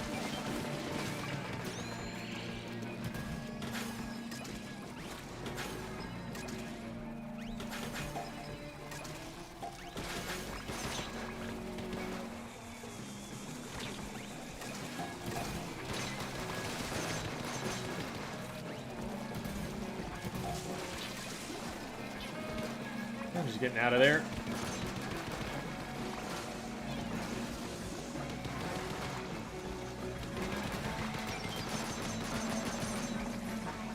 Wait, is this area just cheat codes? They can't come up here. I'm just safe from here.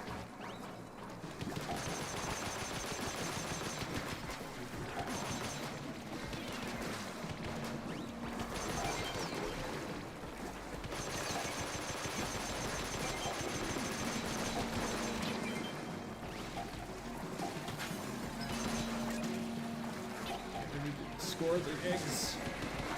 We have so many eggs.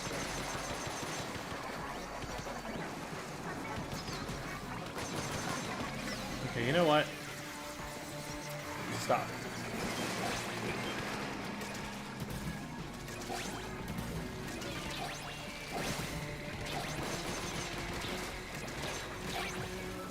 Alright, close enough.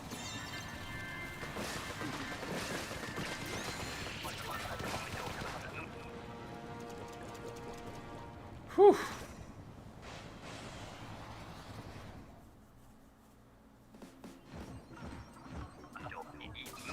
Grisco weapons are made using prescription bottles because they're illegal weapons. That's funny.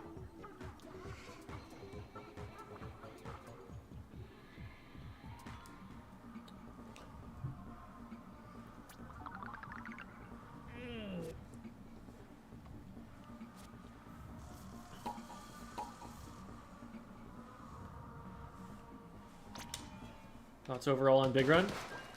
I'm not much of a Salmon Run player, but it's neat. It's a cool way to introduce new stages.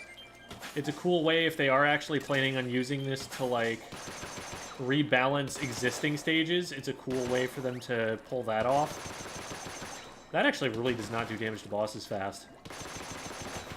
Like, those are directs, too. Imagine I'm not getting the direct. Ugh, gross. I just hear that noise and I feel the controller vibrate. And I feel like I should be getting more out of it. I feel like that should be more rewarding. Well, I don't know what happened there, but... Hello? Game? It froze for a good minute there. I was worried. Alright. I like my run speed there better. You do make a lot of money doing this. Which, I mean, is definitely in keeping with the theming of it.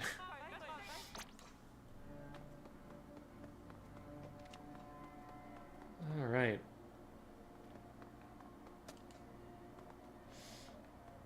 Gonna go until the big bonus, and then I've got to go make food before I scrim at the top of the hour. Sounds good.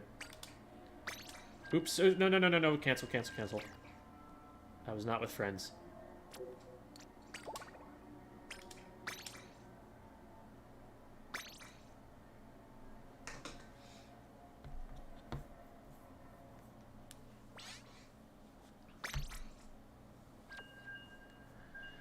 Alright, I'm gonna go grab a snack real quick.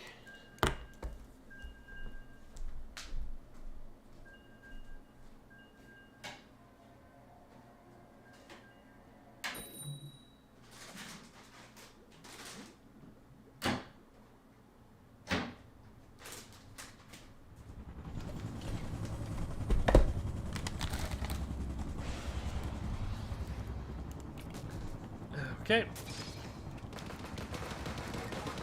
Everyone's got Grisco blasters, except for one guy who got a slosher.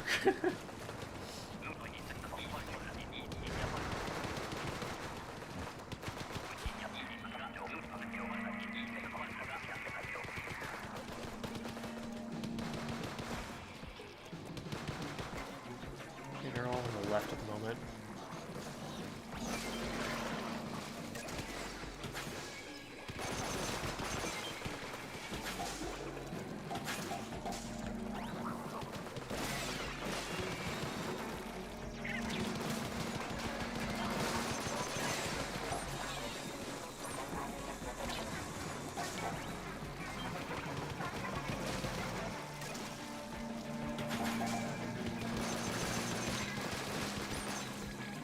Well,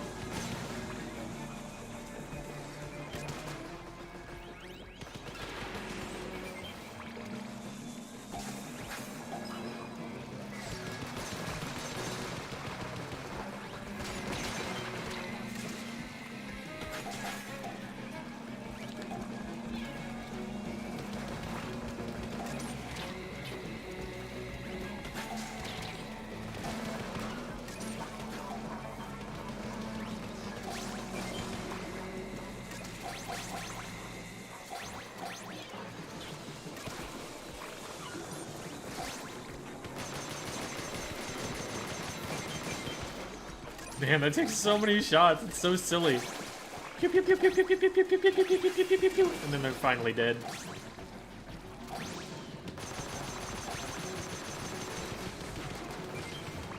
Like, look at that.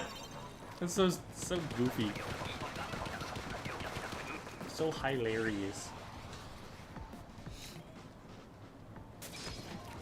Magnitude 7 earthquake you feel in your hands. Yeah, exactly.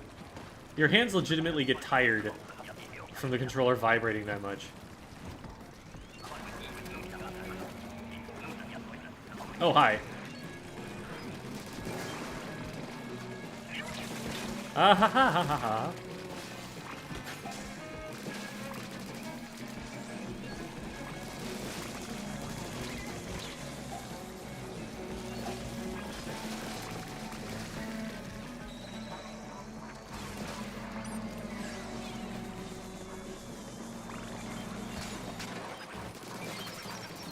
Convenient how the eggs never fall in the water. Oh, I thought I could reach that in time.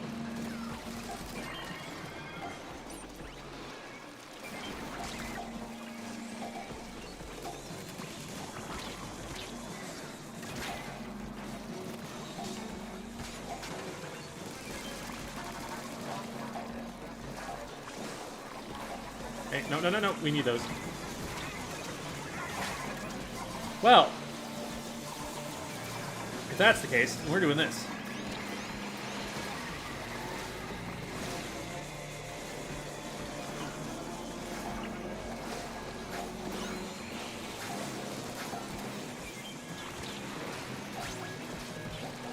Okay, we just met quota. Cool. Now we can... Oh my god, I popped Booyah Bomb. No way! Let's go, that was so clutch.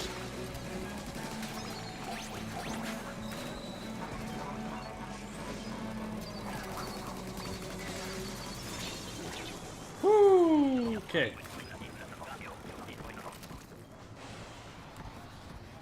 That was a little much. Did I actually get the Booyah Bomb lost? Yeah, I did. That sucks.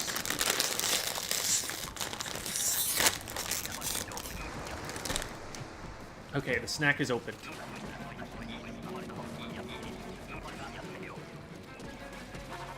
I was holding down the ZR button like, wait, why is nothing happening? I realized I didn't have the ballpoint anymore.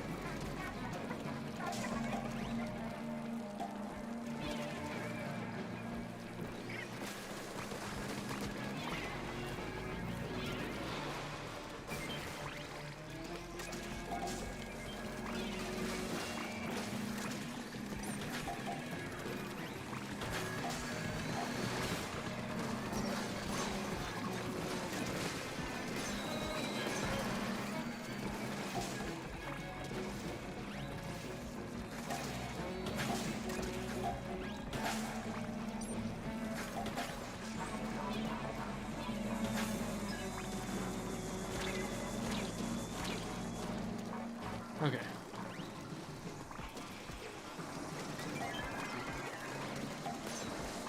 That's difficult to get a bomb into. Oh.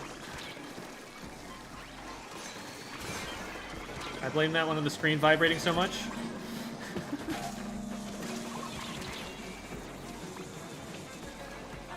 We did clear that, right? Yeah, okay. Hey, stop that, stop that.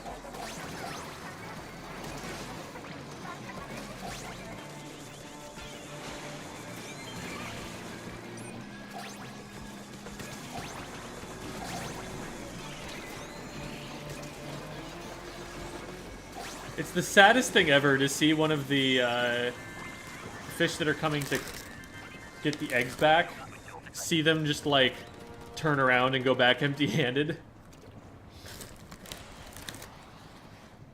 They get all the way there, you snag it, and they're just like, oh, I guess not.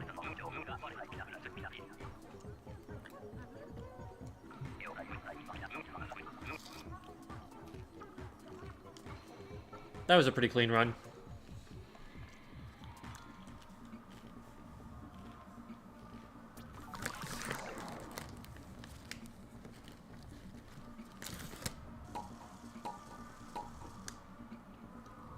How many ProFresh levels are there? I don't know how this works.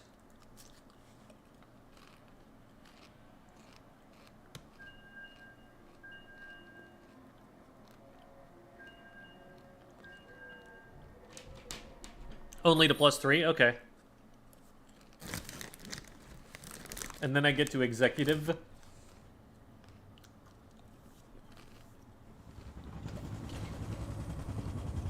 $50 eggs first round, but we all died. Oh no.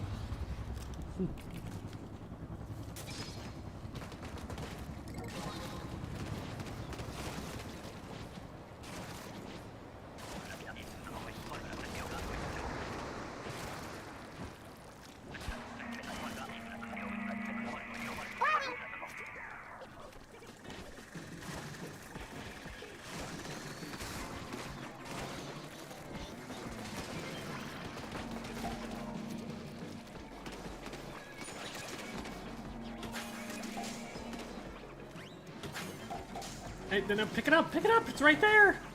You silly squid. What is your job here? It is to grab egg. So grab egg.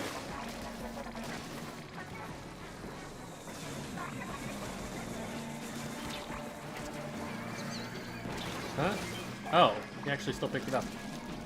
Here you go. Now get out of that pit, please. Need to bring the egg. Need to bring the eggs back to here. Oh, shoot. Now there's a stinger.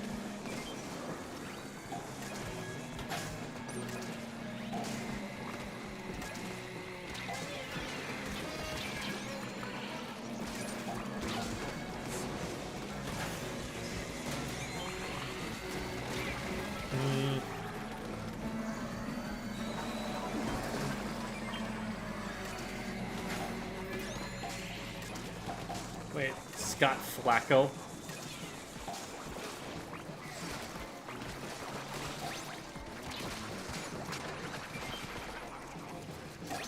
There we go.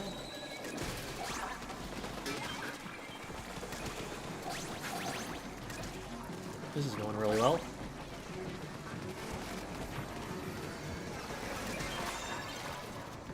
Cool. I'll take those.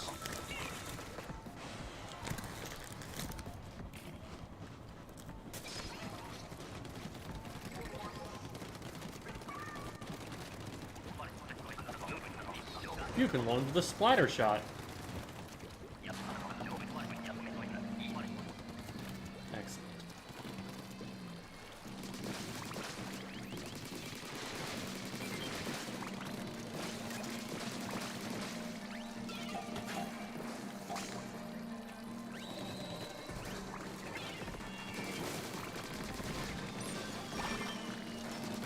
I wanted to draw that a little bit closer to the basket. Did it drop 4? Or did we just pick one up quickly? Where is this coming from? Oh, it's from that direction. Shoot, that was almost bad.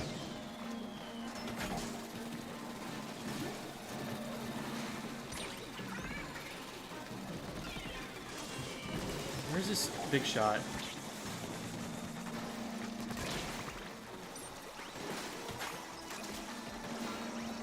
I'm not going for the last one.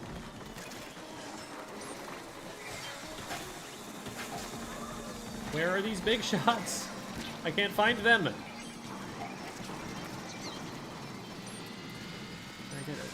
I get a bomb? Oh my god. Well, that didn't help. Here. Ugh.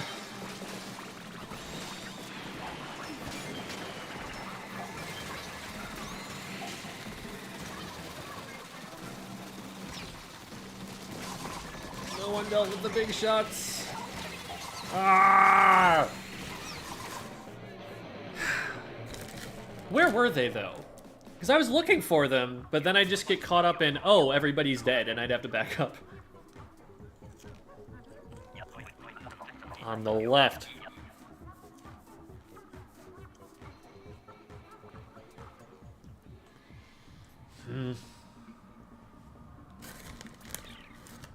Sigh.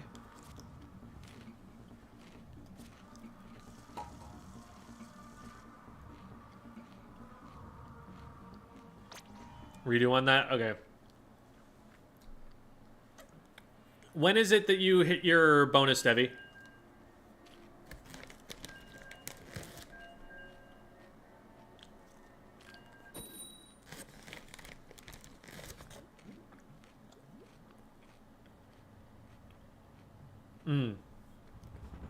Okay, so Devi got what Devi came for. It's not actually Scott Falco, is it? I don't think so.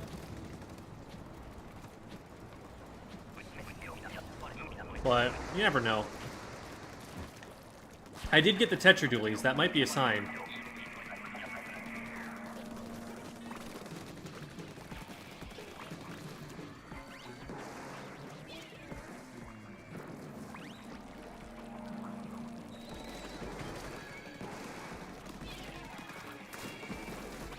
Oh, I got back in. I'm okay with a little bit of, like, play in the court area before things start getting very hectic at the beginning, but I'm definitely not okay with us staying here, so I don't want to encourage us to go there too much. I don't know if I can get the extra bomb in there. We just need to run. There's a big shot.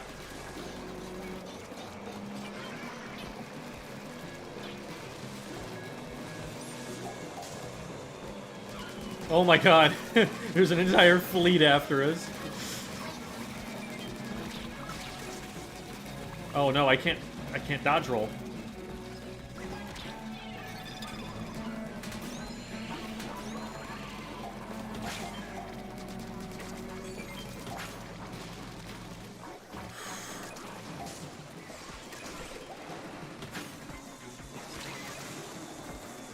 Well, at least we can drop down here and they actually won't chase us.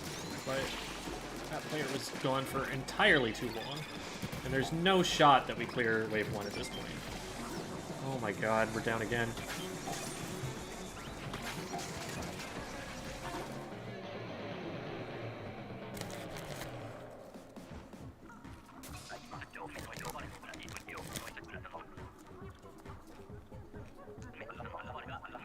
Used all your specials in wave 1. That was not the only problem that we had. How did it go that badly?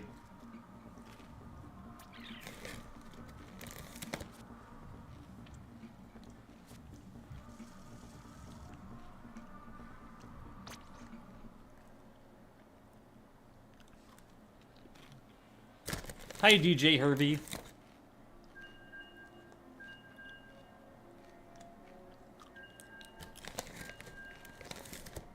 Sploosh baited them away, and then when people tried to go in, they got stuck.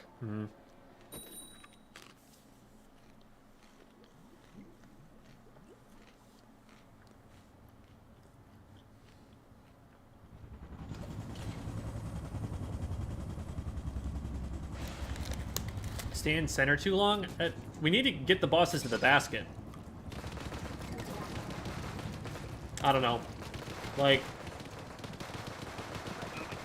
I'm trying to offset that teammates are diving, like, all the way to the far edges of the stage to get bosses. So maybe on, like, a coordinated team, this is the wrong call. But if there's a chance that me being that close to basket brings a Moz to basket or something and gets us 3 extra eggs, I feel like that's worth it.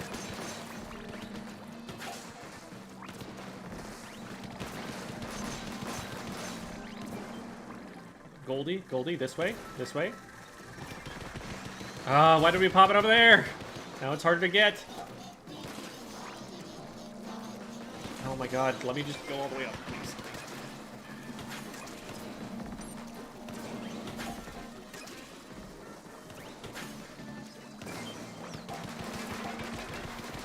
Well, I was gonna have to go over there anyway.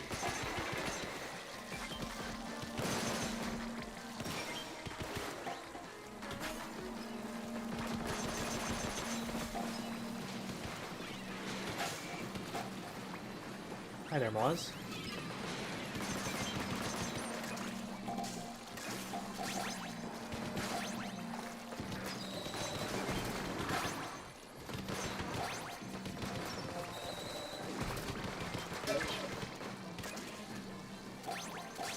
Hi there, Goldie.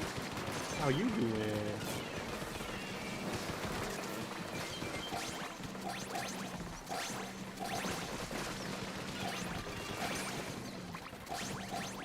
There we go. That was nice.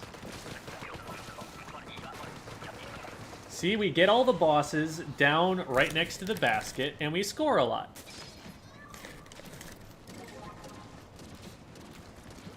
And that only happens if we're all by basket.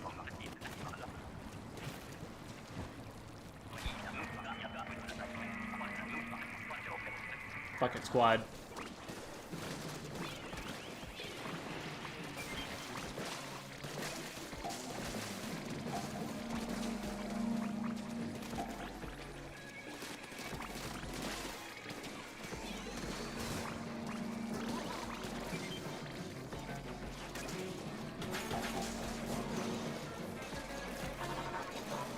That doesn't reach, does it?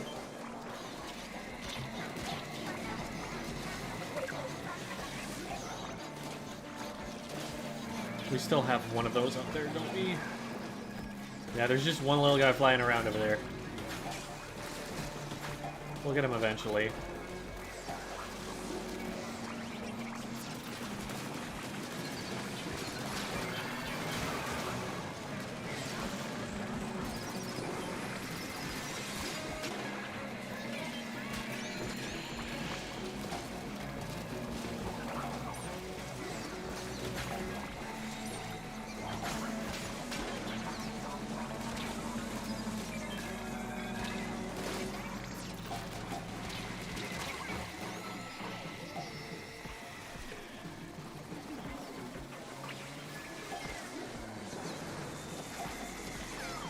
Well... Oh, come on. They...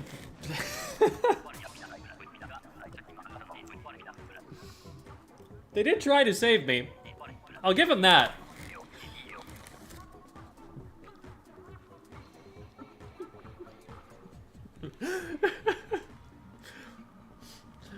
Did you see the way that the teammate who fell near me, Debbie, did so?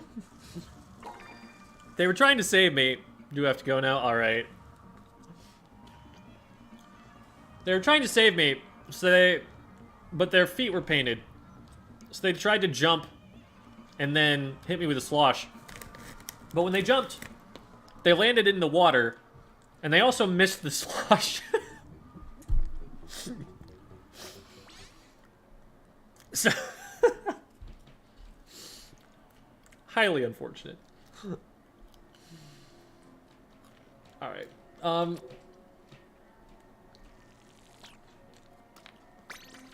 So I'm gonna switch over to playing solo. We'll get this Kohuzun around at least, and then maybe go back to single player. GG's, Doovie.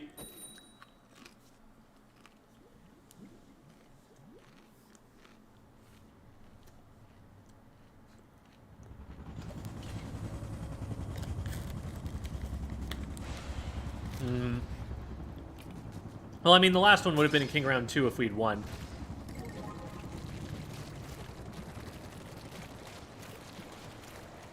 What score do you think is good enough for top 5%? I have no idea.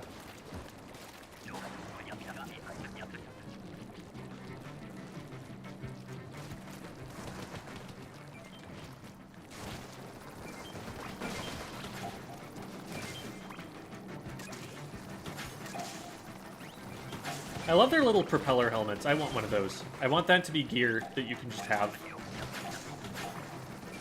Even if it doesn't do anything.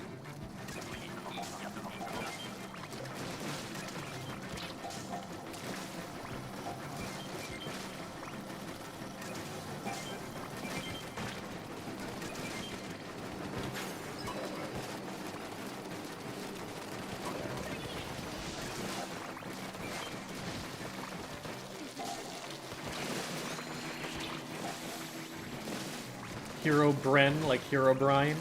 I get it. I'm picking up what they're putting down. I'm hip and with it.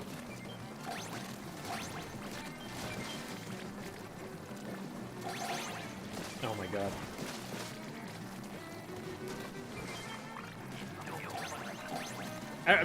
There's someone who just keeps on like getting right on top of me and taking the egg that I'm going for. I'm like, I bet we would have more eggs if that weren't happening so much.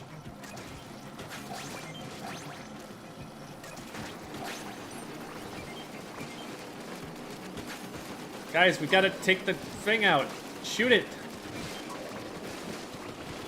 Get rid of it so we can put more eggs in. Oh my goodness. Are you kidding me? Just shoot the thing! Ah! We stood so long just aiming up at the sky. Ah.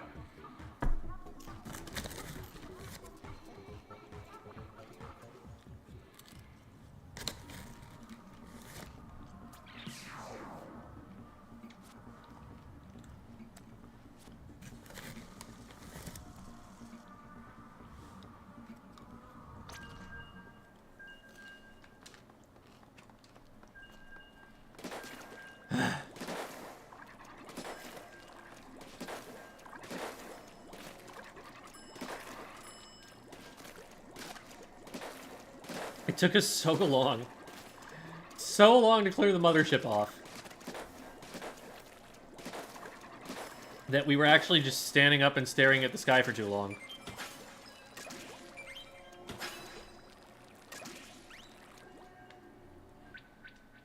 Oh.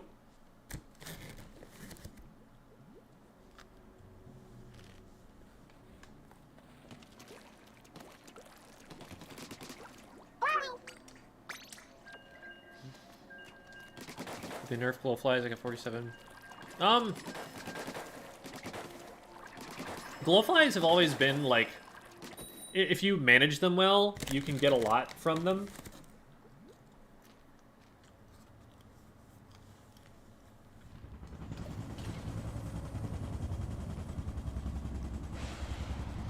.47 is a pretty good wave. At least by my standards. Munch, munch, munch.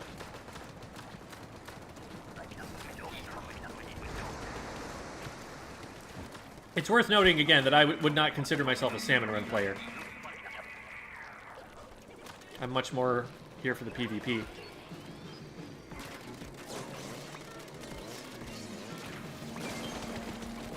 I have no idea what the damage multipliers are on this thing in salmon.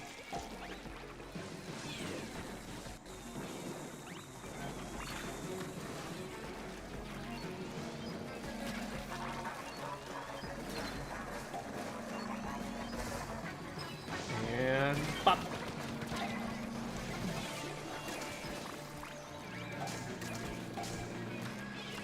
Yep. Ooh, that was nice. I actually hit 3 separate salmonids with the 3 separate shots.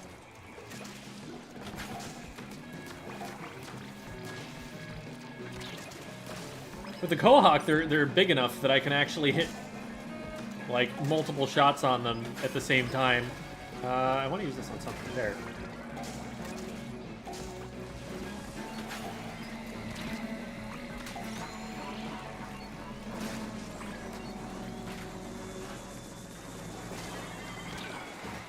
Thank you.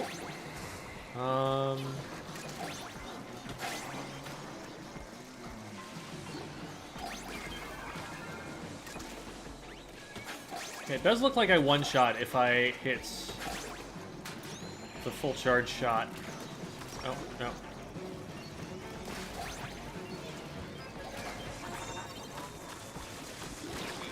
Woo! That almost got me. Saved him right at the last second.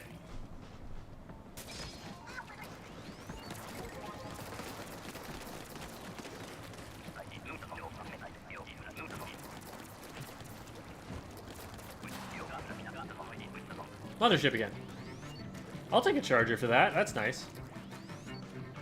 Okay, I've got the Swiffer, not the Sniper Rider.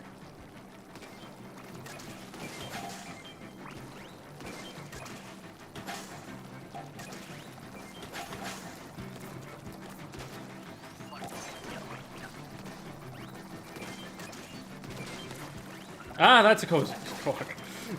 Jeez. Suddenly large fish trousers. Have you noticed that they wear suspenders? I like that they wear suspenders. They're like these burly, like, British tough guys. Hooligans.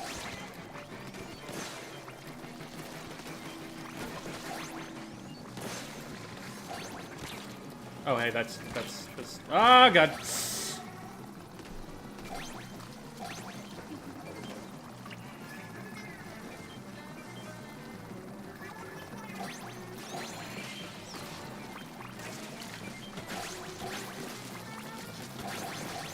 Okay.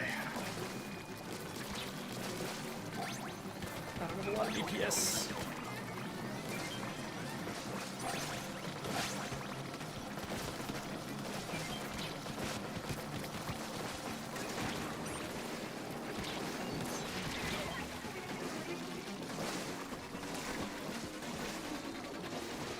Alright, good special.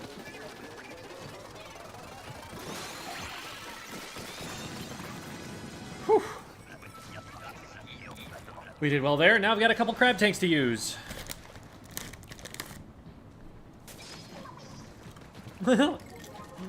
Salmonids are so ugly, they're actually cute.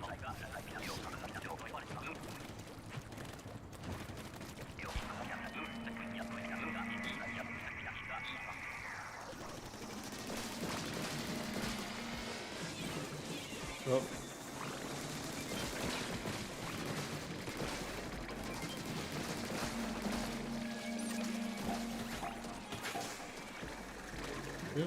Well, you're not targeting me, right? Okay, we're cool.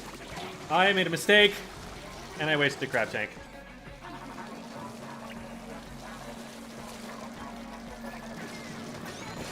Thank you.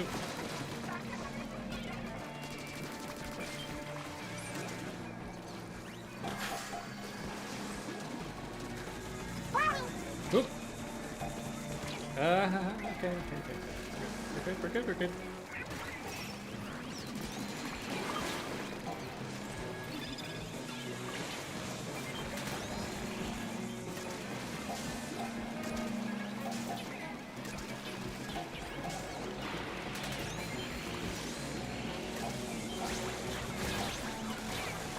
I keep trying to pop the crab tank and then I'm just taking too long. Oh, wave breaker. Yes.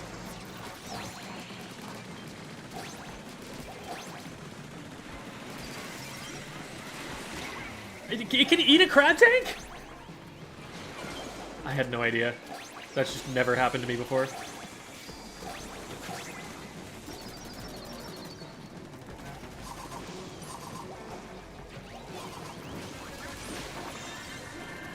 Okay. Kozuna wave.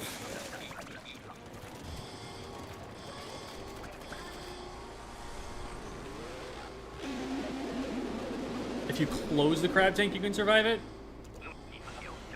Alright. All blasters. Do we damage it enough by just doing this? Probably not. Also, probably not a good idea to all be in the same place quite that much. But we can crab tank it.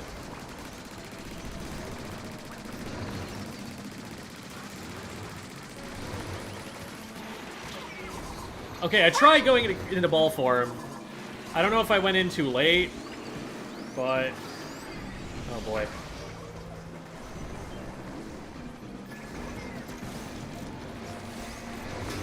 There it is.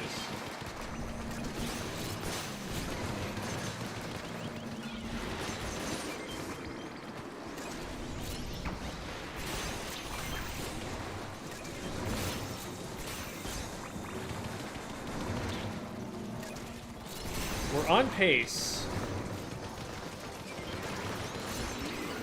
Oh crap. That almost shoved me off the ledge. No! Man.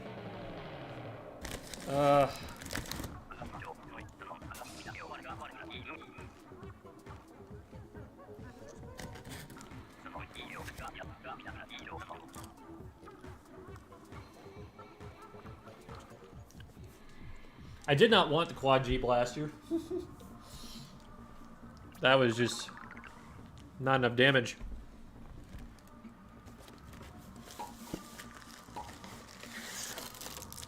Did I get a gold scale? Did that just happen?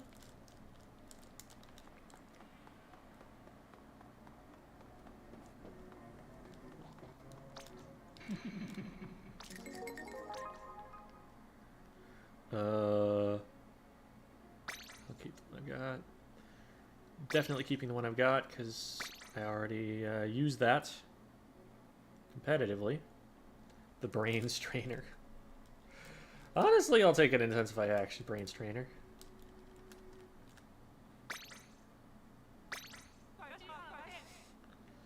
Yeah, I did get one.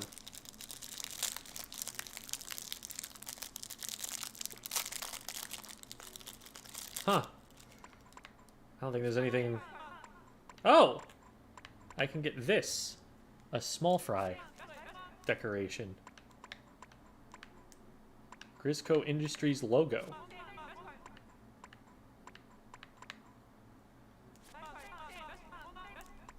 Yeah, I don't know. I think the slop suits are more interesting. Oh, but I can actually get one of those now. Definitely more interesting, I think, than any of the stickers or decorations. I really don't care about the decorations for the locker. All right, guys, what do you think? Green or yellow? Green is giving me, like, hospital vibes, like Scrubs. And then yellow is giving me firefighter vibes.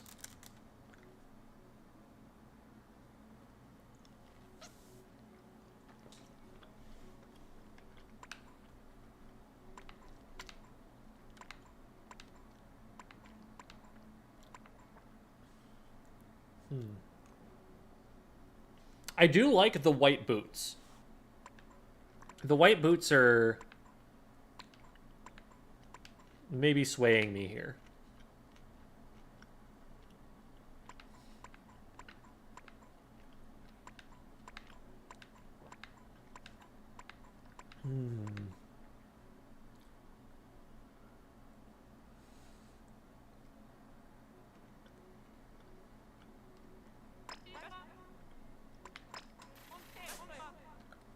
All right.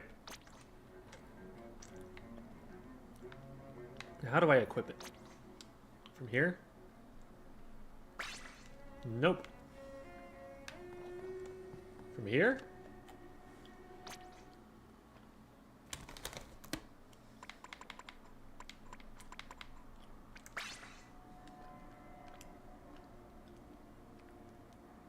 Go to the lockers. Are those over here?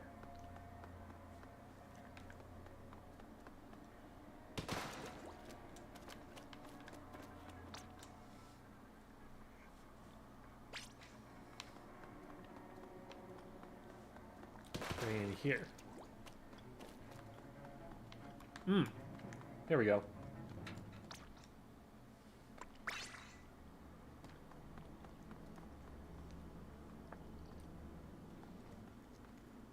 There we go.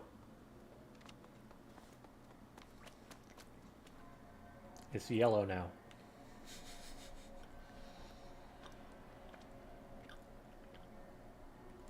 This one was 10 silver clams.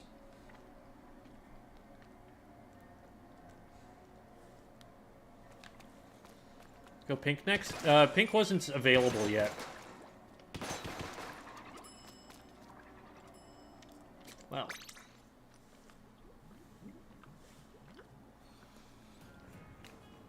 Do I have to buy specific stuff to unlock the suits? You have to get the silver clamshells from playing Salmon Run.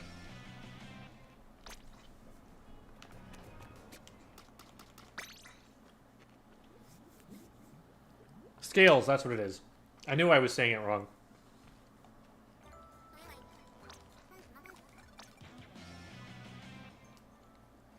Oh, okay.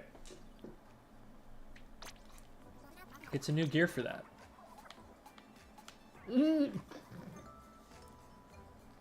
A propane tank.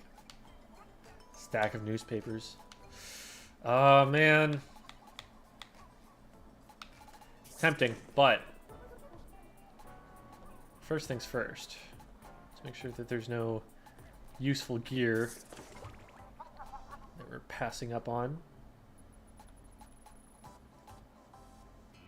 Yeah, we can buff up a haunt one, just in case we want to run Tetras sometime.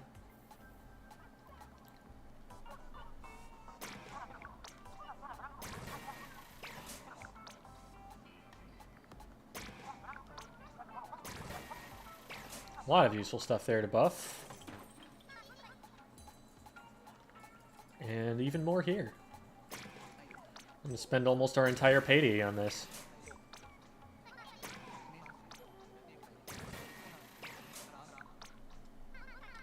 Nice. Okay.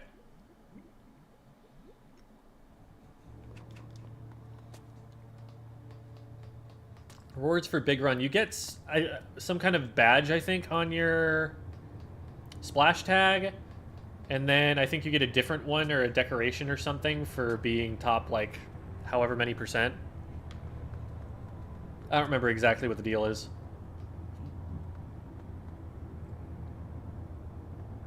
Badge and a Coho statue.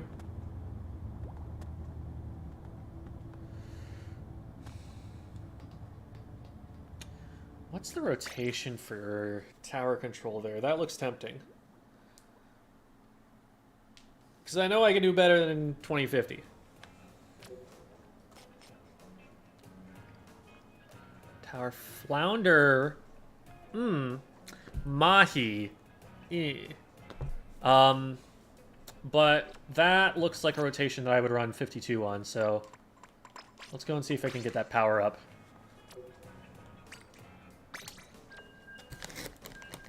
What is the mark to hit to get the top Big Run prize? I have no idea what it is. Because I think it's like top X% of players or something. So, who knows where that line is going to be drawn.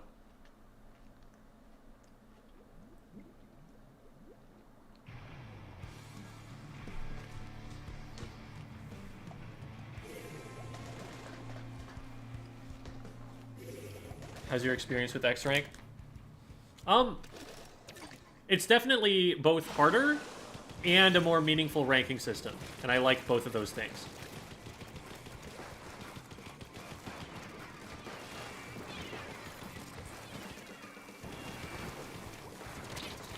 Crap, I didn't think there was someone there. I'm sorry, Ron. We failed you. And then you died anyway.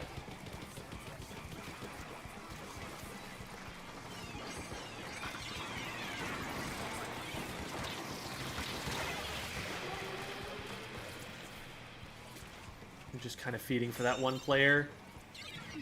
We did stop the objective, but feels like we should be able to have a little bit more staying power here.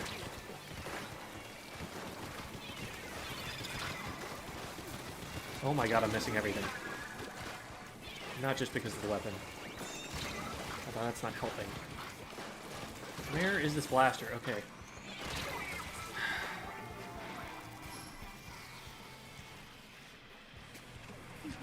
In theory, we should have all the tools we need to play defense here. We've got a splash wall, we've got a rapid blaster, we've got a long-range weapon. Oh my god.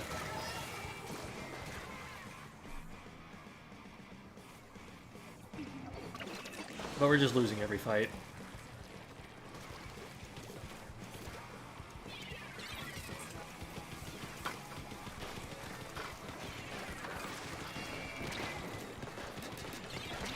Well, this is bad. I guess I can do that. But, you know, with the bubble around the tower, there's not much for me to do there. I was hoping I could get the whale and use that to shoot through the bubble.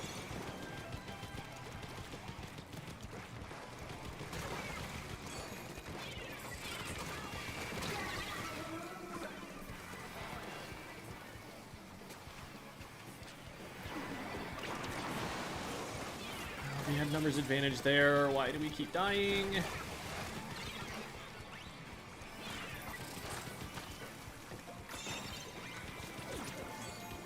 we've got to send it back. Make sure they don't just KO right away. Now we need to fight together instead of holding forward. Why? What made us think that was safe?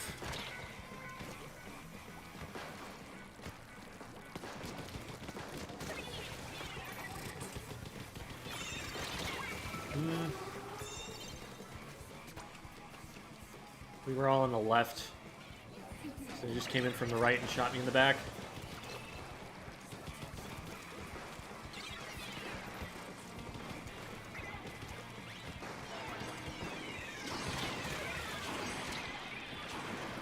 They have double blasters, so we should just be out painting this.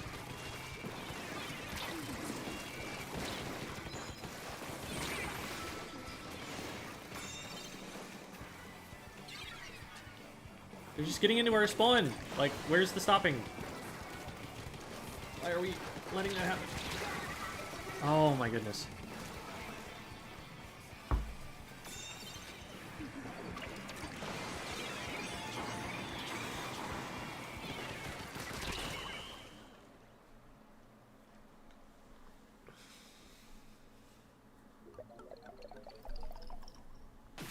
I was a little bit over aggressive at first. I think later on I was starting to do better about making sure to paint, but they just like walk forward and not get stopped. It's not supposed to happen when we've got like a heavy and a rapid and a splash wall. With all those things combined, we should have been able to keep them back better. So I don't know why we were having such a tough time.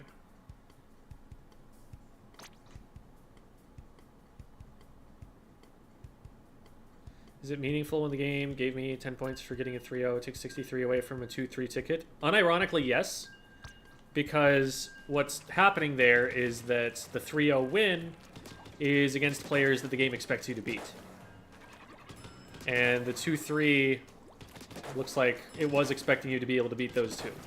And so it's like, it doesn't feel great when that happens, but over, you know, a certain amount of time, it is going to get you to a pretty accurate placement with your numbers.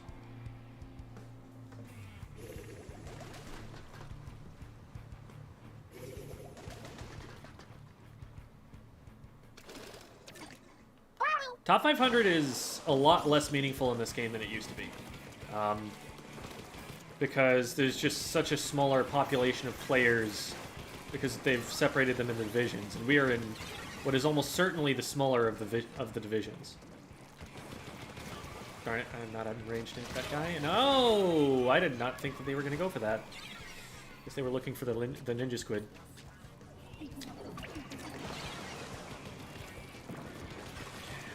Where are we going? Where are we going?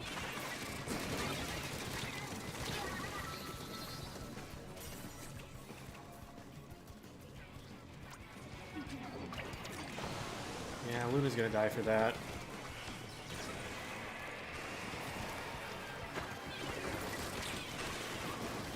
We need to get them out of the bottom right. There we did. Get this out here and use it to win a fight? Come on, if they're shooting at my shield, I want people firing at them. This shield's not gonna last forever. Ugh.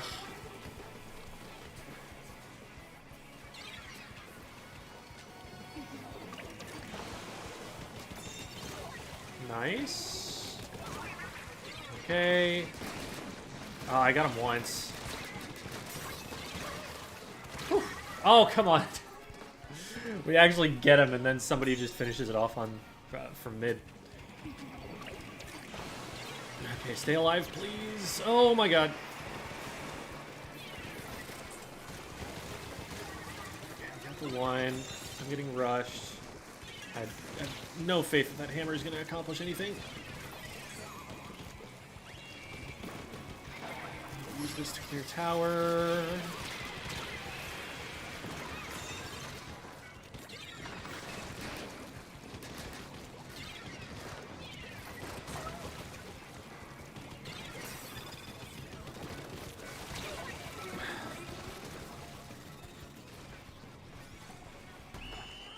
Wow.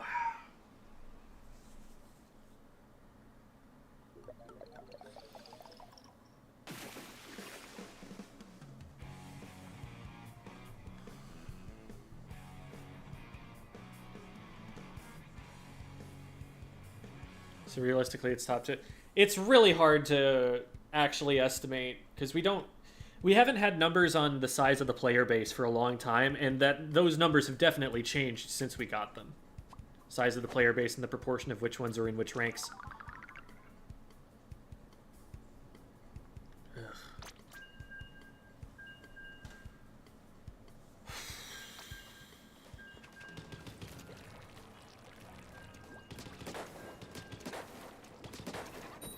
One of the problems with our team there was that we just didn't have a lot of paint. So the blasters were kind of stuck not being able to move very well.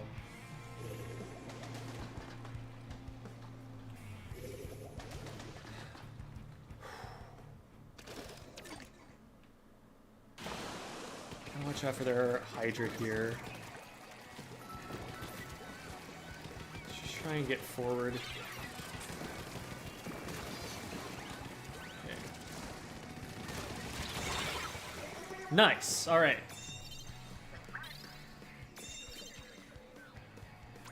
We need to be getting forward. We can't just stand on the tower. Gotta like put pressure up ahead. Okay.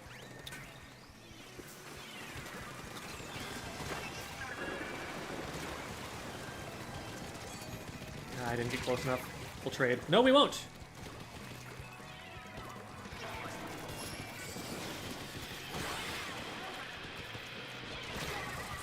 Alright, this is fine, this is fine. Roller in front. Nice!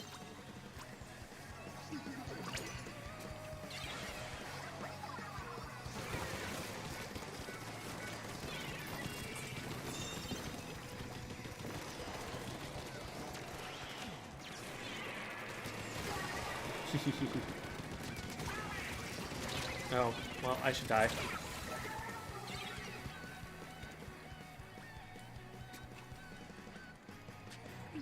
I feel like we probably could have won the game by now, but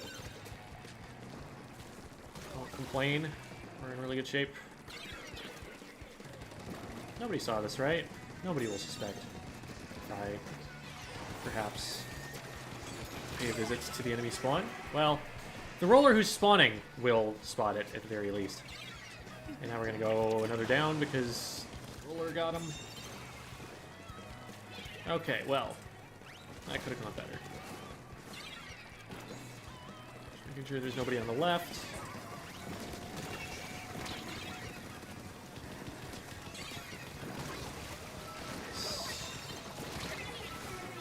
I hit him once, but I couldn't get the second shot in time.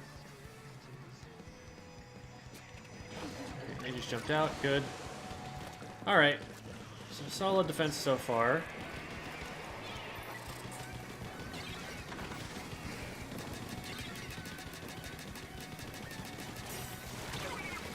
I'm surprised they could get around, but teammates are able to clean that up.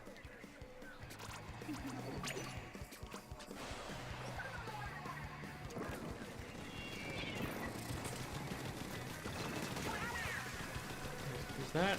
Hello? Yeah, again, it seems like he's not around the corner, but then the shot goes around. I don't know if it's lag or just a visual thing that's messing with me.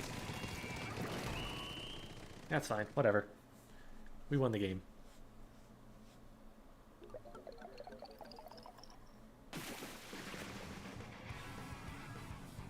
Yeah, I was playing Big Run just like a second ago. This is the first series that I'm doing on X-Power right now.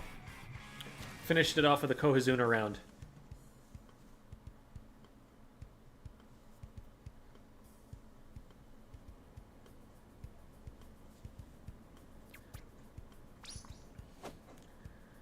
Okay. 1 win instead of 0 wins. Let's go. And we don't get to play it anymore. At least let me finish it, man. Why has time got to keep going forward? That sucks.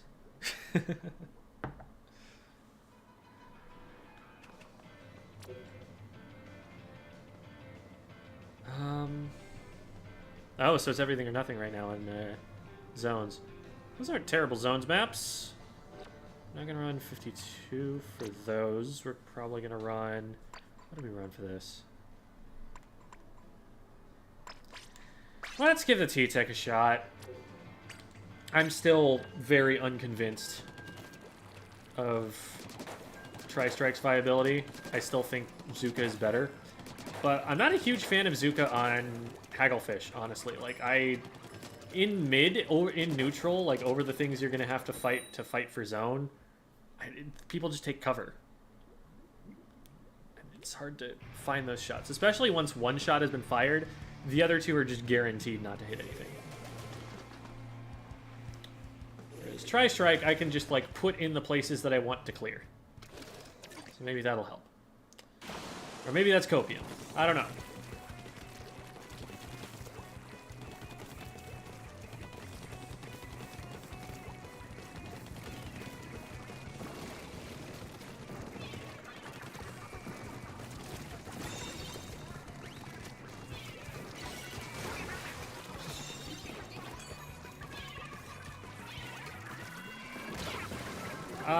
Okay, I thought I was far enough away from that. Good job, though. Team follows up and gets the pick anyway. Then we jump back in.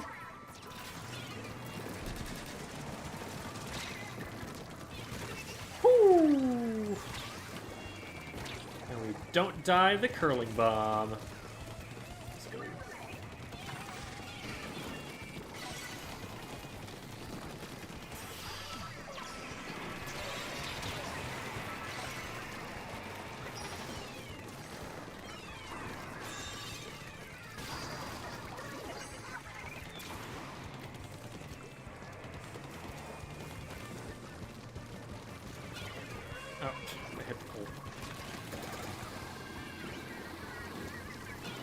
So you're not going to do anything to help your team for a while?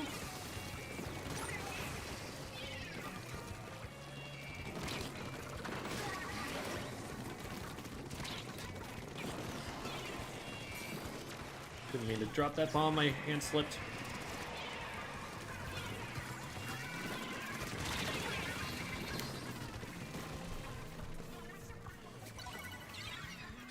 Oof, wow, he lost that quickly.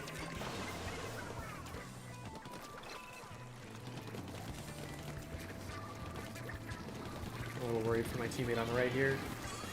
A lot that's looking at him.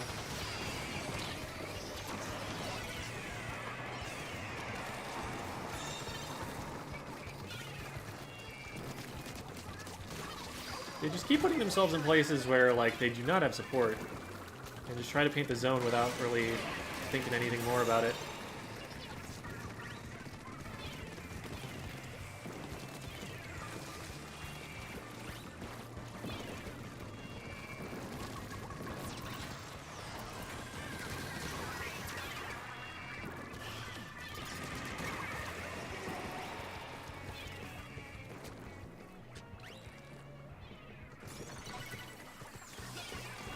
Who's active on the map right now to be painting it?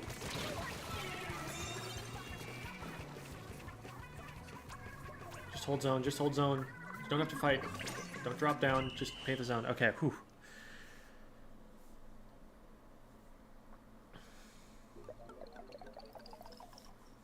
This game online is lit. Glad you're liking it. I play a lot of it.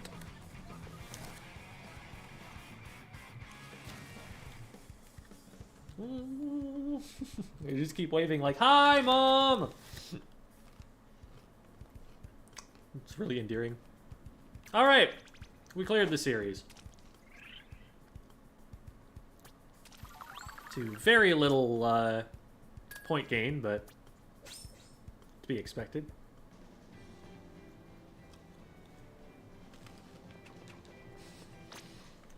Alright, so I take it back, this weapon has all the same problems, or the special has all the same problems that the Trizuka does on that stage. I'm just going Trizuka.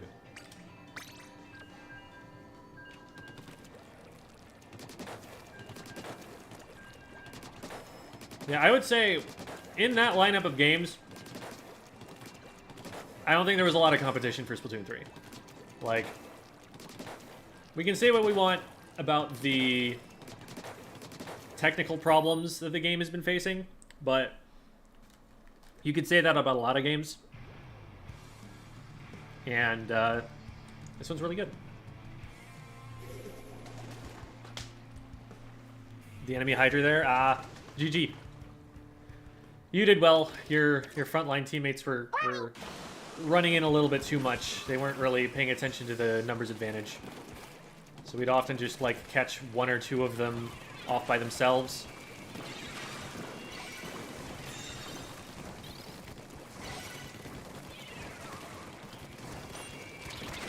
Well, okay, at least they did watch the flank on the right. Someone did go down forward right. I probably should have known someone was coming earlier. I just got too distracted by painting zone.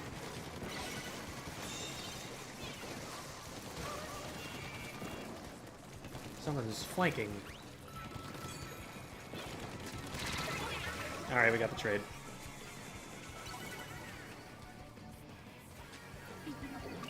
There's someone on the right, apparently.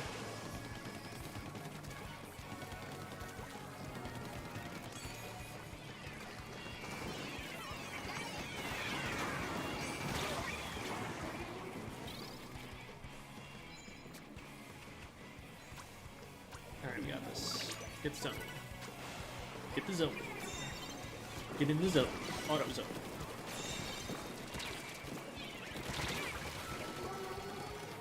Nobody's watching that flank. I need to be watching it better. Last time there was at least someone over there on the right, and I had reason to believe that it would be watched. Okay.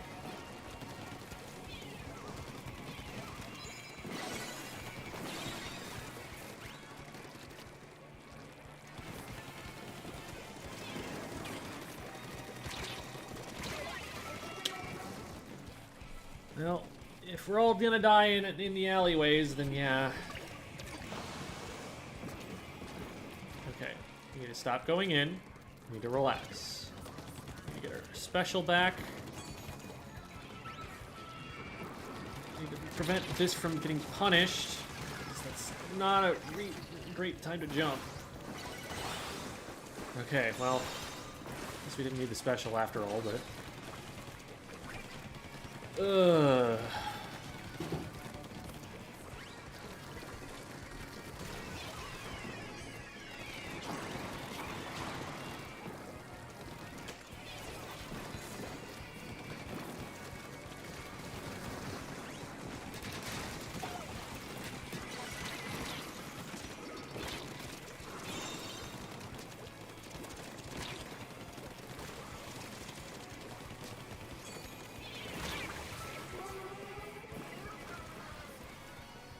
And there's the flank again.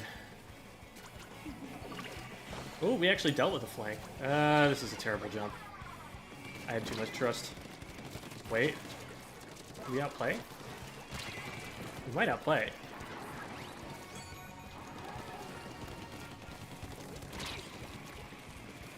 We're alive anyway. Okay, so you gave up this. Oh, because there was a teammate watching it on the other side. Ah, great. I could have just jumped out.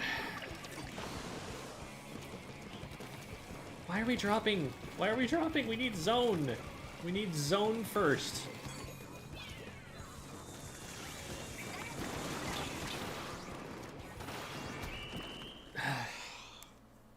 Everyone was just rushing the alleys by themselves with no other plan than I'm gonna flank them. We never actually had people focusing the zone, except in a couple of key moments. So we just lost it immediately. We kept getting flanked and stuff.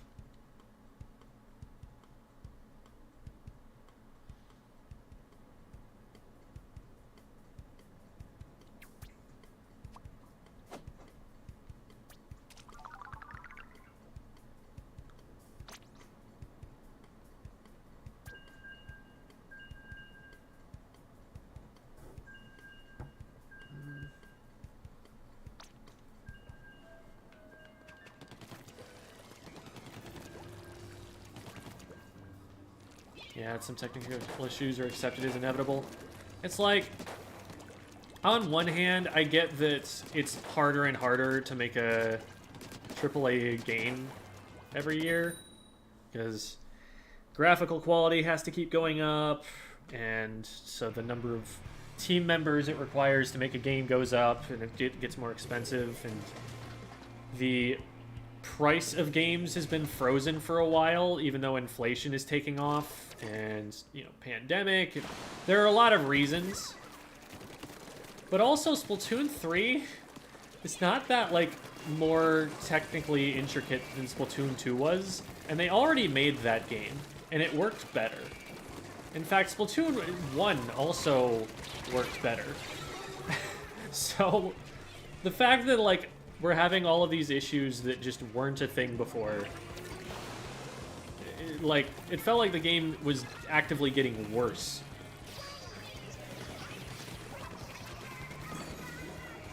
In terms of technical issues, obviously I much more approve of the balance of this game than previous titles. Hello.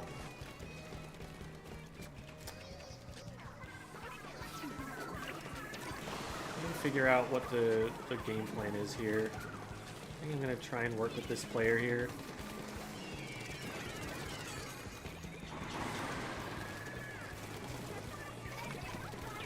I don't know why I popped that. I don't have a target in mind. Yeah, that was a terrible plan.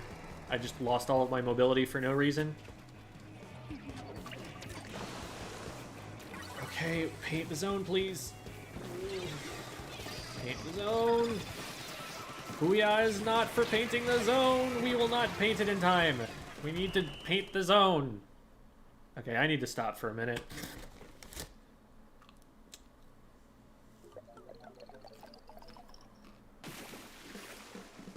I'm getting grumpy.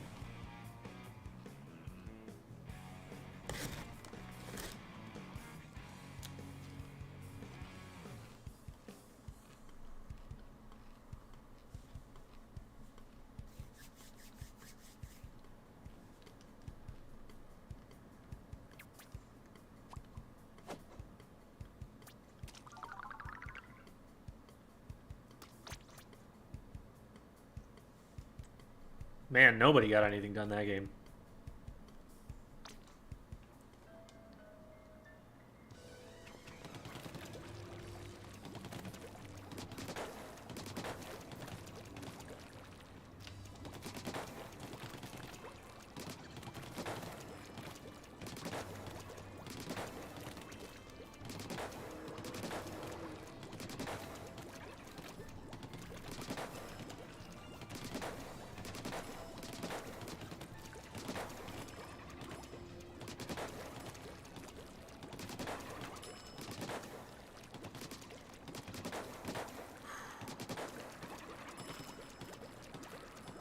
Zoomy, zoomy, zoomy, zoomy. Woomy, woomy, woomy, woomy. I'm doing the woomy, zoomy. Whoa, I'm so fast!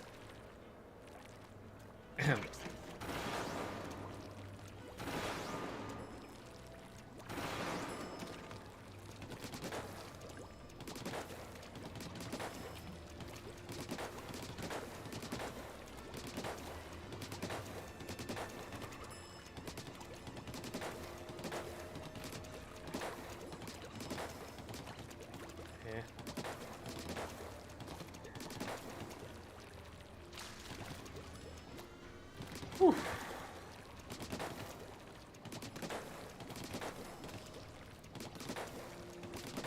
Salmon Run honestly stresses me out.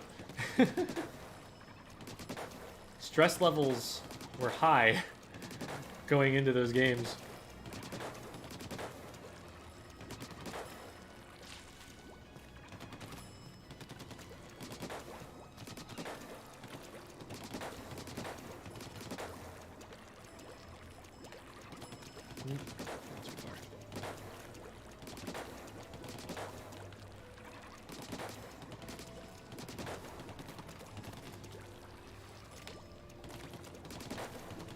$129 high score. Hope everyone's having fun. Nice.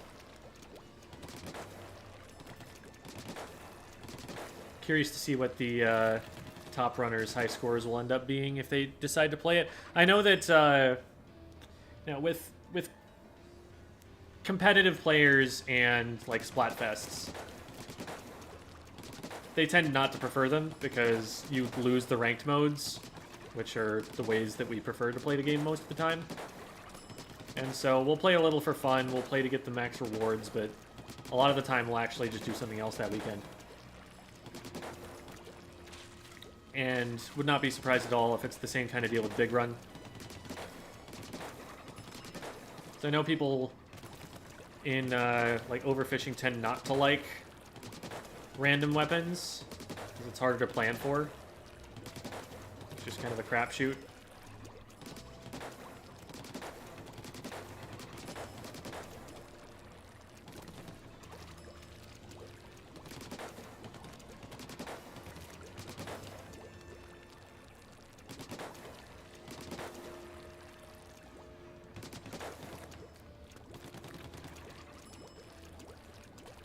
Wahoo World feels so much better as a Salmon Run map. It feels awkward, but I like a number of the different designs for it. A number of the different like layouts, variations. It's neat how they kind of like, instead of trying to make the whole map work, they take different pieces of the map and cut it up into different slices and use those slices for it. I think that's a cool kind of set of options that they have.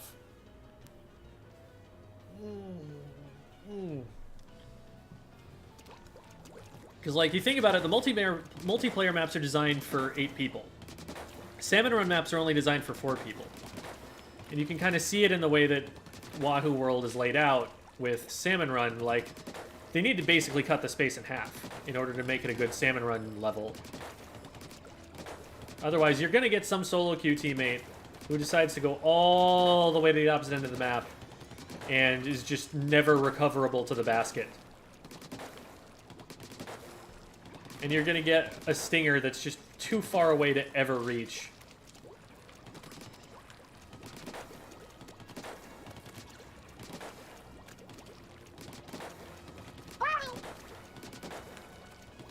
I would love to go and hear that remix, the Salmon Runified remix of the battle music on like YouTube or something, so I can listen to it in full. Because by the time it really kicked in, like the game had already started, and I was hearing all these game sounds, explosions and stuff. Hey, it's Ty for the raid. How's it going, gamers?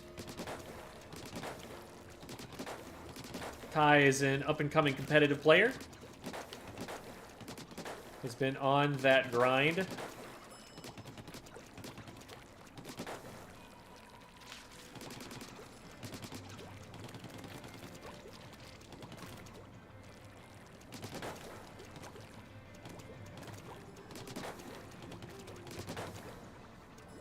He won the Div 7 looting match. Nice.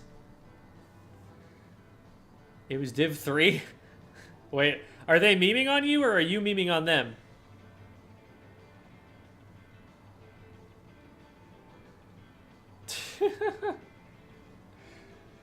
Who's doing the gaslighting here?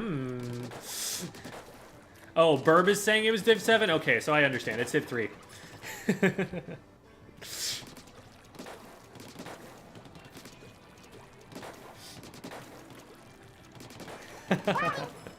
I know my audience.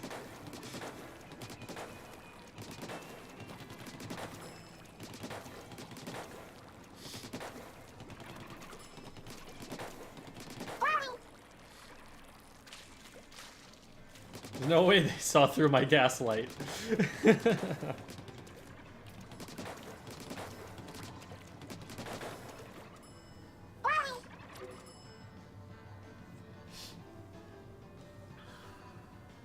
Need to upgrade to diesel light. More fuel. I wonder where etymologically that came from. I think I looked that up at some point. I knew why it was called gaslighting specifically. I think it might have had something to do with the... 'cause I think that came from like a work of literature or something.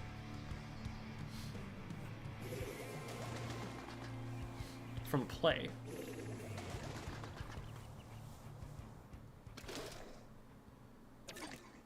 I'll look it up at some point. Okay, zones. Let's try and drop out right. Looks like a teammate is going that way, and there's someone who's already... Oh! There was a flank on right that I did not pay enough attention to.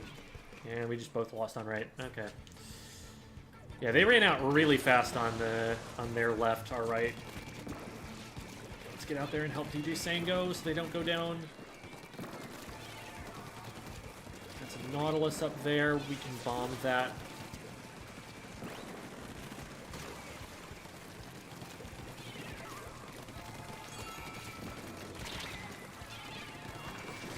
Survived.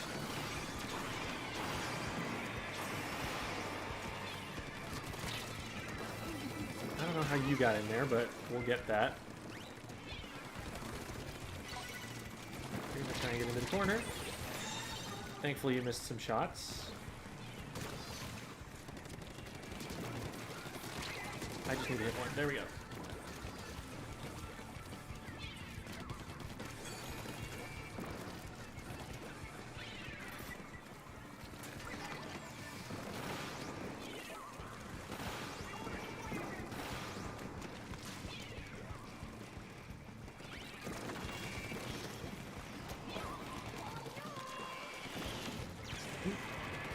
I would go this way, but there's a Booyah Bomb in my way. So my apologies.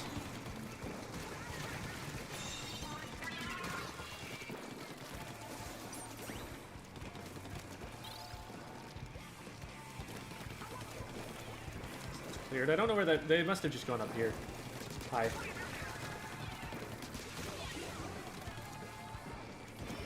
Well, that'll cut that push quickly. I think we win. Yep. No way that they are going to outpaint us in a 2v4. 11 p.m. It's time for my 2700 stamper.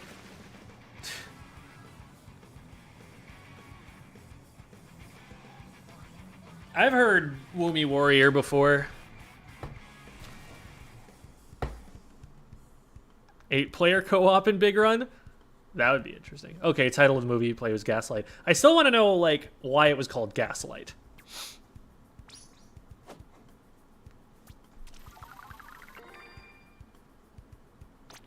Adjusting the lamps and denying it when she said, okay, gotcha. Yeah, I thought it was something like that.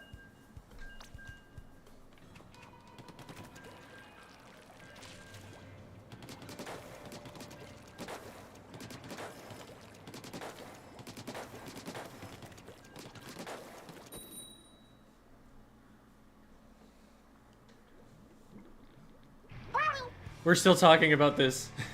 The answer has gone through the chat like 3 times now. And people are like, oh yeah, I remember that. I think that came from a movie.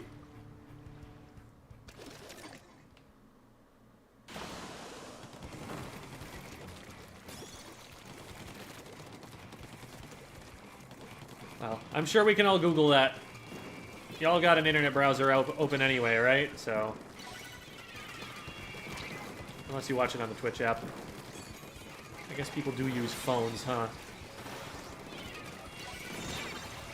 Okay. Well, we got 2. Just the T-Tech, and they're flanking right. Or no, they're throwing Tri-Strike.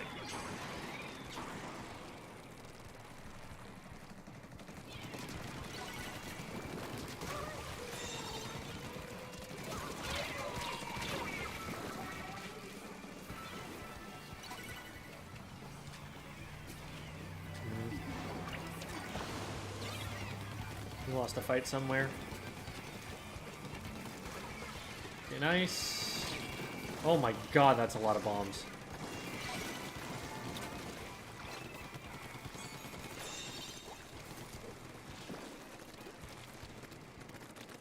Okay, you're gonna go up there, and I'm gonna do this.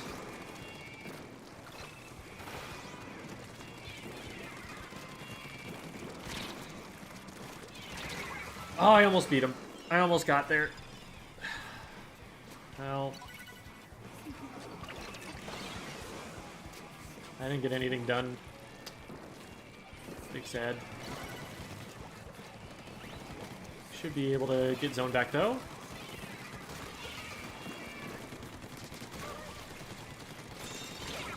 That was a little bit laggy, but we got the shots where they needed to go, eventually.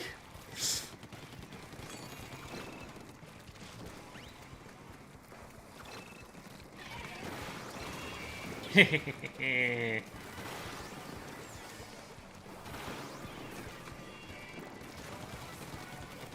good stop.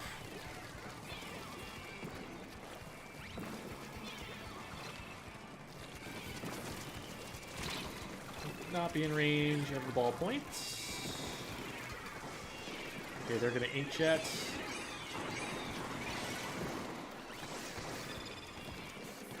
Ballpoint knows where I am, so I don't like being here. Push out of the shield, you know you want to. Okay, fine. Hi. Man. There were like 3 people on me there. I should have just jumped.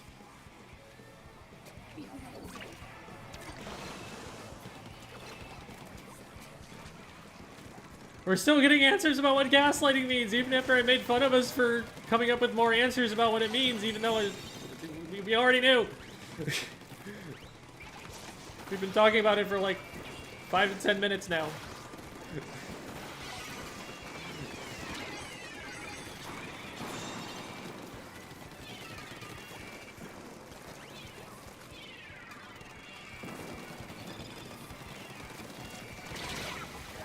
That is not a winning fight, because they just walk backwards. Also, there were 2 of them, apparently. I'm going down too much.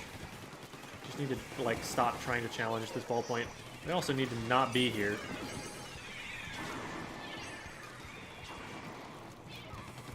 Okay, that teammate is still up. So I should create a distract. Oh, hello. We'll take that. Nice. Okay. Now we really should paint up elsewhere on the map. so that we can move. So dropping in left.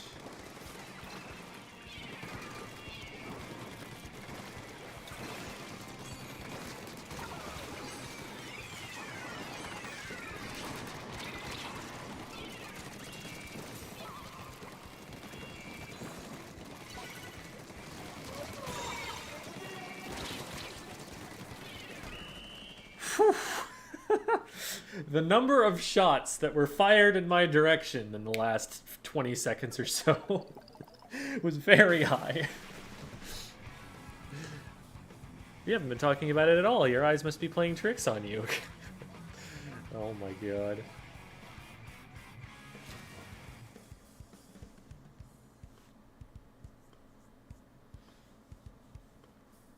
Don't worry, we'll probably only get 2 or 3 more full answers to the already resolved question. No, I see what they were doing. They were gaslighting.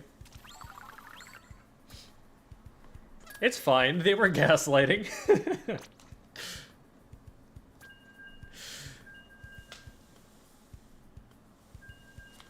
Hair shot replica, same as the splatter shot. Yes, but way uglier.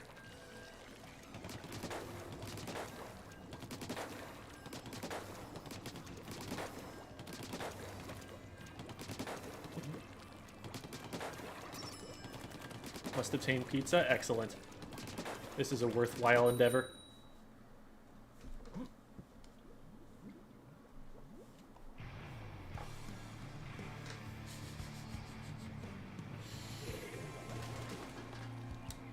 Plushy jub jub.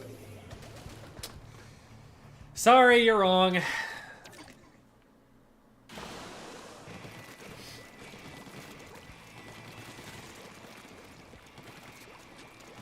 There's someone on the zone. Let's go across here and use this to threaten this and get too close and die. Oh, that was the splash too? Man. I outranged them by a lot. I got way too close.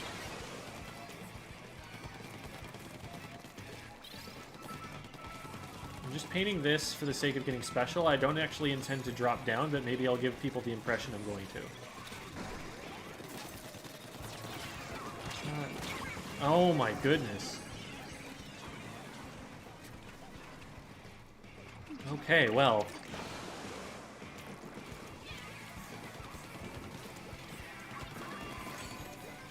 A little bit distracted by a shiny object there. Ah, big sad. Oh, nice! That was honestly a very lucky shot. I did not aim that with any particular intent except to try and cover as many options as I could.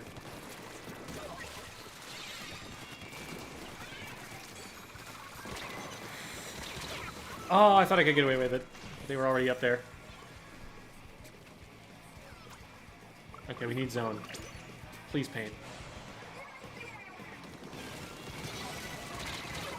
Yeah, there are just too many. Really awful stagger. Never had full firepower. I kept finding myself in really difficult positions. Totsugeki!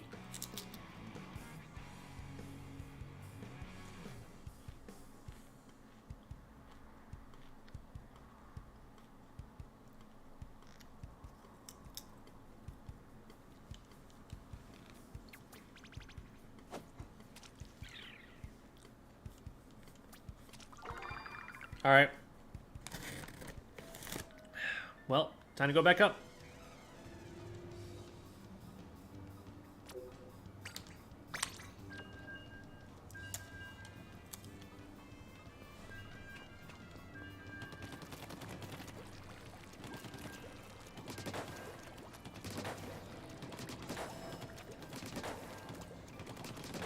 The dolphin, though.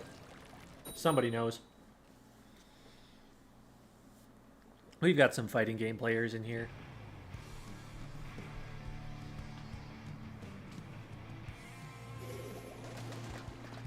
More salmon to run. Thank you. Meow Girls. Oh, Meow Girl Steph, I think. I think I know that name.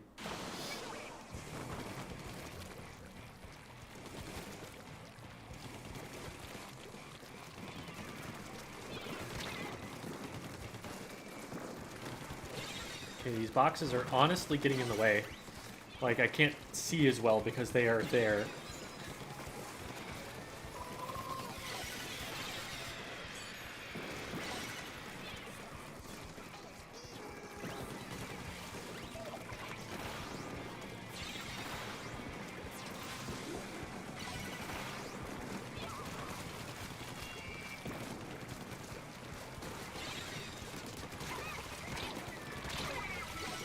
Only one, only one, only one. On my... Nice! Oh, we splatted the birthday boy. Oh no. That feels wrong. It feels like we should be letting them win.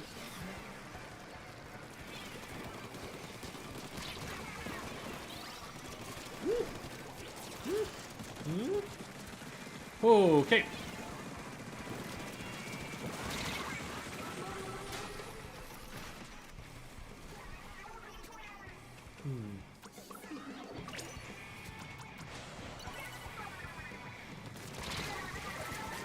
You got this, you got this. One more? There's still one more? There we go. Good job, team. We got this. We lost the zone. Why did... Oh, no.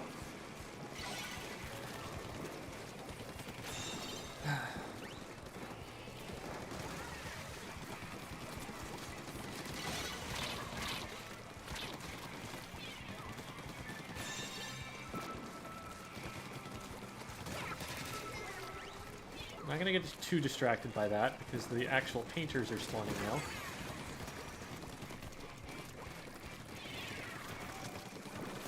now. I should die to that. But they screwed up. They're gonna flank. It's the only thing. Oh no, they're actually gonna go that way.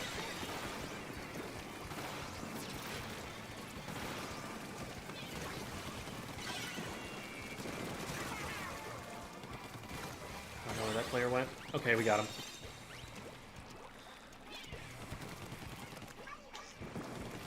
Okay, so we need to hold the zone for longer than just one fight. So otherwise we don't score any more points. And we're actually doing a pretty good job right now.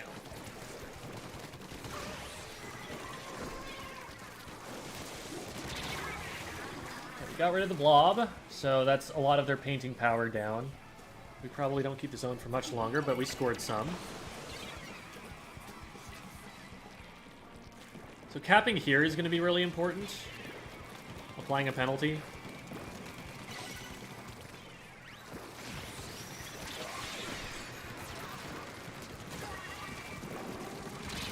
Ooh, hello. I'm gonna heal up real quick.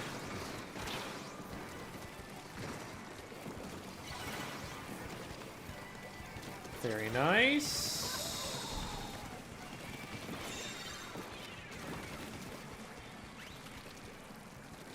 There's one right by Cater. Hello. Go away. We're not gonna push that too hard. We don't need to.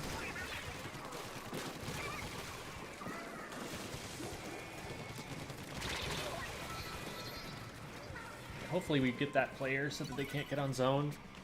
Well, we're gonna have to focus on the zone at the moment.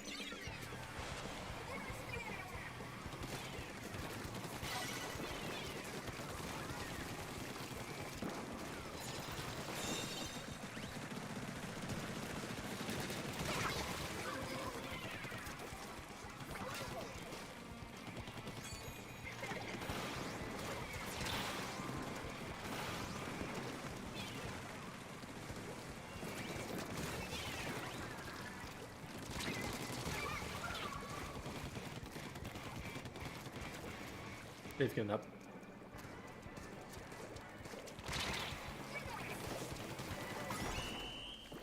They come in peace.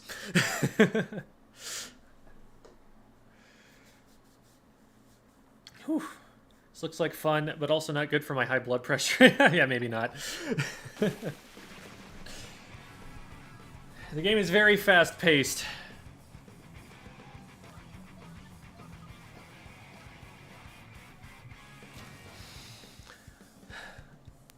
Oh, boy. We're doing better, we're doing better. The birthday boy, oh no. Yeah. Poor birthday boy. Happy birthday, birthday boy. imagine if someone runs that tag regardless of whether it's actually their birthday. Imagine we're being gaslit.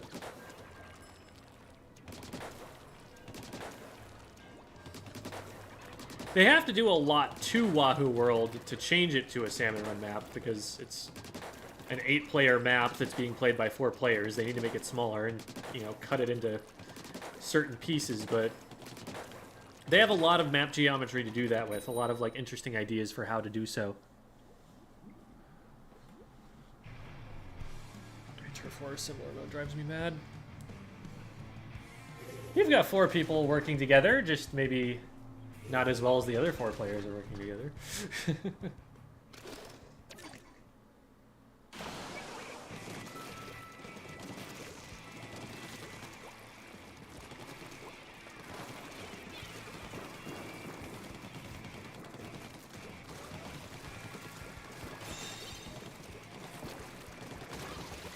Nice. Beautiful. At this point, I'm just going to take top mid and be ready. Oh, hi. I don't know how we let them in. Good pick, though. Well, I was going to get up there and try Zuka. Right on my jump.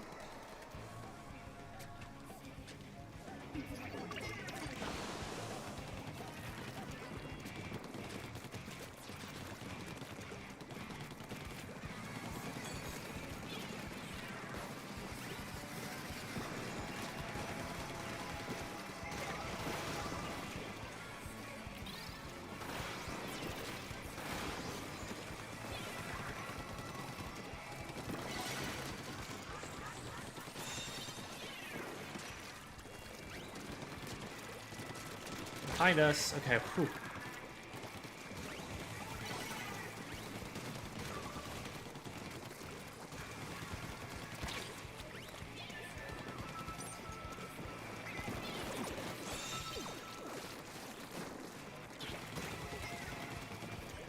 Yeah, I figured that might happen.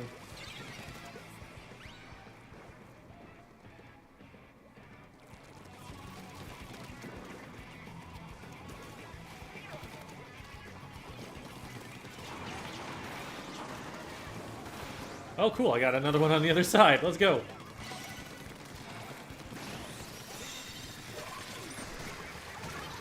Nice.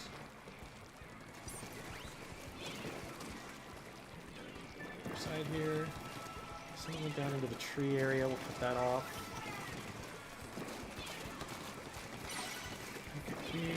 Oh my god. Someone needs to push forward with me. Kind of stayed behind top mid. Maybe they, oh, they booyah'd. They booyah'd and then just were like right in front of a wall and didn't have a target.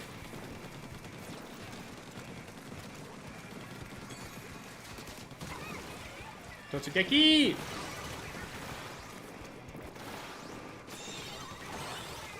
Beautiful. And the fastest way to get across is actually to jump across here at this point.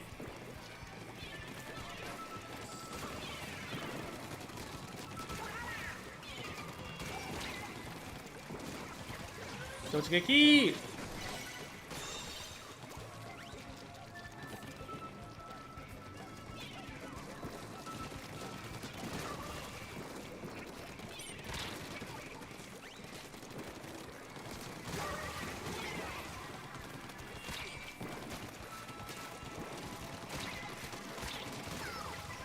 Man, if they were going in just like an instant earlier with the rest of their team, those would be really good pushes. That would be annoying to deal with. But we've just, like, wiped their team, and then we get to turn all of us around and focus on them and be back on their plat before their team gets up. It's just a really unfortunate stagger for them. They needed to wait a little bit for another respawn to be able to make a play like that.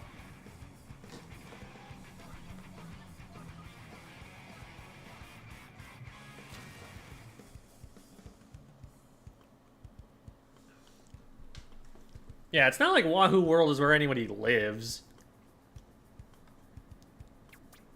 Like, imagine you get on the news and someone's like, a rabid horde of of barbaric Nordsmen are conquering Six Flags Great America. I'd be like, why? I mean, we should probably get them out of there eventually, but also it's... is that really the top priority for, like, the military right now? I don't know. I feel like we can get that back eventually. Society's not taking too big of a hit for that.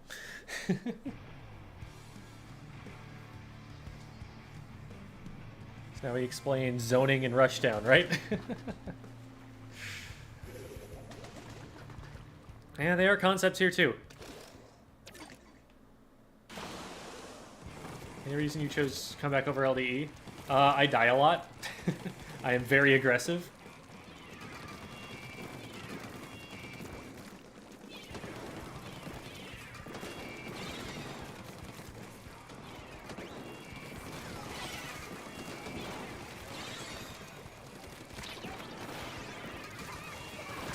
Well,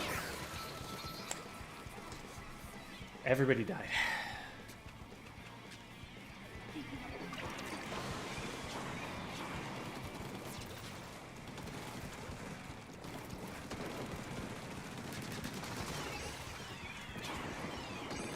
Charger sees me, but that's okay.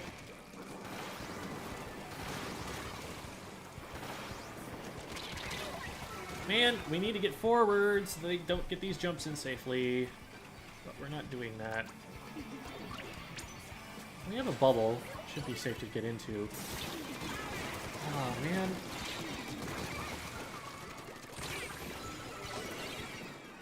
man. Ugh. We just didn't cap the zone. Man.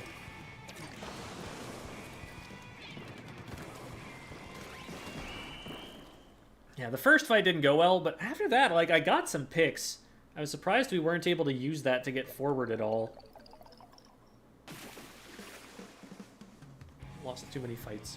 I think Leaf was like a Div 1 player or something like that, if I remember correctly. So, if they were just, like, fragging out, I wouldn't be surprised.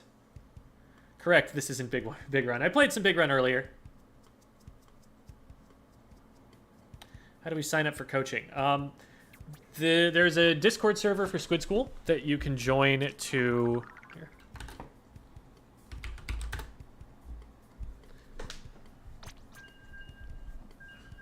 There's a Discord server for Squid School that you can use to DM me about that.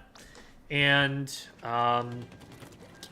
if you want coaching sooner than one of the Tuesday streams, then instead of DMing me, you can book through Metafy.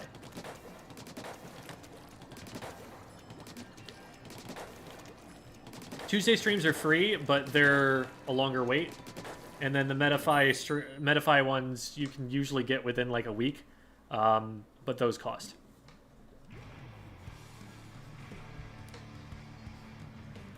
That wasn't anyone's best match, Serapha. Don't worry about it.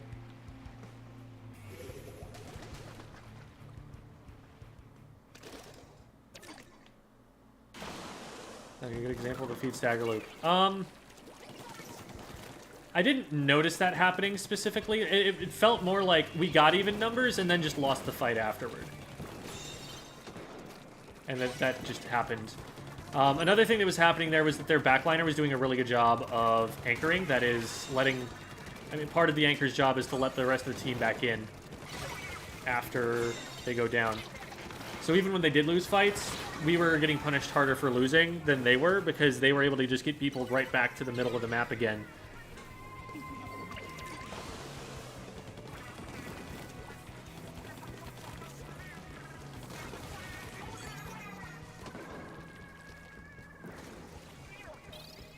Alright, I've got to wait for the rest of my team to be respawned.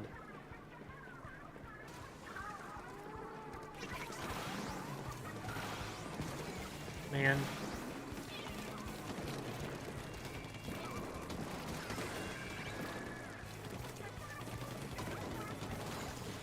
Need some space. Nice. We get zone. Nice. Alright. Oh, that's a beacon. Where are the beacons? There's one on the right.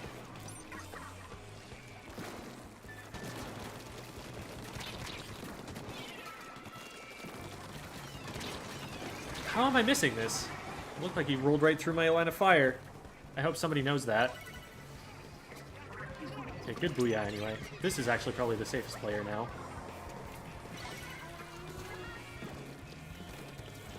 Oh dear. Eh, bad fight. I got a little bit too greedy with the shark. Good job that we got the cap anyway. We won't keep it in all likelihood unless we win like 2 fights, but... Oh, we did win 2 fights. We just need to paint. Nice! Good job, team.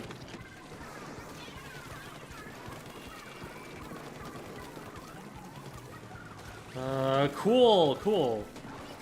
They noticed I was in a fight and they helped me with it. That's all you can ask for. Nice.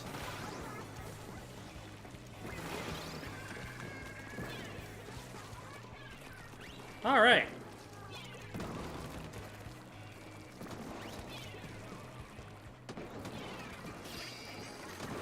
Dropping out right.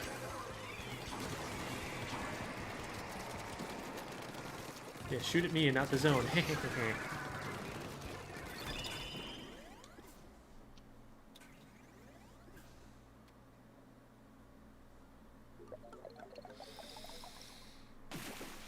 All right.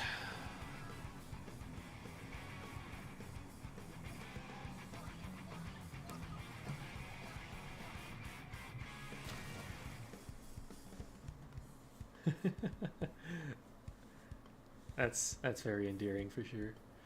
All right, so that's the series. How much does it give me? Like plus 20? Oh, that's not bad. Okay.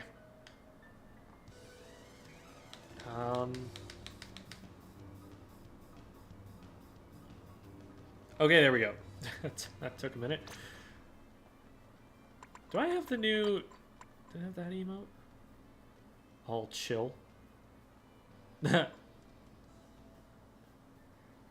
This is like the most disrespectful emote that has ever been in Splatoon. I love it. So there's no chill and there's all chill. Okay. So I don't have that one yet. I don't have the waving one. Unless I get it from here? Hmm? Big run high score? I think it was like 95 or something.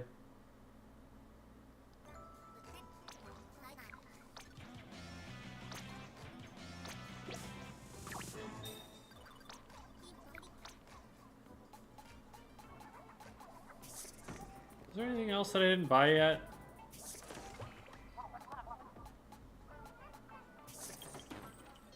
No. Okay. So, if I were to perhaps make a purchase... Do I want the stack of newspapers or the propane tank? Let's get the propane tank. And then... Yes, very important, very important. Okay. Excellent. This will help my game immensely.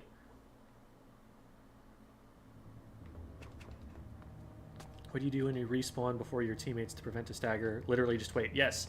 Wait and paint for special. Those are the 2 ideas. You can stall. Like, if you can throw a bomb that will safely defend against an enemy player, being able to push further in, then that's helpful. But you also don't want to just, like, completely give your position away, because as soon as they recognize that you're... It was 95. As soon as they recognize that you're in range to just rush them down, you're going to get rushed down. So... Alright. Why do you need a propane tank in your locker? Oh, wouldn't you like to know?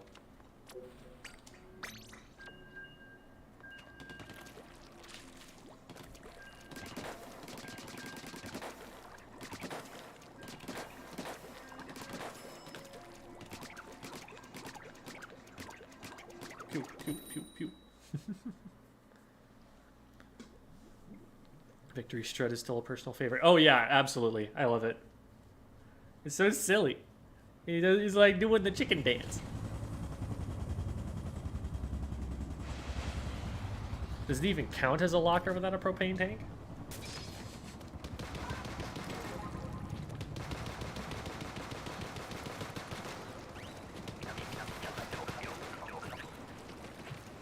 I'm thinking like, okay, wait. I already have special charge, so should I really be painting more? It's salmon run.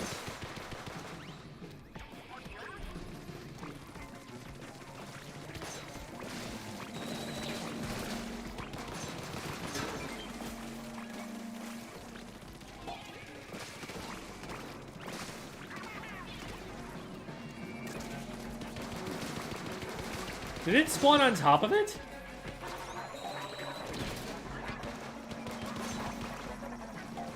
Oh, that's kind of annoying.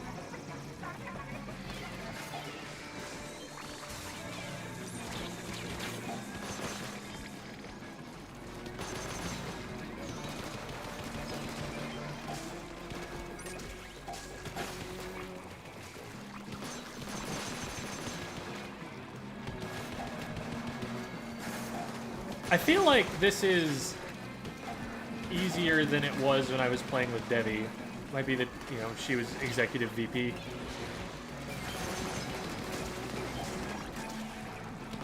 Or maybe we just have been playing well so far. I hope I don't jinx it. Ah. Oh man. It's all of a sudden getting very bad.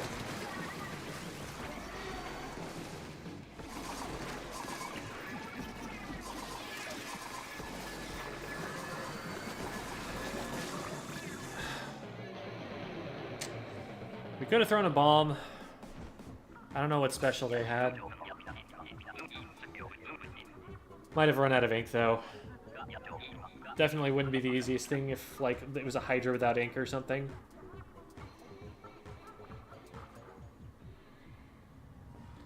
I had to say something about how easy it felt.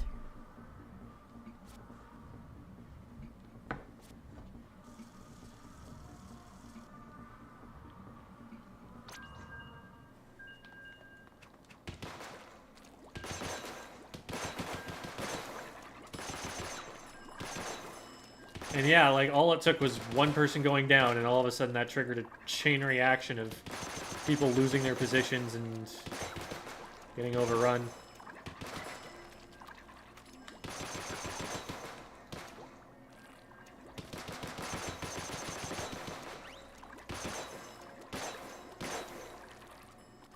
Do you not splat one of those with an indirect? Oh my goodness. Yeah. Small fry are resilient.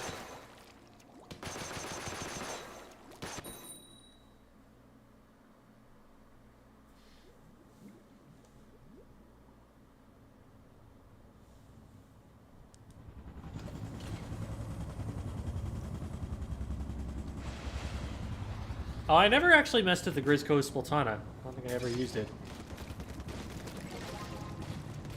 Splatter Shot Nova. Very cool. This can't do any damage.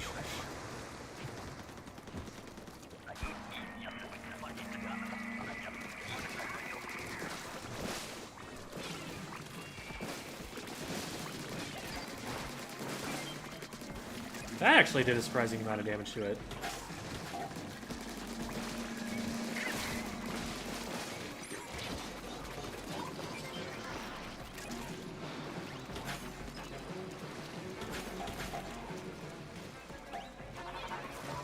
Oh, there was a second Mars.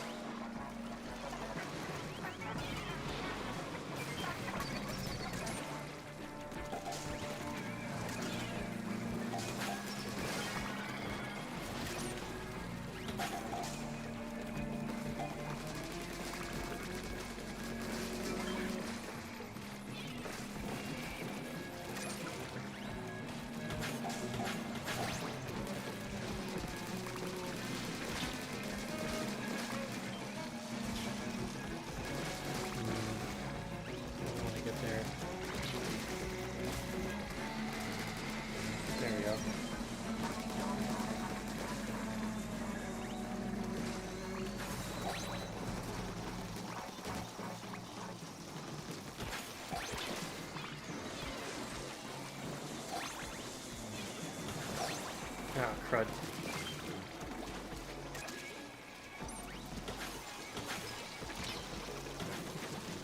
Just gonna Get up here. Oh, there's missiles. Well, that's fine. Not a bad one. Hi, Sue loves stuff. Have you seen Yomi Hustle? No, I have not.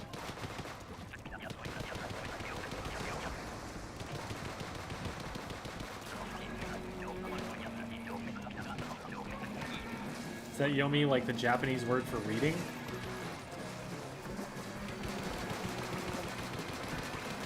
We'll get it eventually. Yeah, this area just feels like cheat codes right here.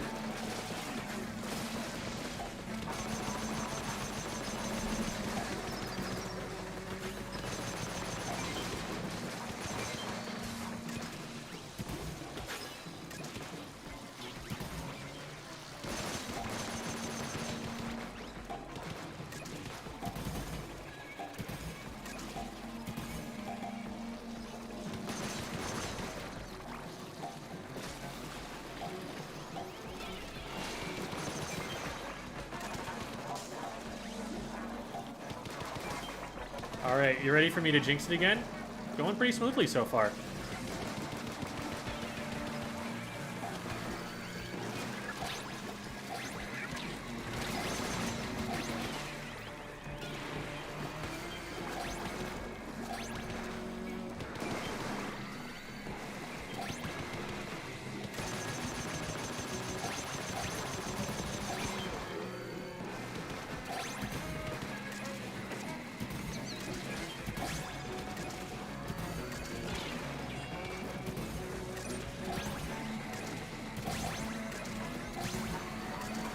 This kills me, right? Yeah, okay, fine, whatever.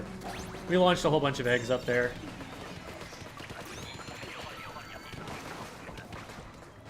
Okay.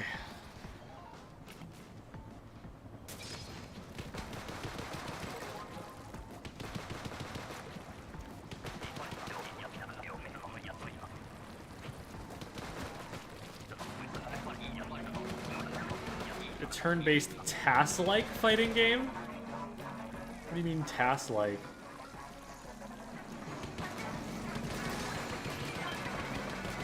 Like super technically challenging?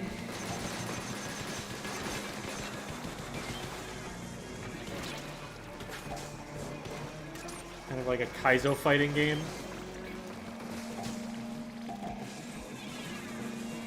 Nope, fine. Finders, keepers, losers, weepers. Well,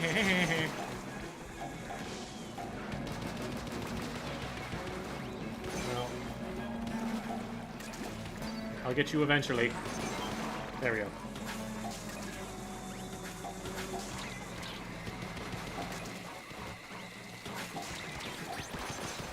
That's my job to go deal with eventually. But first, I'm going to take a dip into the water.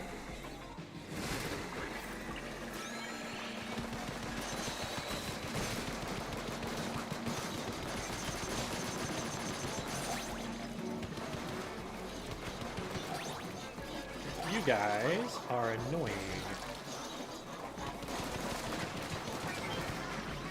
So we're going to do this. And this. And this.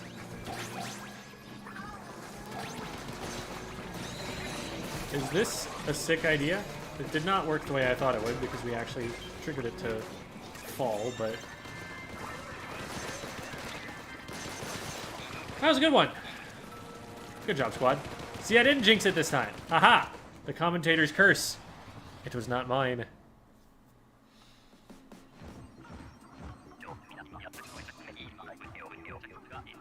Gameplay is like programming a task. Oh! Oh, I get it. So it's like frame by frame you're putting in like what inputs you want the players to make. That's really cool. I've always thought about that might be a cool idea. Also, I just got a new high score. I'm Pro Fresh +2. I like how the question, what salmon run rank is he, came up right as it was on screen. Right as like the match was ending and you were going to see it.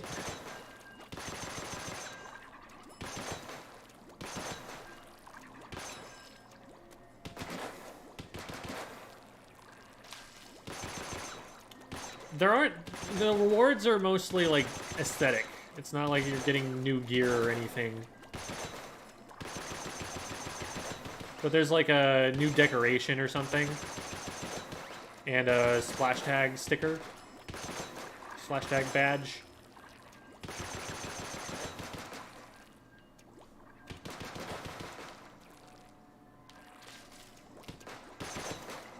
Oh, yeah, yeah. That makes sense, because you have to read your opponent super hard.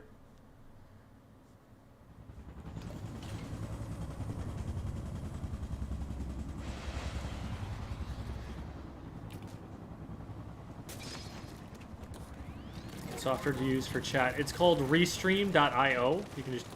That's the URL you can type in. It gives you a browser source on OBS.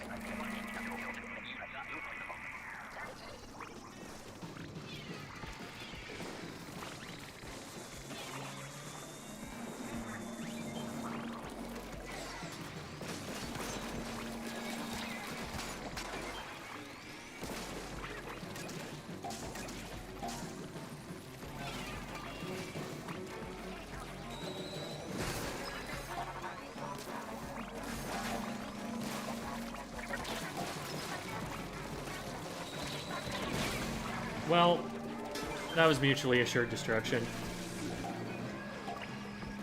I had them, and then they bumped me into the shield.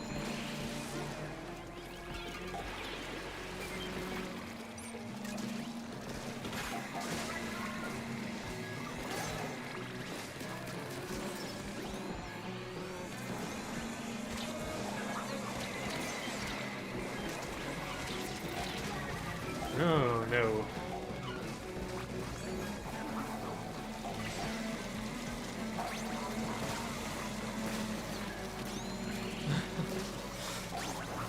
Umbrella, very accurate weapon.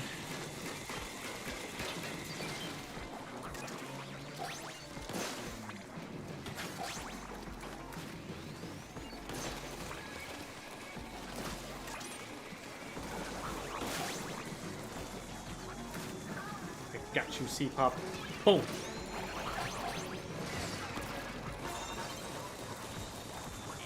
Alright, there's wave one, and we only wasted a single crab. So we still have one crab for us to totally waste, and it'll be great.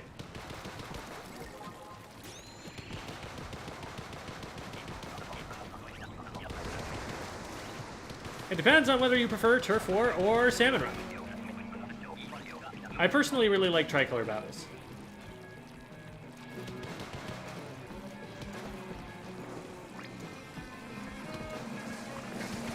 I think, are they like good competitive modes? Absolutely not. But it's really fun to fight at like 2v6. What happened to my bomb there? My goodness.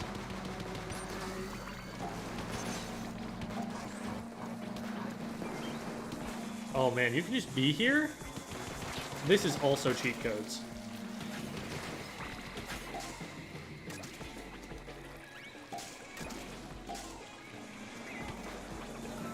We need to get way closer to the basket than we are currently.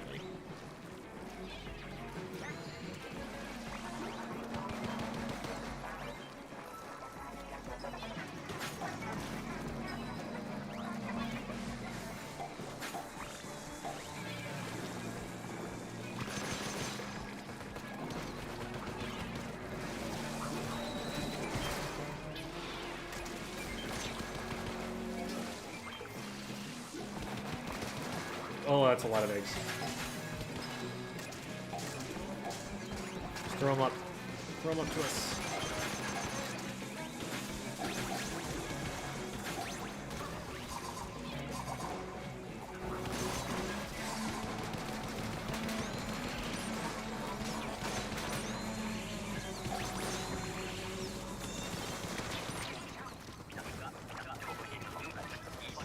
Yeah, so we could have scored a lot more on that one if, as a team, we had stayed closer to the basket. Because, like, there were so many eggs that we got out there that we just could never bring to the basket safely. and it was so much less safe because when we went down, we had to move all the way over to one of the rest of us. Just lots of problems with the approach we had there.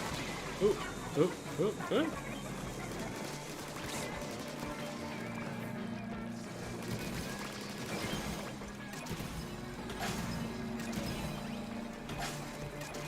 Sure, I'll take credit for putting in all of these eggs.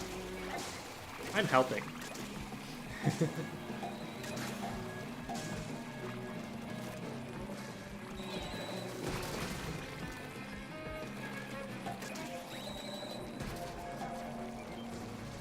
you stop him? I'll shoot him. Or the other way around. Me shooting him is probably the better idea here.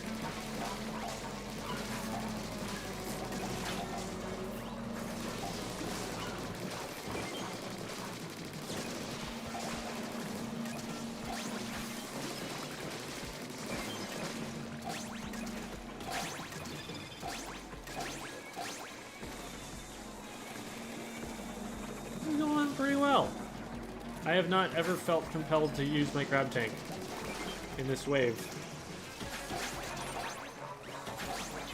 We missed one.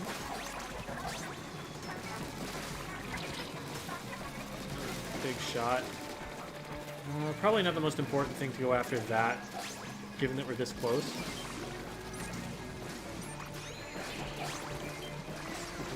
Snag another one. Is that all we're gonna get?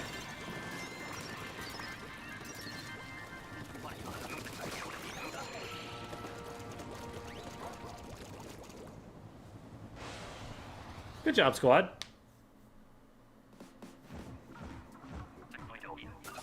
Splatoon needs voice chat. So here's the thing. Voice chat would be better for coordination to some degree, but also voice chat would not be good for morale. You would get a lot fewer people of minority groups because they would face a lot of harassment.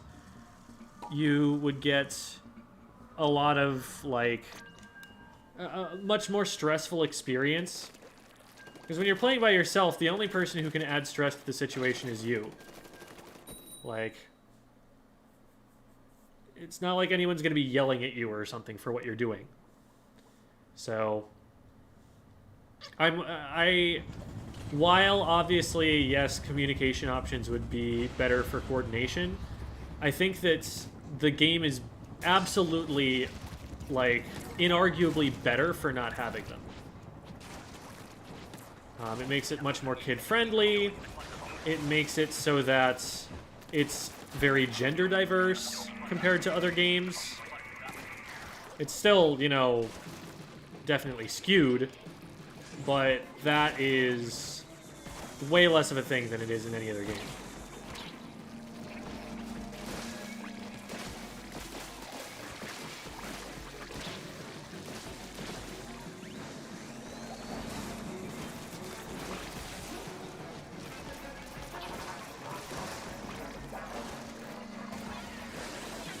Oh, I hit the same thing.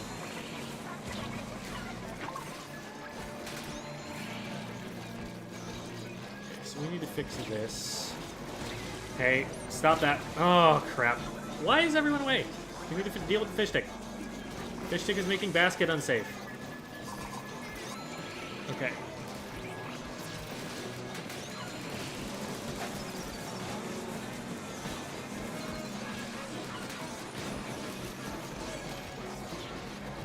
Okay, so fish stick. Oh my god, I can't get this fish stick. We're not dealing with the fish stick. Get away from there and get to the basket where we need to clear things out. Oh my god. Okay. We've made it in. Am I gonna get killed by this? Oh my god.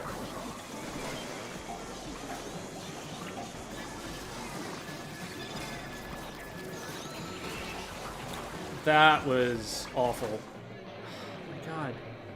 If there's a fish stick at your basket, you really need to clear that out. Every time anyone came to try and put an egg in the basket, they couldn't get through because the fish stick was over the top of it, and they'd just get killed by like a scrapper or something. And we literally never cleared that single fish stick out for the entire wave.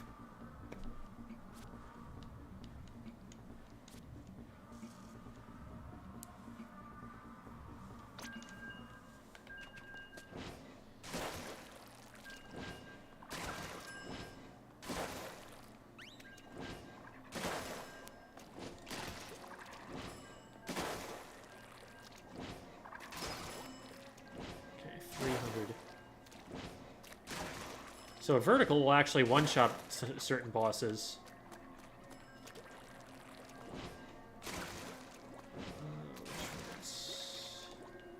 It's Steelhead. Okay, so it'll one-shot Steelheads. And then this one is... So Slammin', Scrapper, and... Eel. Eel has 500? Oh, okay. I guess it's a slower, easier target to hit.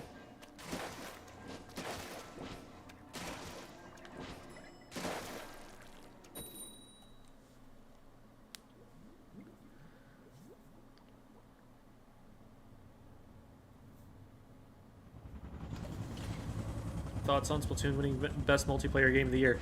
I've been asked about that a couple times. I think that it's great for the game because it's just more publicity. Like, I've noticed today, like, more people just checking out the stream, checking out videos, commenting on stuff because of like, oh, this game apparently won multiplayer game of the year? Huh. I never really gave it the time of day, but let's see what it's about, you know? So that's cool. That's good for us. I also will say, I do not think there was a lot of competition.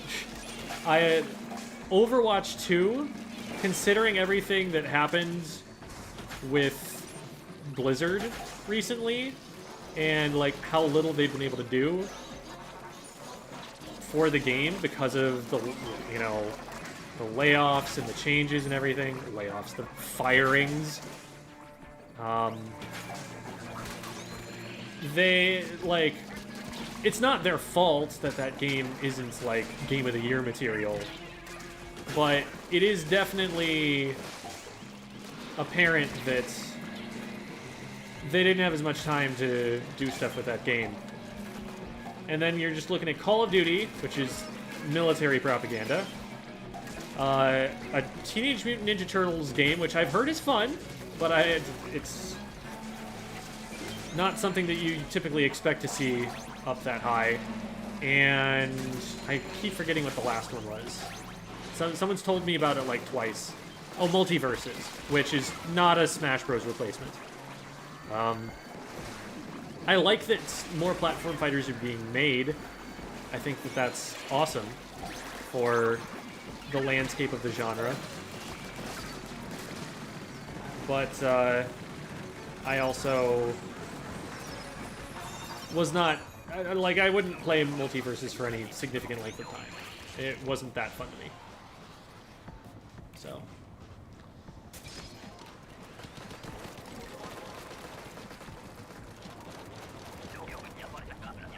And to be fair, it's not like a great year for games or anything like that. The economy has been pretty rough, and COVID has been messing things up.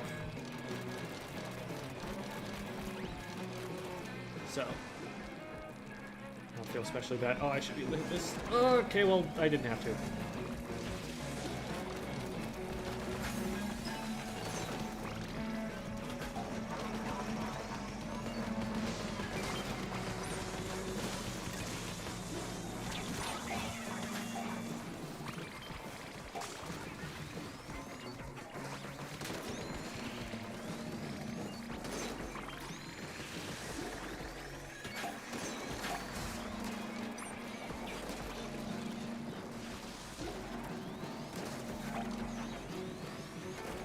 Not quite in time.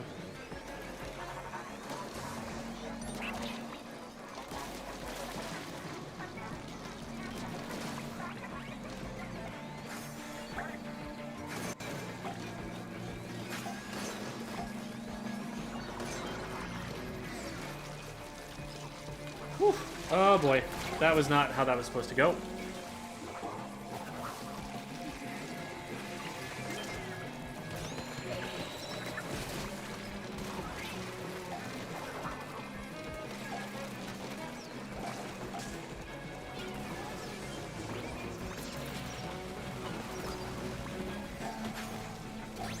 Oh no.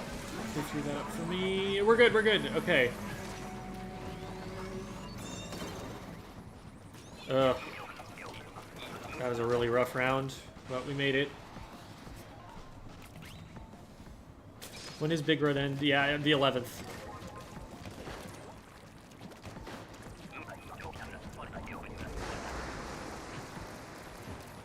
Yeah, not as much competition as you usually expect in a category like multiplayer video game. But, a nod to the game is a nod to the game all the same. And it definitely, I think, helps us as a community to have that sort of thing.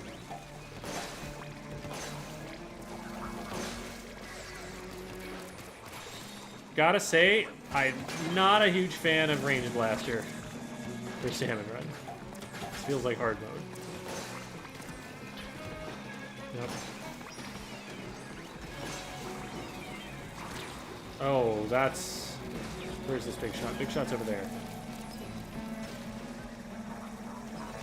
Multiple big shots. Oh my god, and that slamming lid is blocking the fly fish.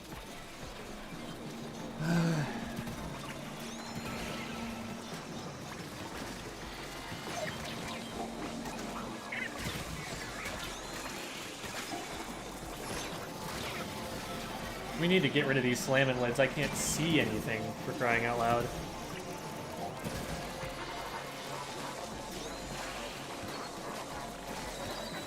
Oh, crap! Yeah, we can't clear that entire area because of the slamming lids. We need to get rid of them.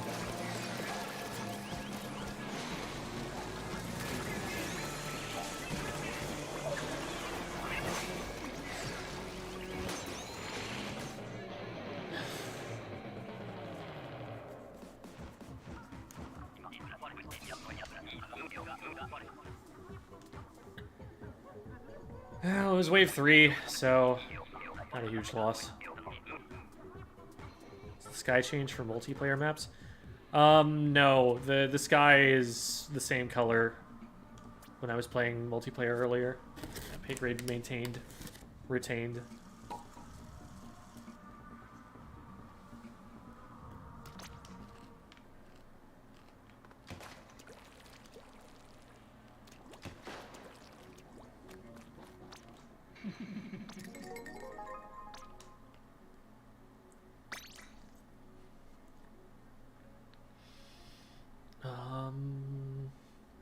Yeah, I'll keep that. That's almost usable.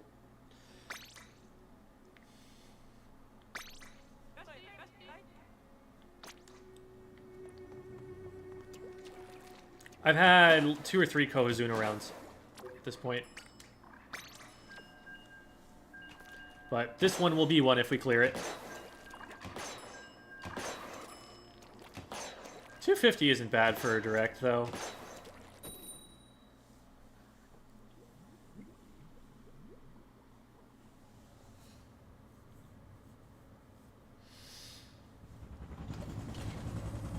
There are a couple of nice spots in Wahoo where you can just kind of stand there and nothing can reach you. Like, the rail that you get right here. This area right here is super safe. And a lot of things spawn from here and you can just kind of jump them right away. So like that's super nice, and this rail area over here is also really nice.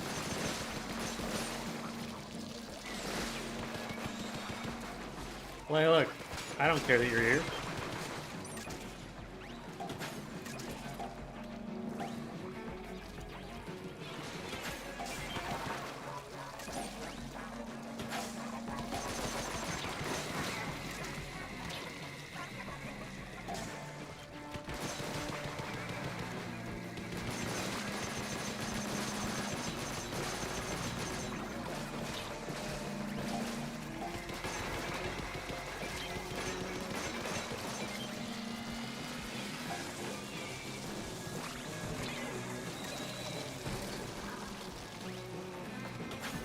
still up? Yeah, I didn't get it. Oh, did that bounce off the torpedo? I think that bounced off the torpedo from the Drizzler.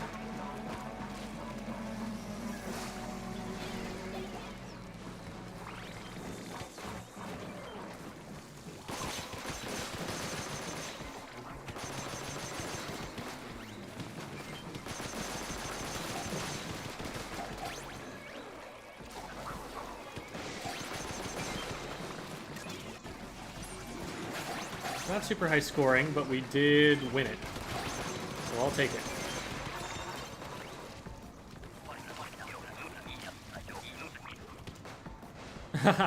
There goes the fish steak. On a scale between 1 to 10, just how big is this run? I'd say 10. I mean, it is a big run.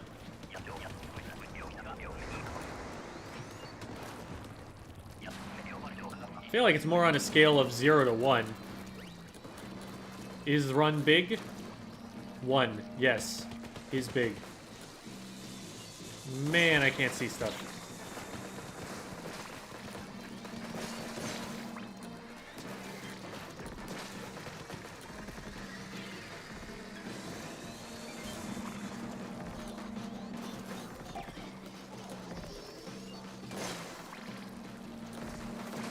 You popped a Goldie all the way over there?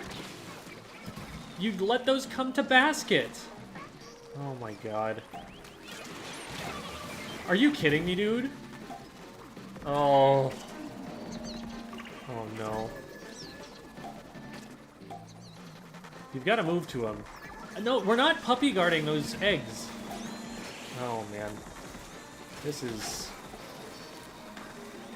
very unfortunate. Where is our big shot?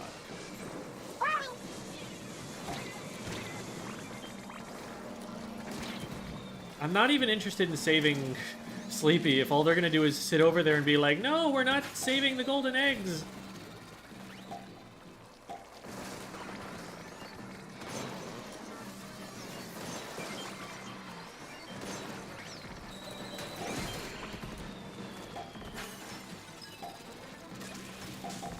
We'll make it, but only just. Okay, nice throw. Guppy guarding. This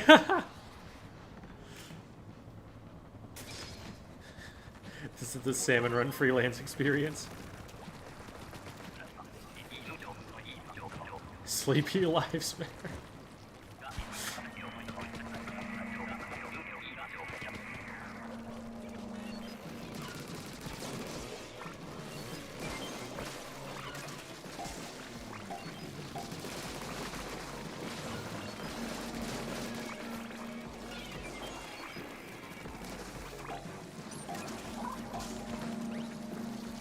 Aha! I have outsmarted you, silly fish. Go back. Go back and hang your frying pan on the wall in shame.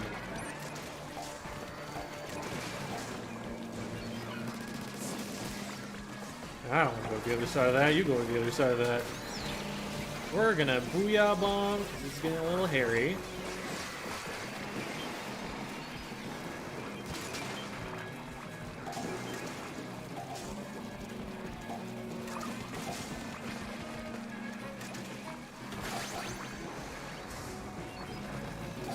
Oh, that's an eel. Oh, that's a lot of damage. Okay, okay. And we're gonna pop this anyway. We're wave 3. We've got time. What? I magneted into that. That's upsetting.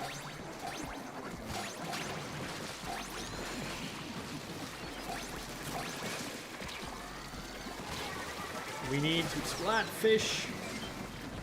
Oh, please live. Okay. Wow, that was a good run. And that'll be a Kohazuna. Okay, well, we made up with for the lackluster first two by getting a 43 on that one.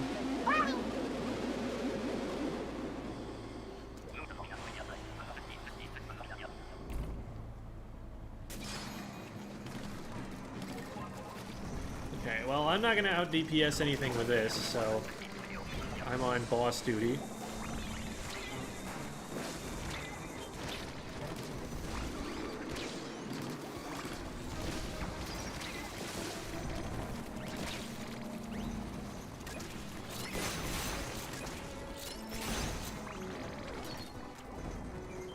Just gonna sit here and hope no fish spawn on me. Okay, come on now.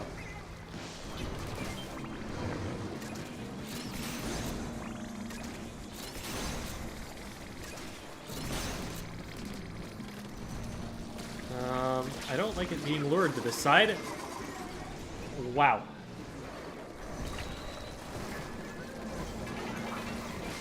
Oh, that was such a beautiful attempt.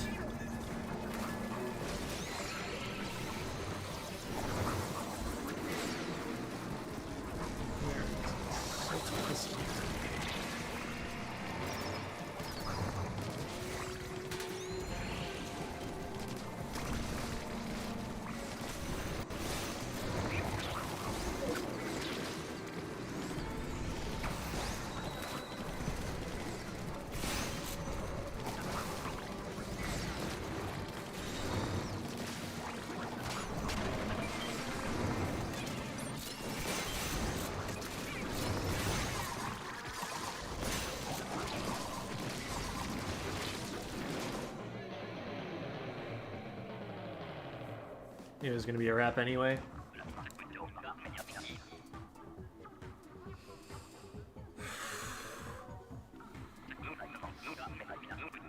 Golden eggs on bosses too. Yeah, I know about that.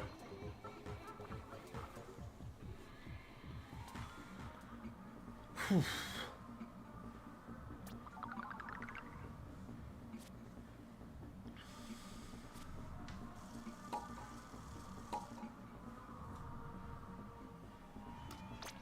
All right.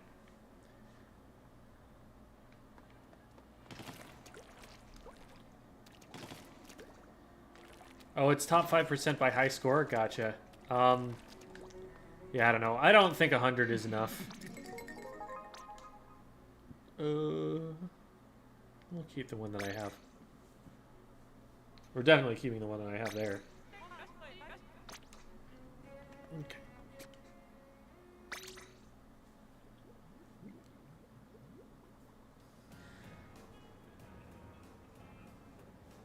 Shell drops aren't any better. Doesn't seem so. Yeah, like, top Salmon Run players are gonna hit 170s pretty commonly. The records are up in like the 240s, 250s.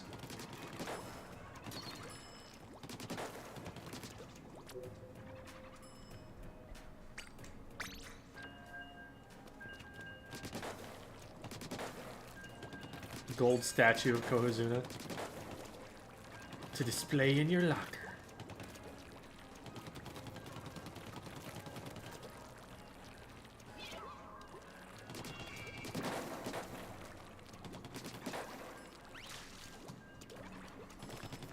On top samurai. Yeah, they'll play in coordinated parties. So, who's to say what they would be able to do in a freelance lobby? How good is Zinc Mini? I have yet to see a lot of use of it, so it's hard for me to say. It's a very good main weapon, and it's a solid special. I don't know that whether it's going to replace Junior or not for the niche of just get a bunch of bubbles, but I think the kit works well together. So one down on... Okay, well... We're just going to try and play safe and hold them off our plat. They still haven't actually capped there. That took them a long time. Guys, why are we trying to push forward off a plat yet? Oh, we're already in there. I'm going to have to go in and help that because they are going to die otherwise.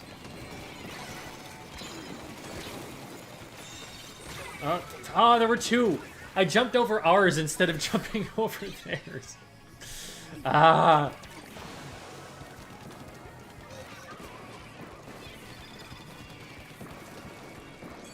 Where's the charger? They're on right stack. Okay. We dodged that bomb.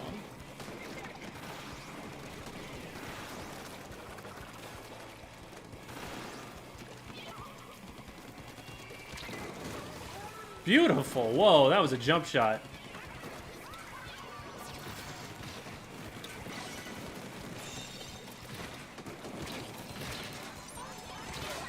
Oh, I got rolled over.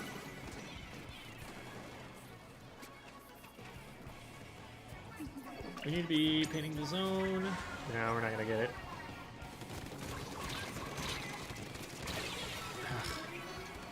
There's nothing I can do about that.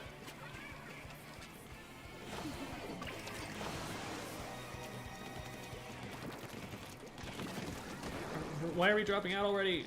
You're literally completely alone. What did we think was going to happen there?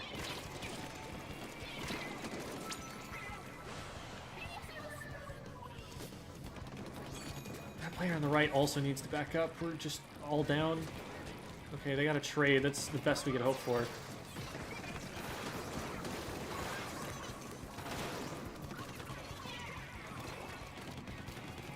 We need the zone.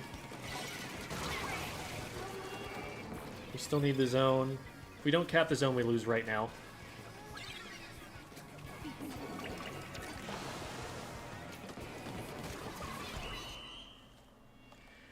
Okay, so those flanks from the left, those are the equivalents of running to the shoreline and this waying. Like, our junior was just, like, running in with no team support whatsoever into enemy ink and hoping that the flank was going to work out. It actually did work once because there just didn't happen to be that many people around there and nobody noticed in time. But the second time, oh, we just lost and started staggering there.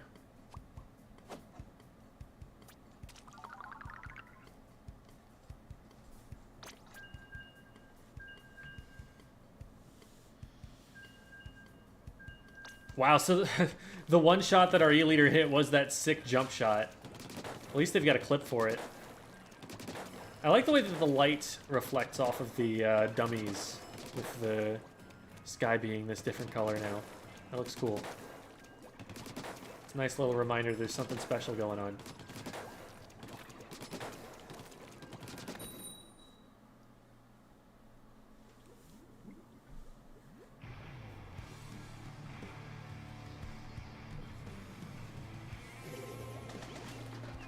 It's your decision-making process when deciding to follow a teammate versus just letting them die. You usually want to support them if you can. If you let them die, you're just putting yourself in a 3v4. That's not an advantageous position. At least if you die with them, you spawn at the same time.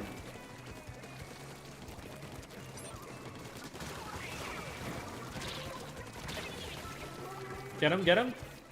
Okay, or just dual reticle fire the entire time and miss every shot and get splatted. Also an option.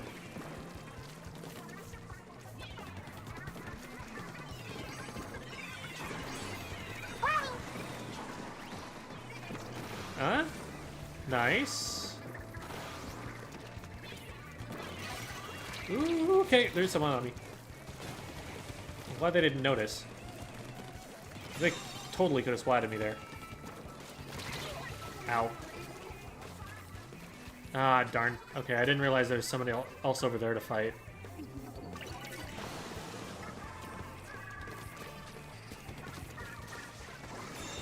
Okay, nice.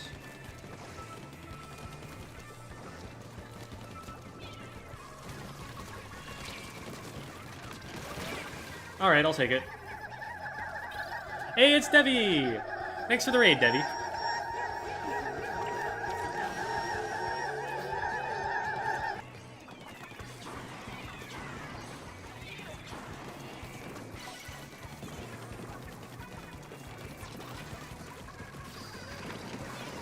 I don't think we're going to be able to keep the zone here. Oh, that was risky. That probably should have hit. But, on the plus side, they did not cap the zone. And we just wiped them out.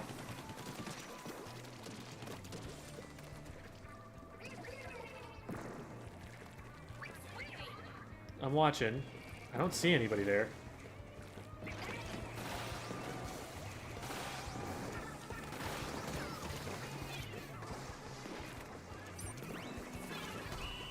Nice. All right.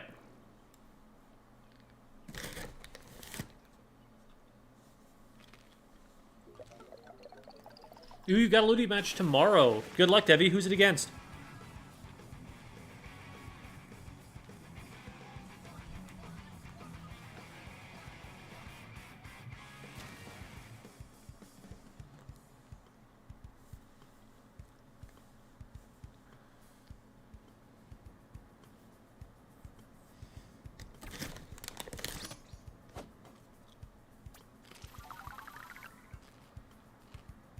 All right. So, hey, if y'all want to see Devi's team, the Grillers, Div 4 and Ludi, competing tomorrow, 10 p.m. Eastern.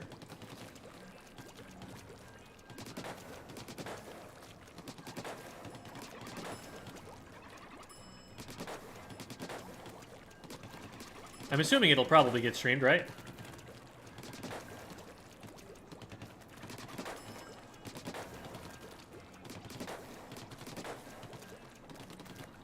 Yeah, Debbie will be live. Okay, awesome. And make sure that you get that retweeted by Ludi promos, too.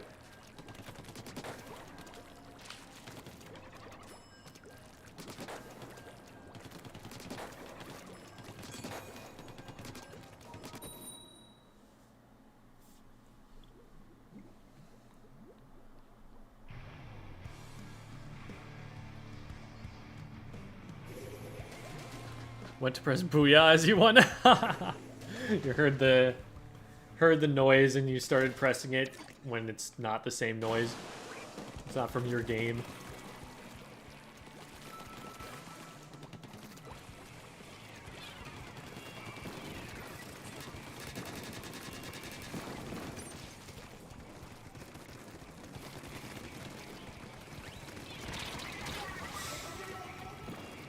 That was a little too predictable there. Oh crap, and we just all died.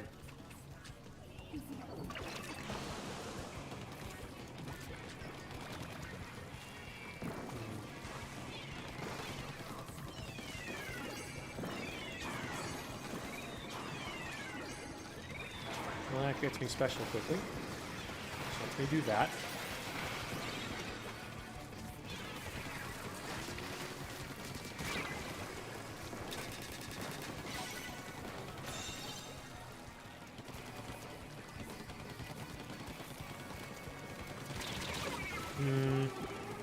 I'm not respecting the Nautilus enough. Okay, let's get further up. Let's get further up. We don't need to be behind the zone. We've got it capped.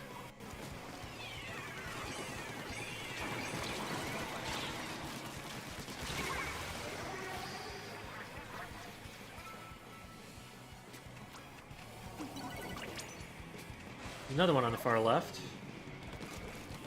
We can just take zone.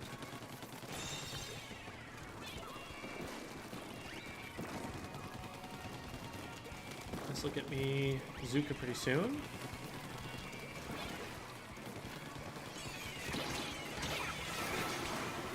Or we'll just die. We're not in control of the zone. We need to come back to the zone so that we can control it, and then push up from there.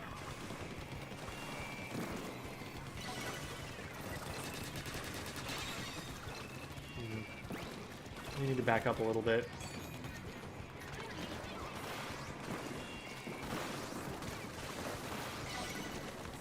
The 4-player mark, right as I get Trizuka. Insane synergy. Oh, shoot, that was closer than I thought it was. Well, I threw that. We should have had lead for this.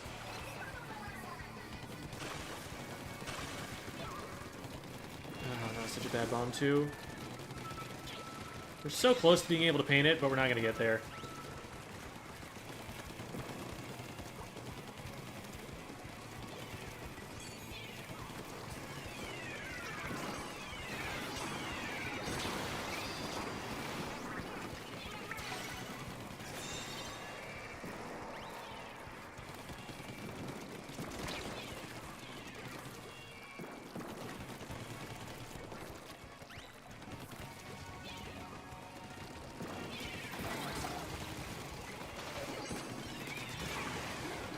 Okay, that's huge.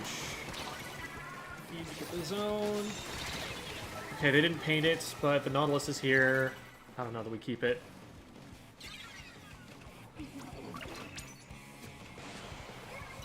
Looks like too many of us were respawning. I don't really blame anyone for that.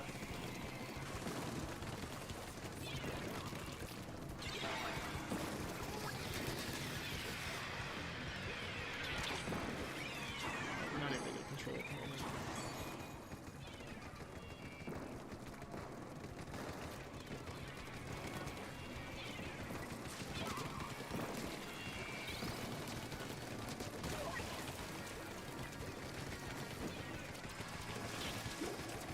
Okay, we need to get zoned now.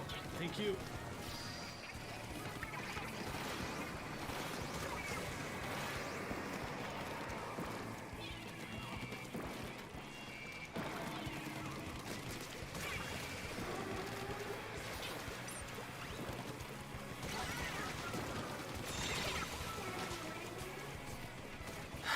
We just keep getting killed by that Zipcaster. Which shouldn't be surprising us that much, considering it's done that same play before. Man. They just keep, like, bypassing my spawn lock by using it. And if we could just survive it and, like, keep the zone painted, that'd be fine, but... Okay, we got one. I don't know that I can hold the zone for this long. Yeah, definitely not.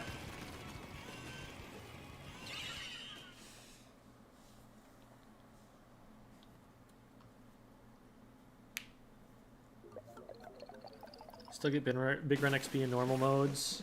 What's big run XP? Oh, probably not, I wouldn't think. I can't take the game seriously.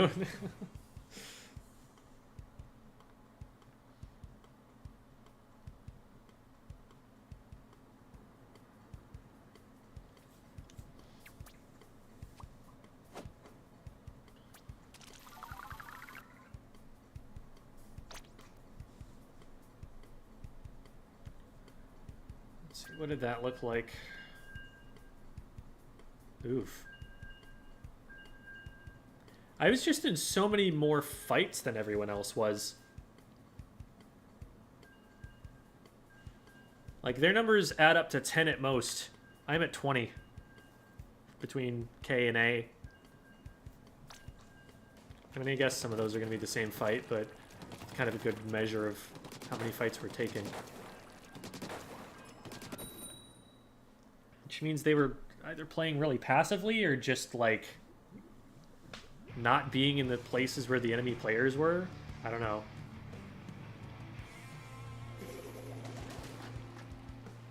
When do I give up trying to learn a new weapon? I played Stanford for like 30 games now and won 2. Play whatever it is you want to play. Whatever it is you, like, enjoy playing, go for it. If you are having trouble with a weapon, it might be helpful to go and, like, look up a player who mains that weapon who's really strong and seeing what they do on it. That didn't work at all. I guess I was left side peeking.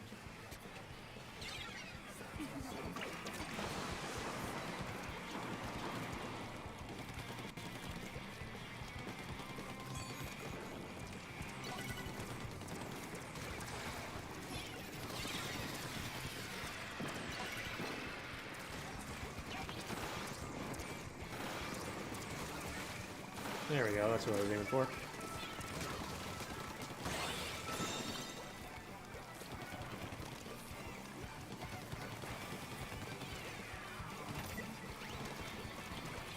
Sprinkler, okay. Why are we not shooting the sprinkler? It's the only thing that you guys have to shoot from how far back you are. Okay.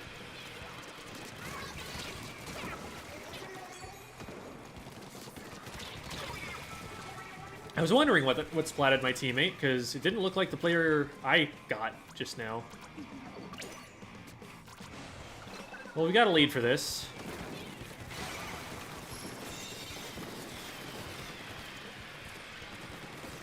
Okay, someone over there. That's a waste of their time, which is cool for me.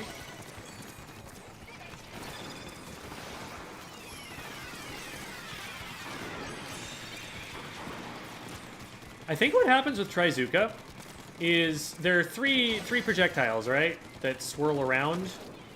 I think the first one breaks the splash wall, and then the next ones go through and hit the player.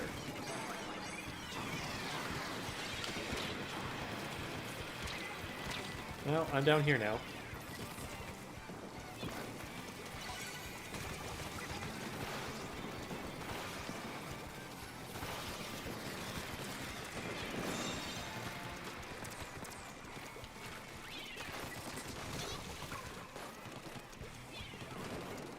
Notice how much of that situation was won more by painting the zone than by actually taking fights. Sometimes you can just paint the zone, and it's all you need to do.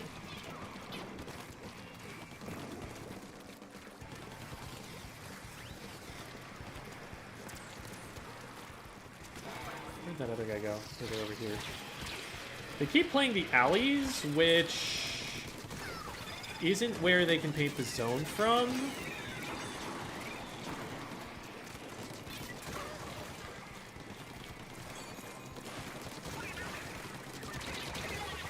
My god.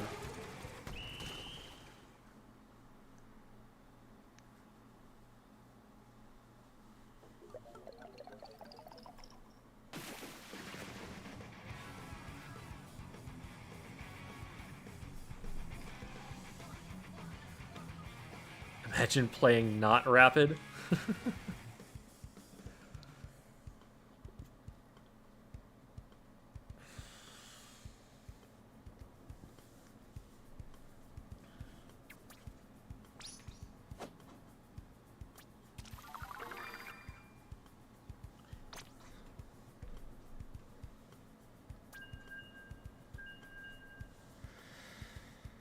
Well, I would say that that is a game in which I carried. Which means that it is also a game in which I got very few X-rank points. So I would not be surprised if this ends up being a somewhat negative series. I play C Junior. When should I roll my torpedo? Not super often. It's better for close range combat. And even then, just having the torpedo locked on them and making them look at something.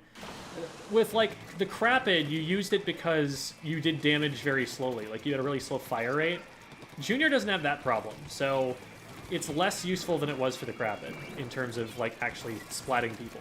It's better for the paint and for the, like, a nuisance that you can be from long range. So I would say, like, most of the time you're actually trying to, like, launch it and get it to trigger. That was a great follow-up for my teammates to keep me alive there. I'm so close to being able to just zoop this guy. There we go. God, there's someone behind me.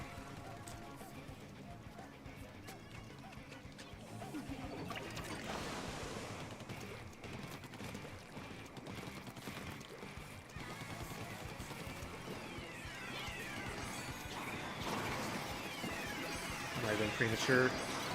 I didn't actually have a target in mind. Yeah, that was a bad Zuka. Do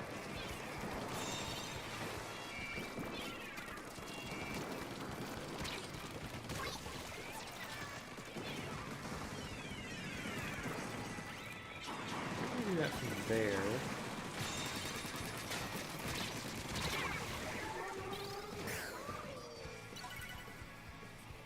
Well, that's not really what we wanted. Challenging the crab was probably not the best plan. I kind of tunneled on the player that was running away. I thought the crab was going to end sooner. I also thought I'd be able to get behind it, but they were looking a different direction when I landed. I was expecting them to. So we're just going to hop across here, because the player in alley is not really a concern if we're contesting the zone.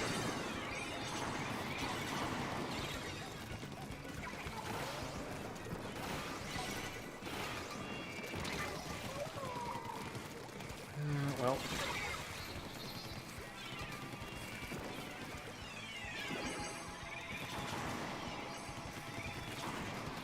Thanks for the free special charge. Appreciate you.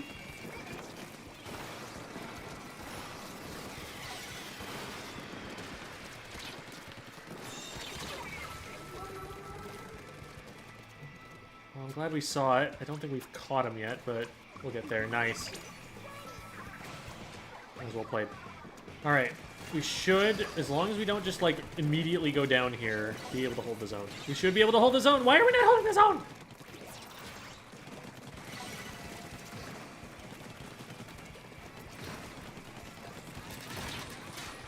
People are leaking.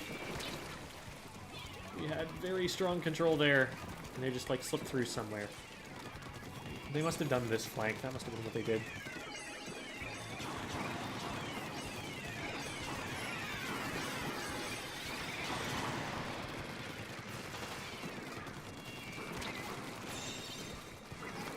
Ah, yes, great painting special.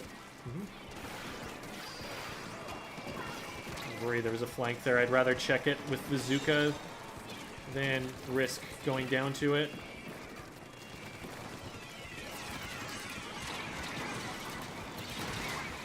Yeah, not much I can do about that. The teammate can, in theory, help me there, except that they're in a tight corridor, so it's hard for them to, like, stay on the other side of the opponent to, like, take an off angle from me. I was trying to cross the crab tank up so that they could shoot them in the back, but we might be able to go and get this.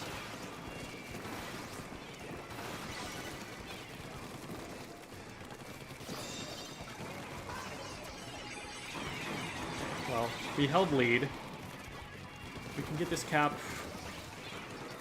when we have time. Alright. This will give us enough time to respawn and get back in, but we do need to get this recap pretty quickly. I don't know that I have enough time to get a special for it, unless these guys just give me a lot of paint to use for that. Yeah, we're gonna lose lead. That's fine. Just need to not get KO'd. Oh, crap. Everyone else got in front of me, and then so I was just like, oh, it must be safe, but then flank. Okay, we need to play against their time to KO.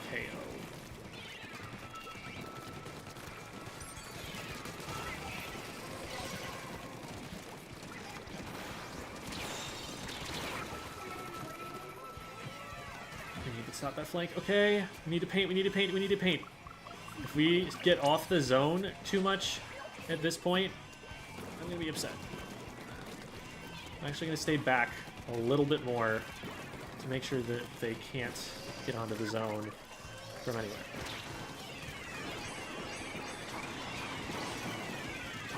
Paint, paint, paint, paint, paint, paint, paint, paint, paint, paint, paint, paint, paint, paint, paint. I think. There we go. Oh, that's 2 down. That's huge. I think we actually win from there. Crab behind us. I'll just try and keep them off from in front. Oh, goodness. That was too much.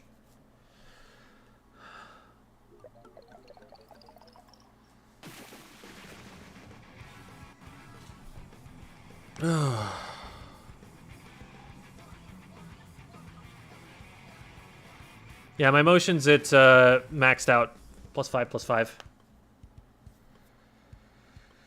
Ooh. That inning was just a lot of painting. 1733, yeah, that's about right. That was just paint the zone, the game. And I wasn't expecting to get a lot of points out of that. A couple of those wins definitely felt like I was a little bit below what I'm capable of playing at.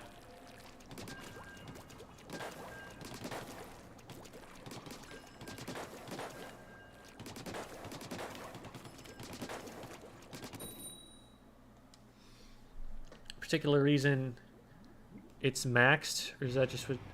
So I think it's optimal, because it just lets you move your aim faster. At lower sensitivities, it just takes a significantly longer time to be able to snap and do 180s, and you have to be able to do 180s as a frontline weapon. You're just gonna end up in a position where someone's on the opposite side of you. Even positions where, like, people cross you up on purpose will happen. We can just take the zone here at this point. Right? Okay, maybe not. I've got to get out. Why did that go so badly? Did we just, like, take a fight on the right, and I wasn't there to help? It felt like we just had full control of the zone and never painted it, and then lost control. Let's get into that fight.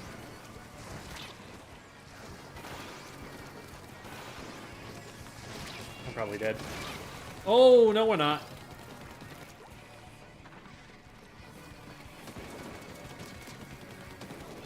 Yeah, you don't have a good angle on me there.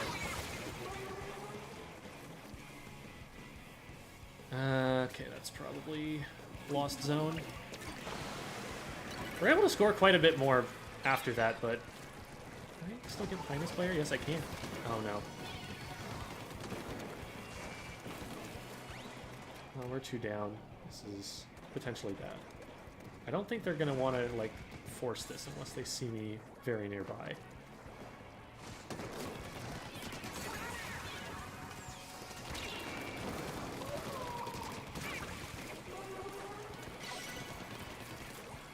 The position I'm in there, it's actually a very similar advantage to right side peek advantage, because they have to hit up over a ledge at me, which means that I'm a smaller target to them. Oh. Well.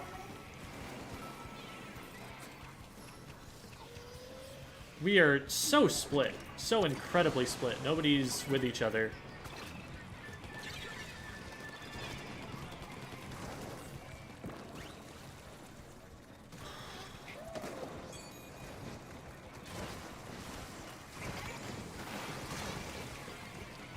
They were doing a lot of jump shots, and when they're jumping, they're very committed to that movement.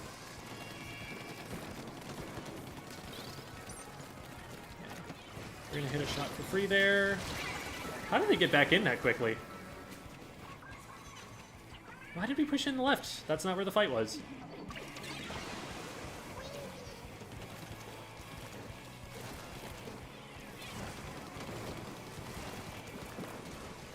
Okay, nice. That's 1 down.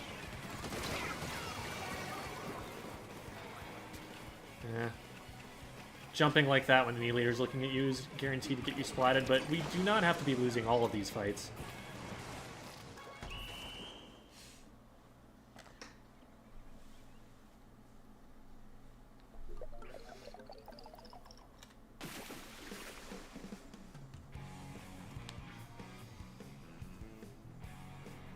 I'm going to look back at that one and see if there were fights that my teammates were taking that maybe I should have been joining in on. Because it felt there like we'd initiate a fight somewhere and then someone else would initiate a fight somewhere else. Maybe I could have been more helpful. Well, we're going to get forced out of it anyway.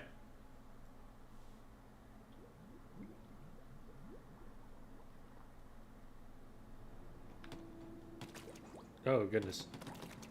Frame drops. There we go.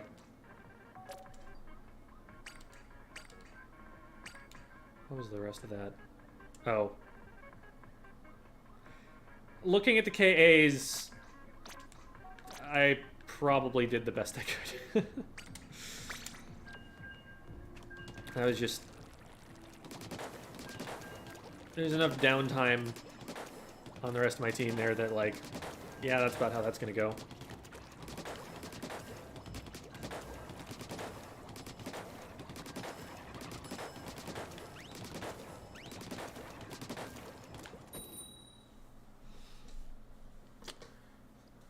Yeah, I'm doing X battles at the moment. I've kind of been going back and forth because it's nice to get the extra money and stuff from Salmon Run and the chunks, but this is what I'm really interested in playing for.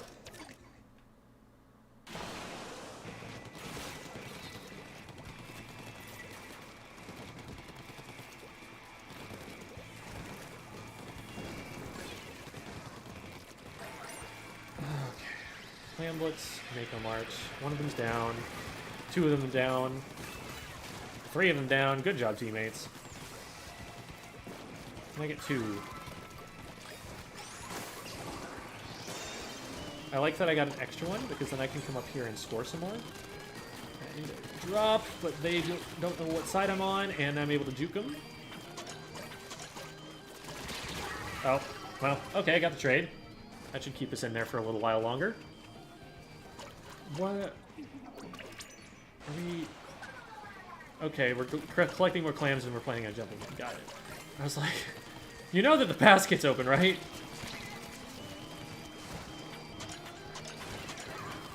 I probably die here, yeah. Oh, but the bomb? Got an assist. If we had a pity, it would be over. Yeah, it's probably actually still over. We just need those... Wow. 0 to 100. Let's go. That wasn't even me. That was mostly my team.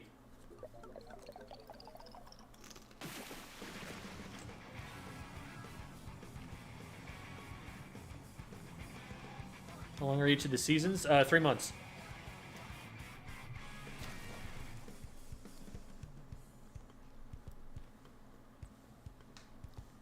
I'm really not in the habit of using the drinker meal tickets.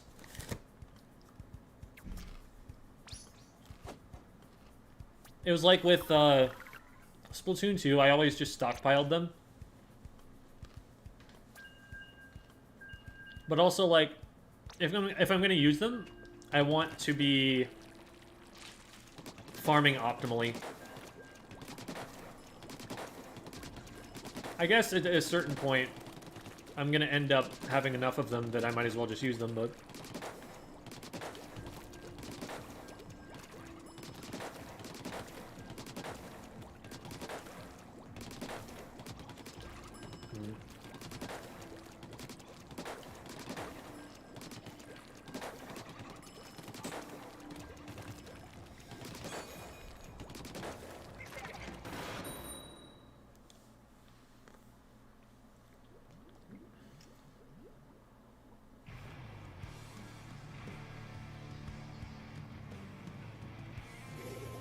Can't have enough money. You can run yourself high enough that you can't get any more money, so that can be a problem sometimes. So Seraph on the other team, I think they stopped into chat earlier. And I've played with Jeremy before. Solid player.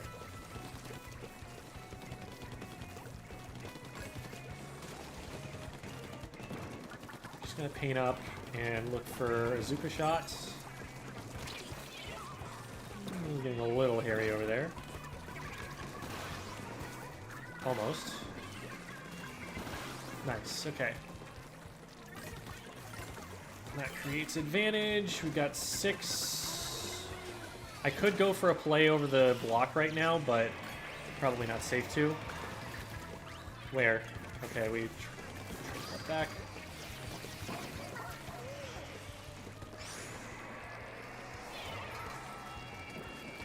Oh, okay, that works.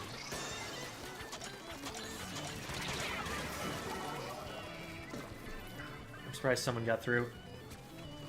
We had pretty much the entire team up there, so I thought someone else would shoot at that if that came up. I guess too many of us went to throw clams at once. In that position, I'm the one with the most clams. I should just try and, like, score a lot of my clams, and we should, like, bodyguard for me, and then I switch to bodyguarding for them. And that's all done. But in solo, you can't expect that people know that game plan. Okay, nice.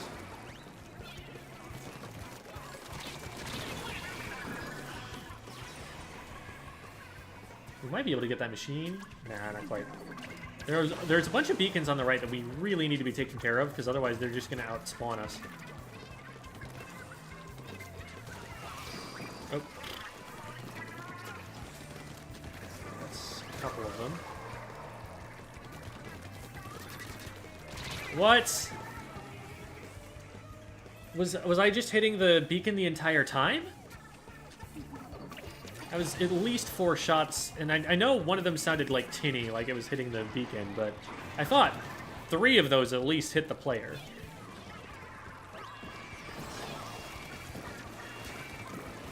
Okay.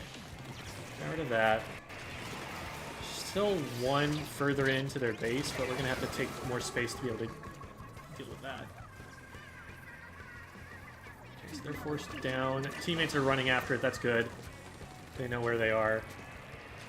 It's still a beacon though. It's hard holding them back when they have these beacons. It's like we're winning fights very regularly. Just they're spawning faster. This is a really long map, so beacons are really helpful. And I never feel comfortable jumping into anyone because there's so much green ink around. Okay, got mid under control. Trying to get some paint down. I don't think we're going to be able to push off of this because we're just down in numbers. At least I got the player who was going to put beacons down.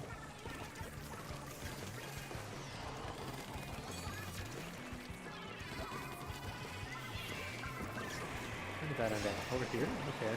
Weird place to throw that. There's one.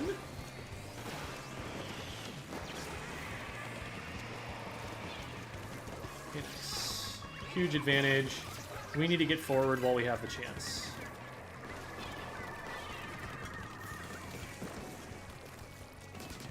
Nope.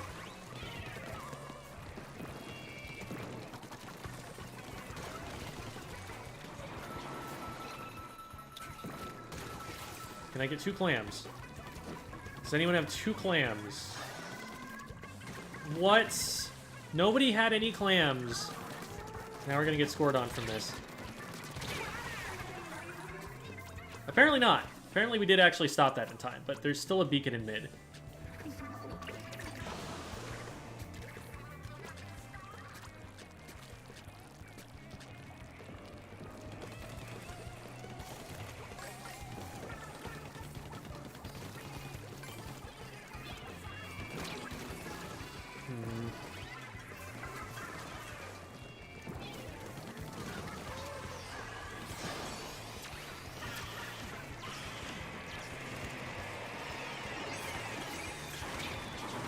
I might die. Oh, no, we're good. What? There's still someone here? Okay, okay. Stop them, stop them, stop them. That's fine. We just need to prevent that one player from getting in and throwing clams. There's a beacon. Right underneath us. Okay, we stopped it. Whew.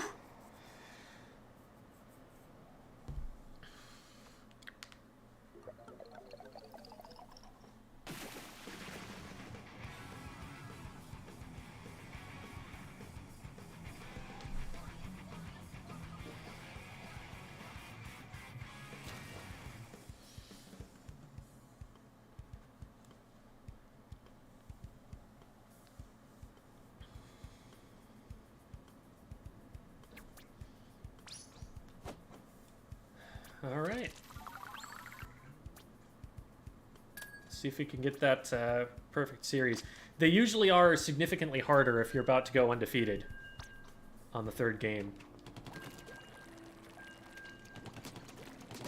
That's been my subjective experience and something that's been corroborated by people I've seen online. Let's see how this goes. Saw a cat who had 6 toes? Don't they usually only have 4? Wow.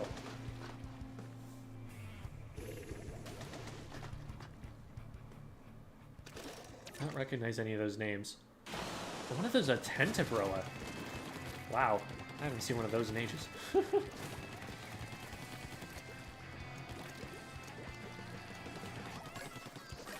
Oh, they DC'd.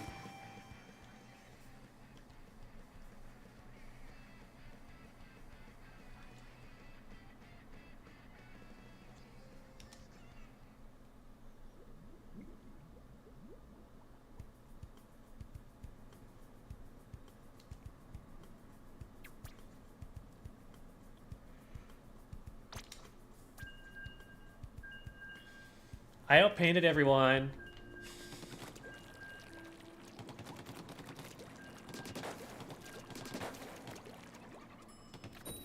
Should I adopt a cat with 6 toes? It's a tuxie and it PetSmart.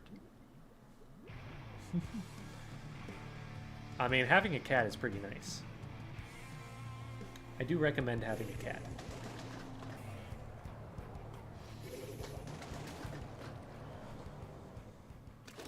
Alright, let's try that again. We don't have a ton of paint on our comp. I'm gonna have to focus on painting a lot. Specifically so the carbon roller can get in, maybe the brush too. Carbon roller is gonna have a harder time than the brush, but it's still helpful. Really?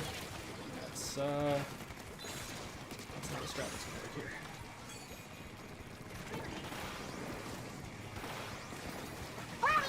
There we go. Oh, that wasn't the Hydra. Where'd the Hydra go?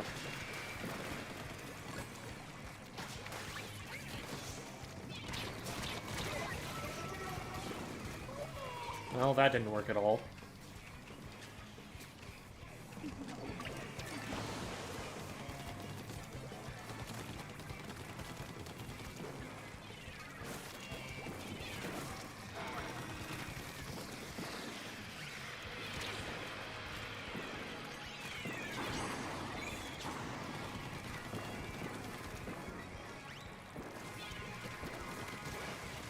Okay, nice. Got advantage again. Popping this. Sniped the Hydra this time. Got the other one. Let's go.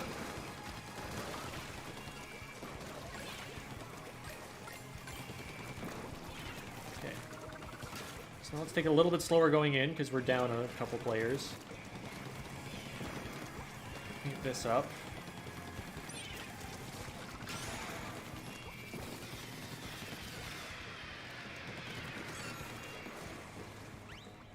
Maybe let's see if they pop up.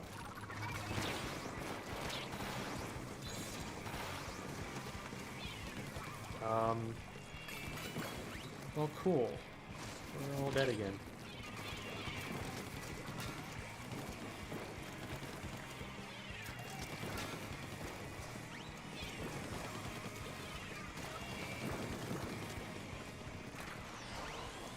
I would like us to be less dead, please.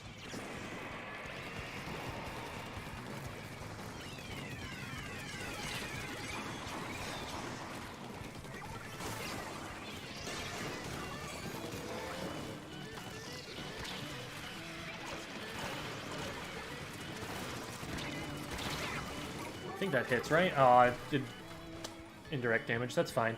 We follow up on that. Okay, not the end of the world, but we need to figure out how to get into the enemy basket. We have not done a very good job of doing that so far. Okay, popping this, that means we're going in. Let's see if we can just, like, hold forward and get in there. Oh, boy.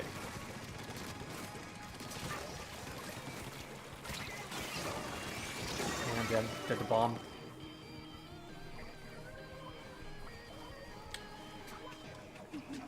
I didn't have very many places to go. It was kind of unfortunate because we had a power clam coming up the ramp. And the power clam coming up the ramp is going to draw all of their fire onto the direction that they are. And that happened to be where I was standing too. Because I needed to back up.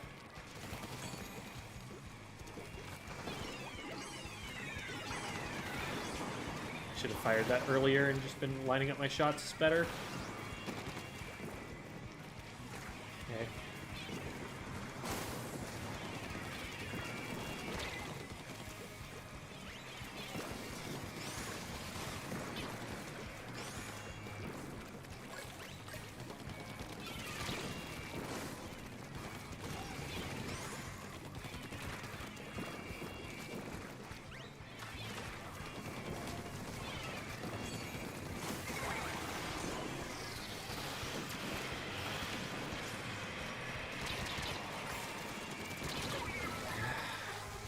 Not winning any fights.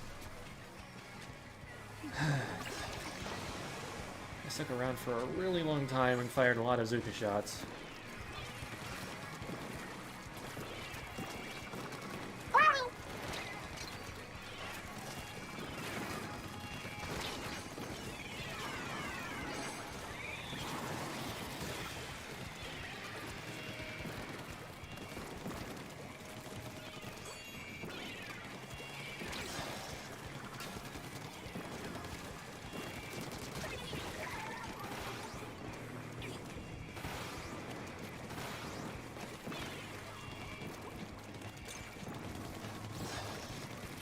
We don't have a power clan, do we?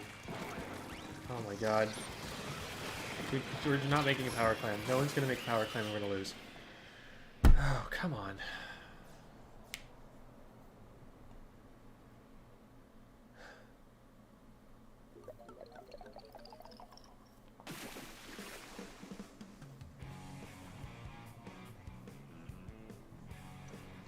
Ever gonna get 999 exec? No. I don't know that I'll ever... I never got to hazard level max in Splatoon 2.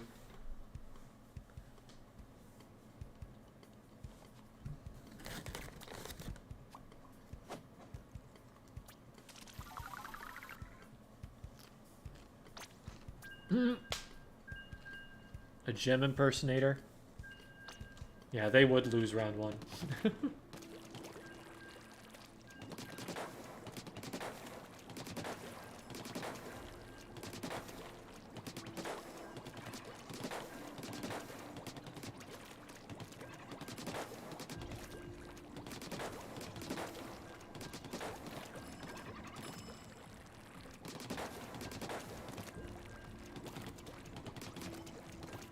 Got so close, then lost 16 in a row? Holy moly.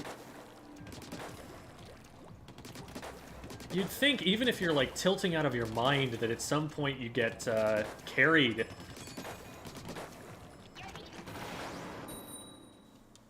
That's so rough.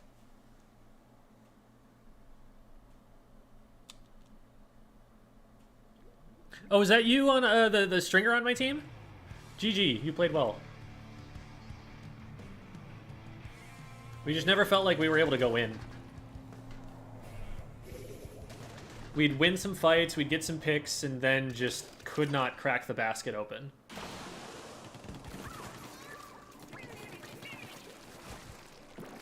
Lose too many players by the time it was time to score.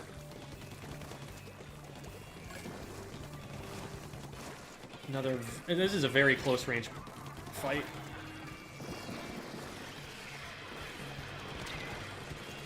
Okay. Who else was there? Oh. I realized there was someone else on me. At least teammates figured that out, and now we got a 2-for-1.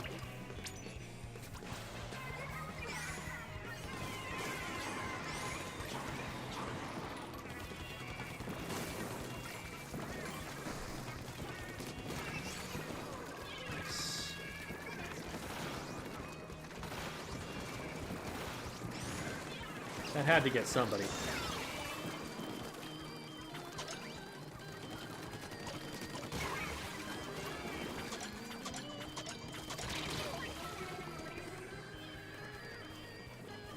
I should have fired, like, maybe one clam fewer and then gone for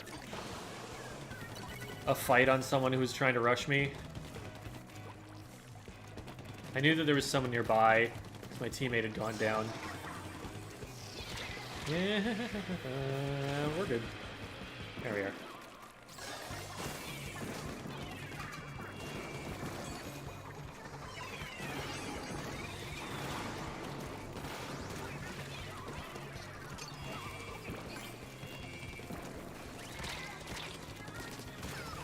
Nice. All right.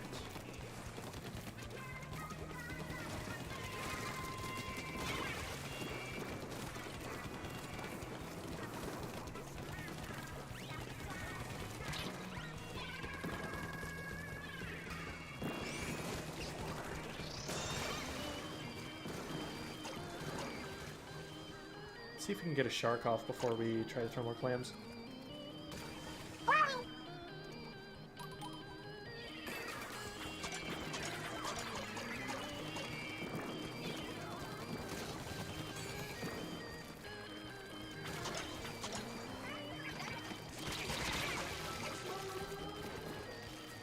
It would only take 3 more, but we don't have those 3. So I don't know if we can get this. We're close. Nice! We actually did. Good job to the teammate who jumped in. That was well done.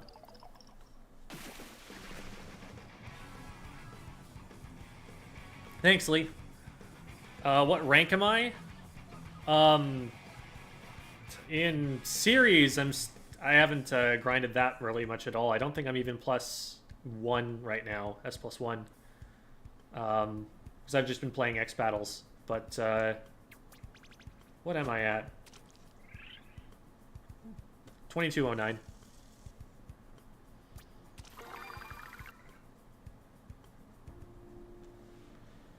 In Splatoon 2, I was usually somewhere between 2200 and I peaked a little over 2400. So I'm still beneath what I'm used to from there, which, given the way that this system works, means that I'm actually performing worse. Because in this system, if you win a series, you just get like 10.0 flat regardless, I believe. So it inflates your ranking a little bit. It's easier to get, like, you know, your 3Ks, your extreme high scores in this game than it was in Splatoon 2.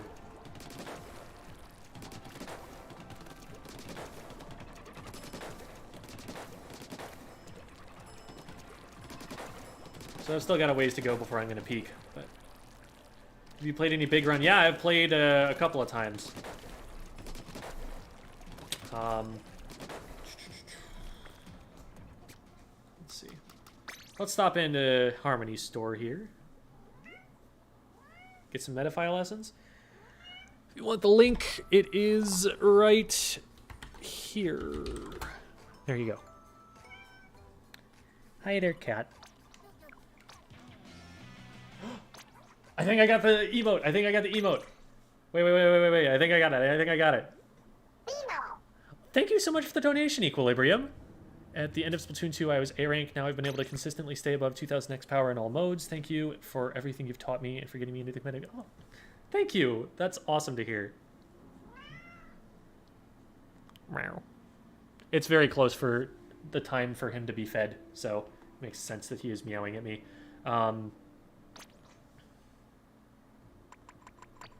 Oh, no. You don't get to hop up on the computer. Wave him off. There we go. Hi. We're just leaving him there. He's just going to keep going. Who is Popgun? Popgun is a player, Hydra player, who plays for a team called Destiny Troops. He is also the head of the Popcast, which is one of the premier Splatoon podcasts where they talk about the storylines of the various teams. He specializes, he's especially very knowledgeable about like low ink level teams, so mid-level.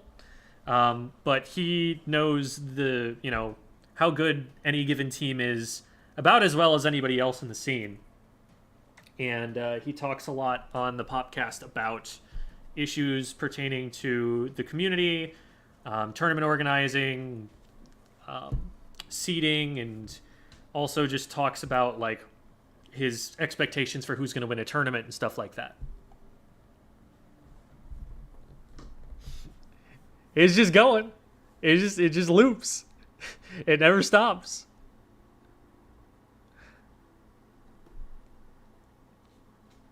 More fond of the pretentious bow. Yeah, that one's pretty good. Too many people are using it right now. It'll dilute a little bit, right? Because like, it used to be everyone was running the dab, but now no people aren't running the dab anymore because they've got new emotes, right? And this is probably for the betterment of society that that's happening. But as they kind of sort themselves out, as like new ones become available and everyone's using those, the older ones will become more and more original. Hi there, Meow Meow. How are you doing, Meow Meow? He's saying hungry. That's how he's feeling.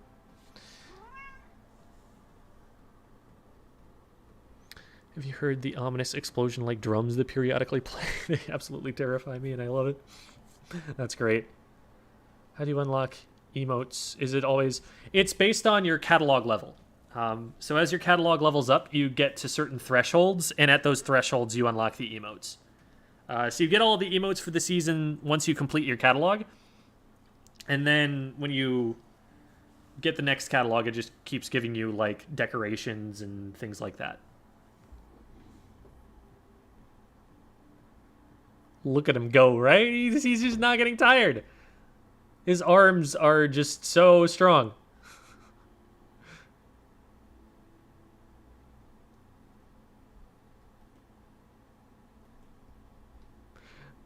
Four of them is so good, yeah.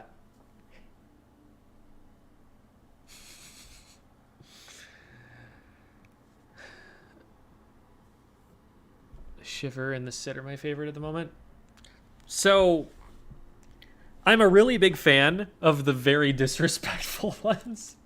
Like, this one is just so mean. It's so good. And then, No Chill was also pretty good.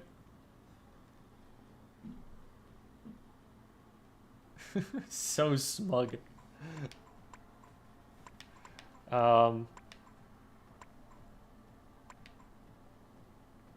This one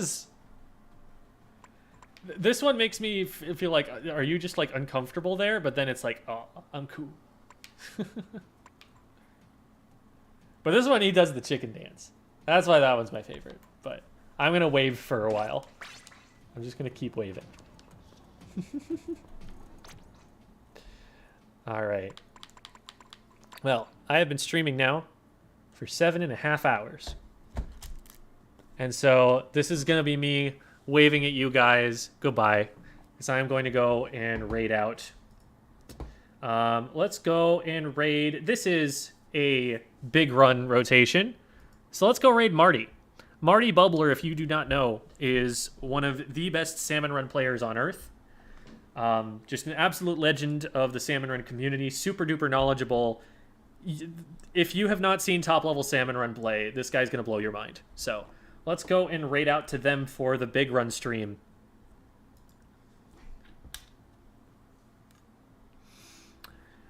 Have a good night, everybody. Raid is going out in 4, 3, 2, 1. Let's say hi to Marty, everybody.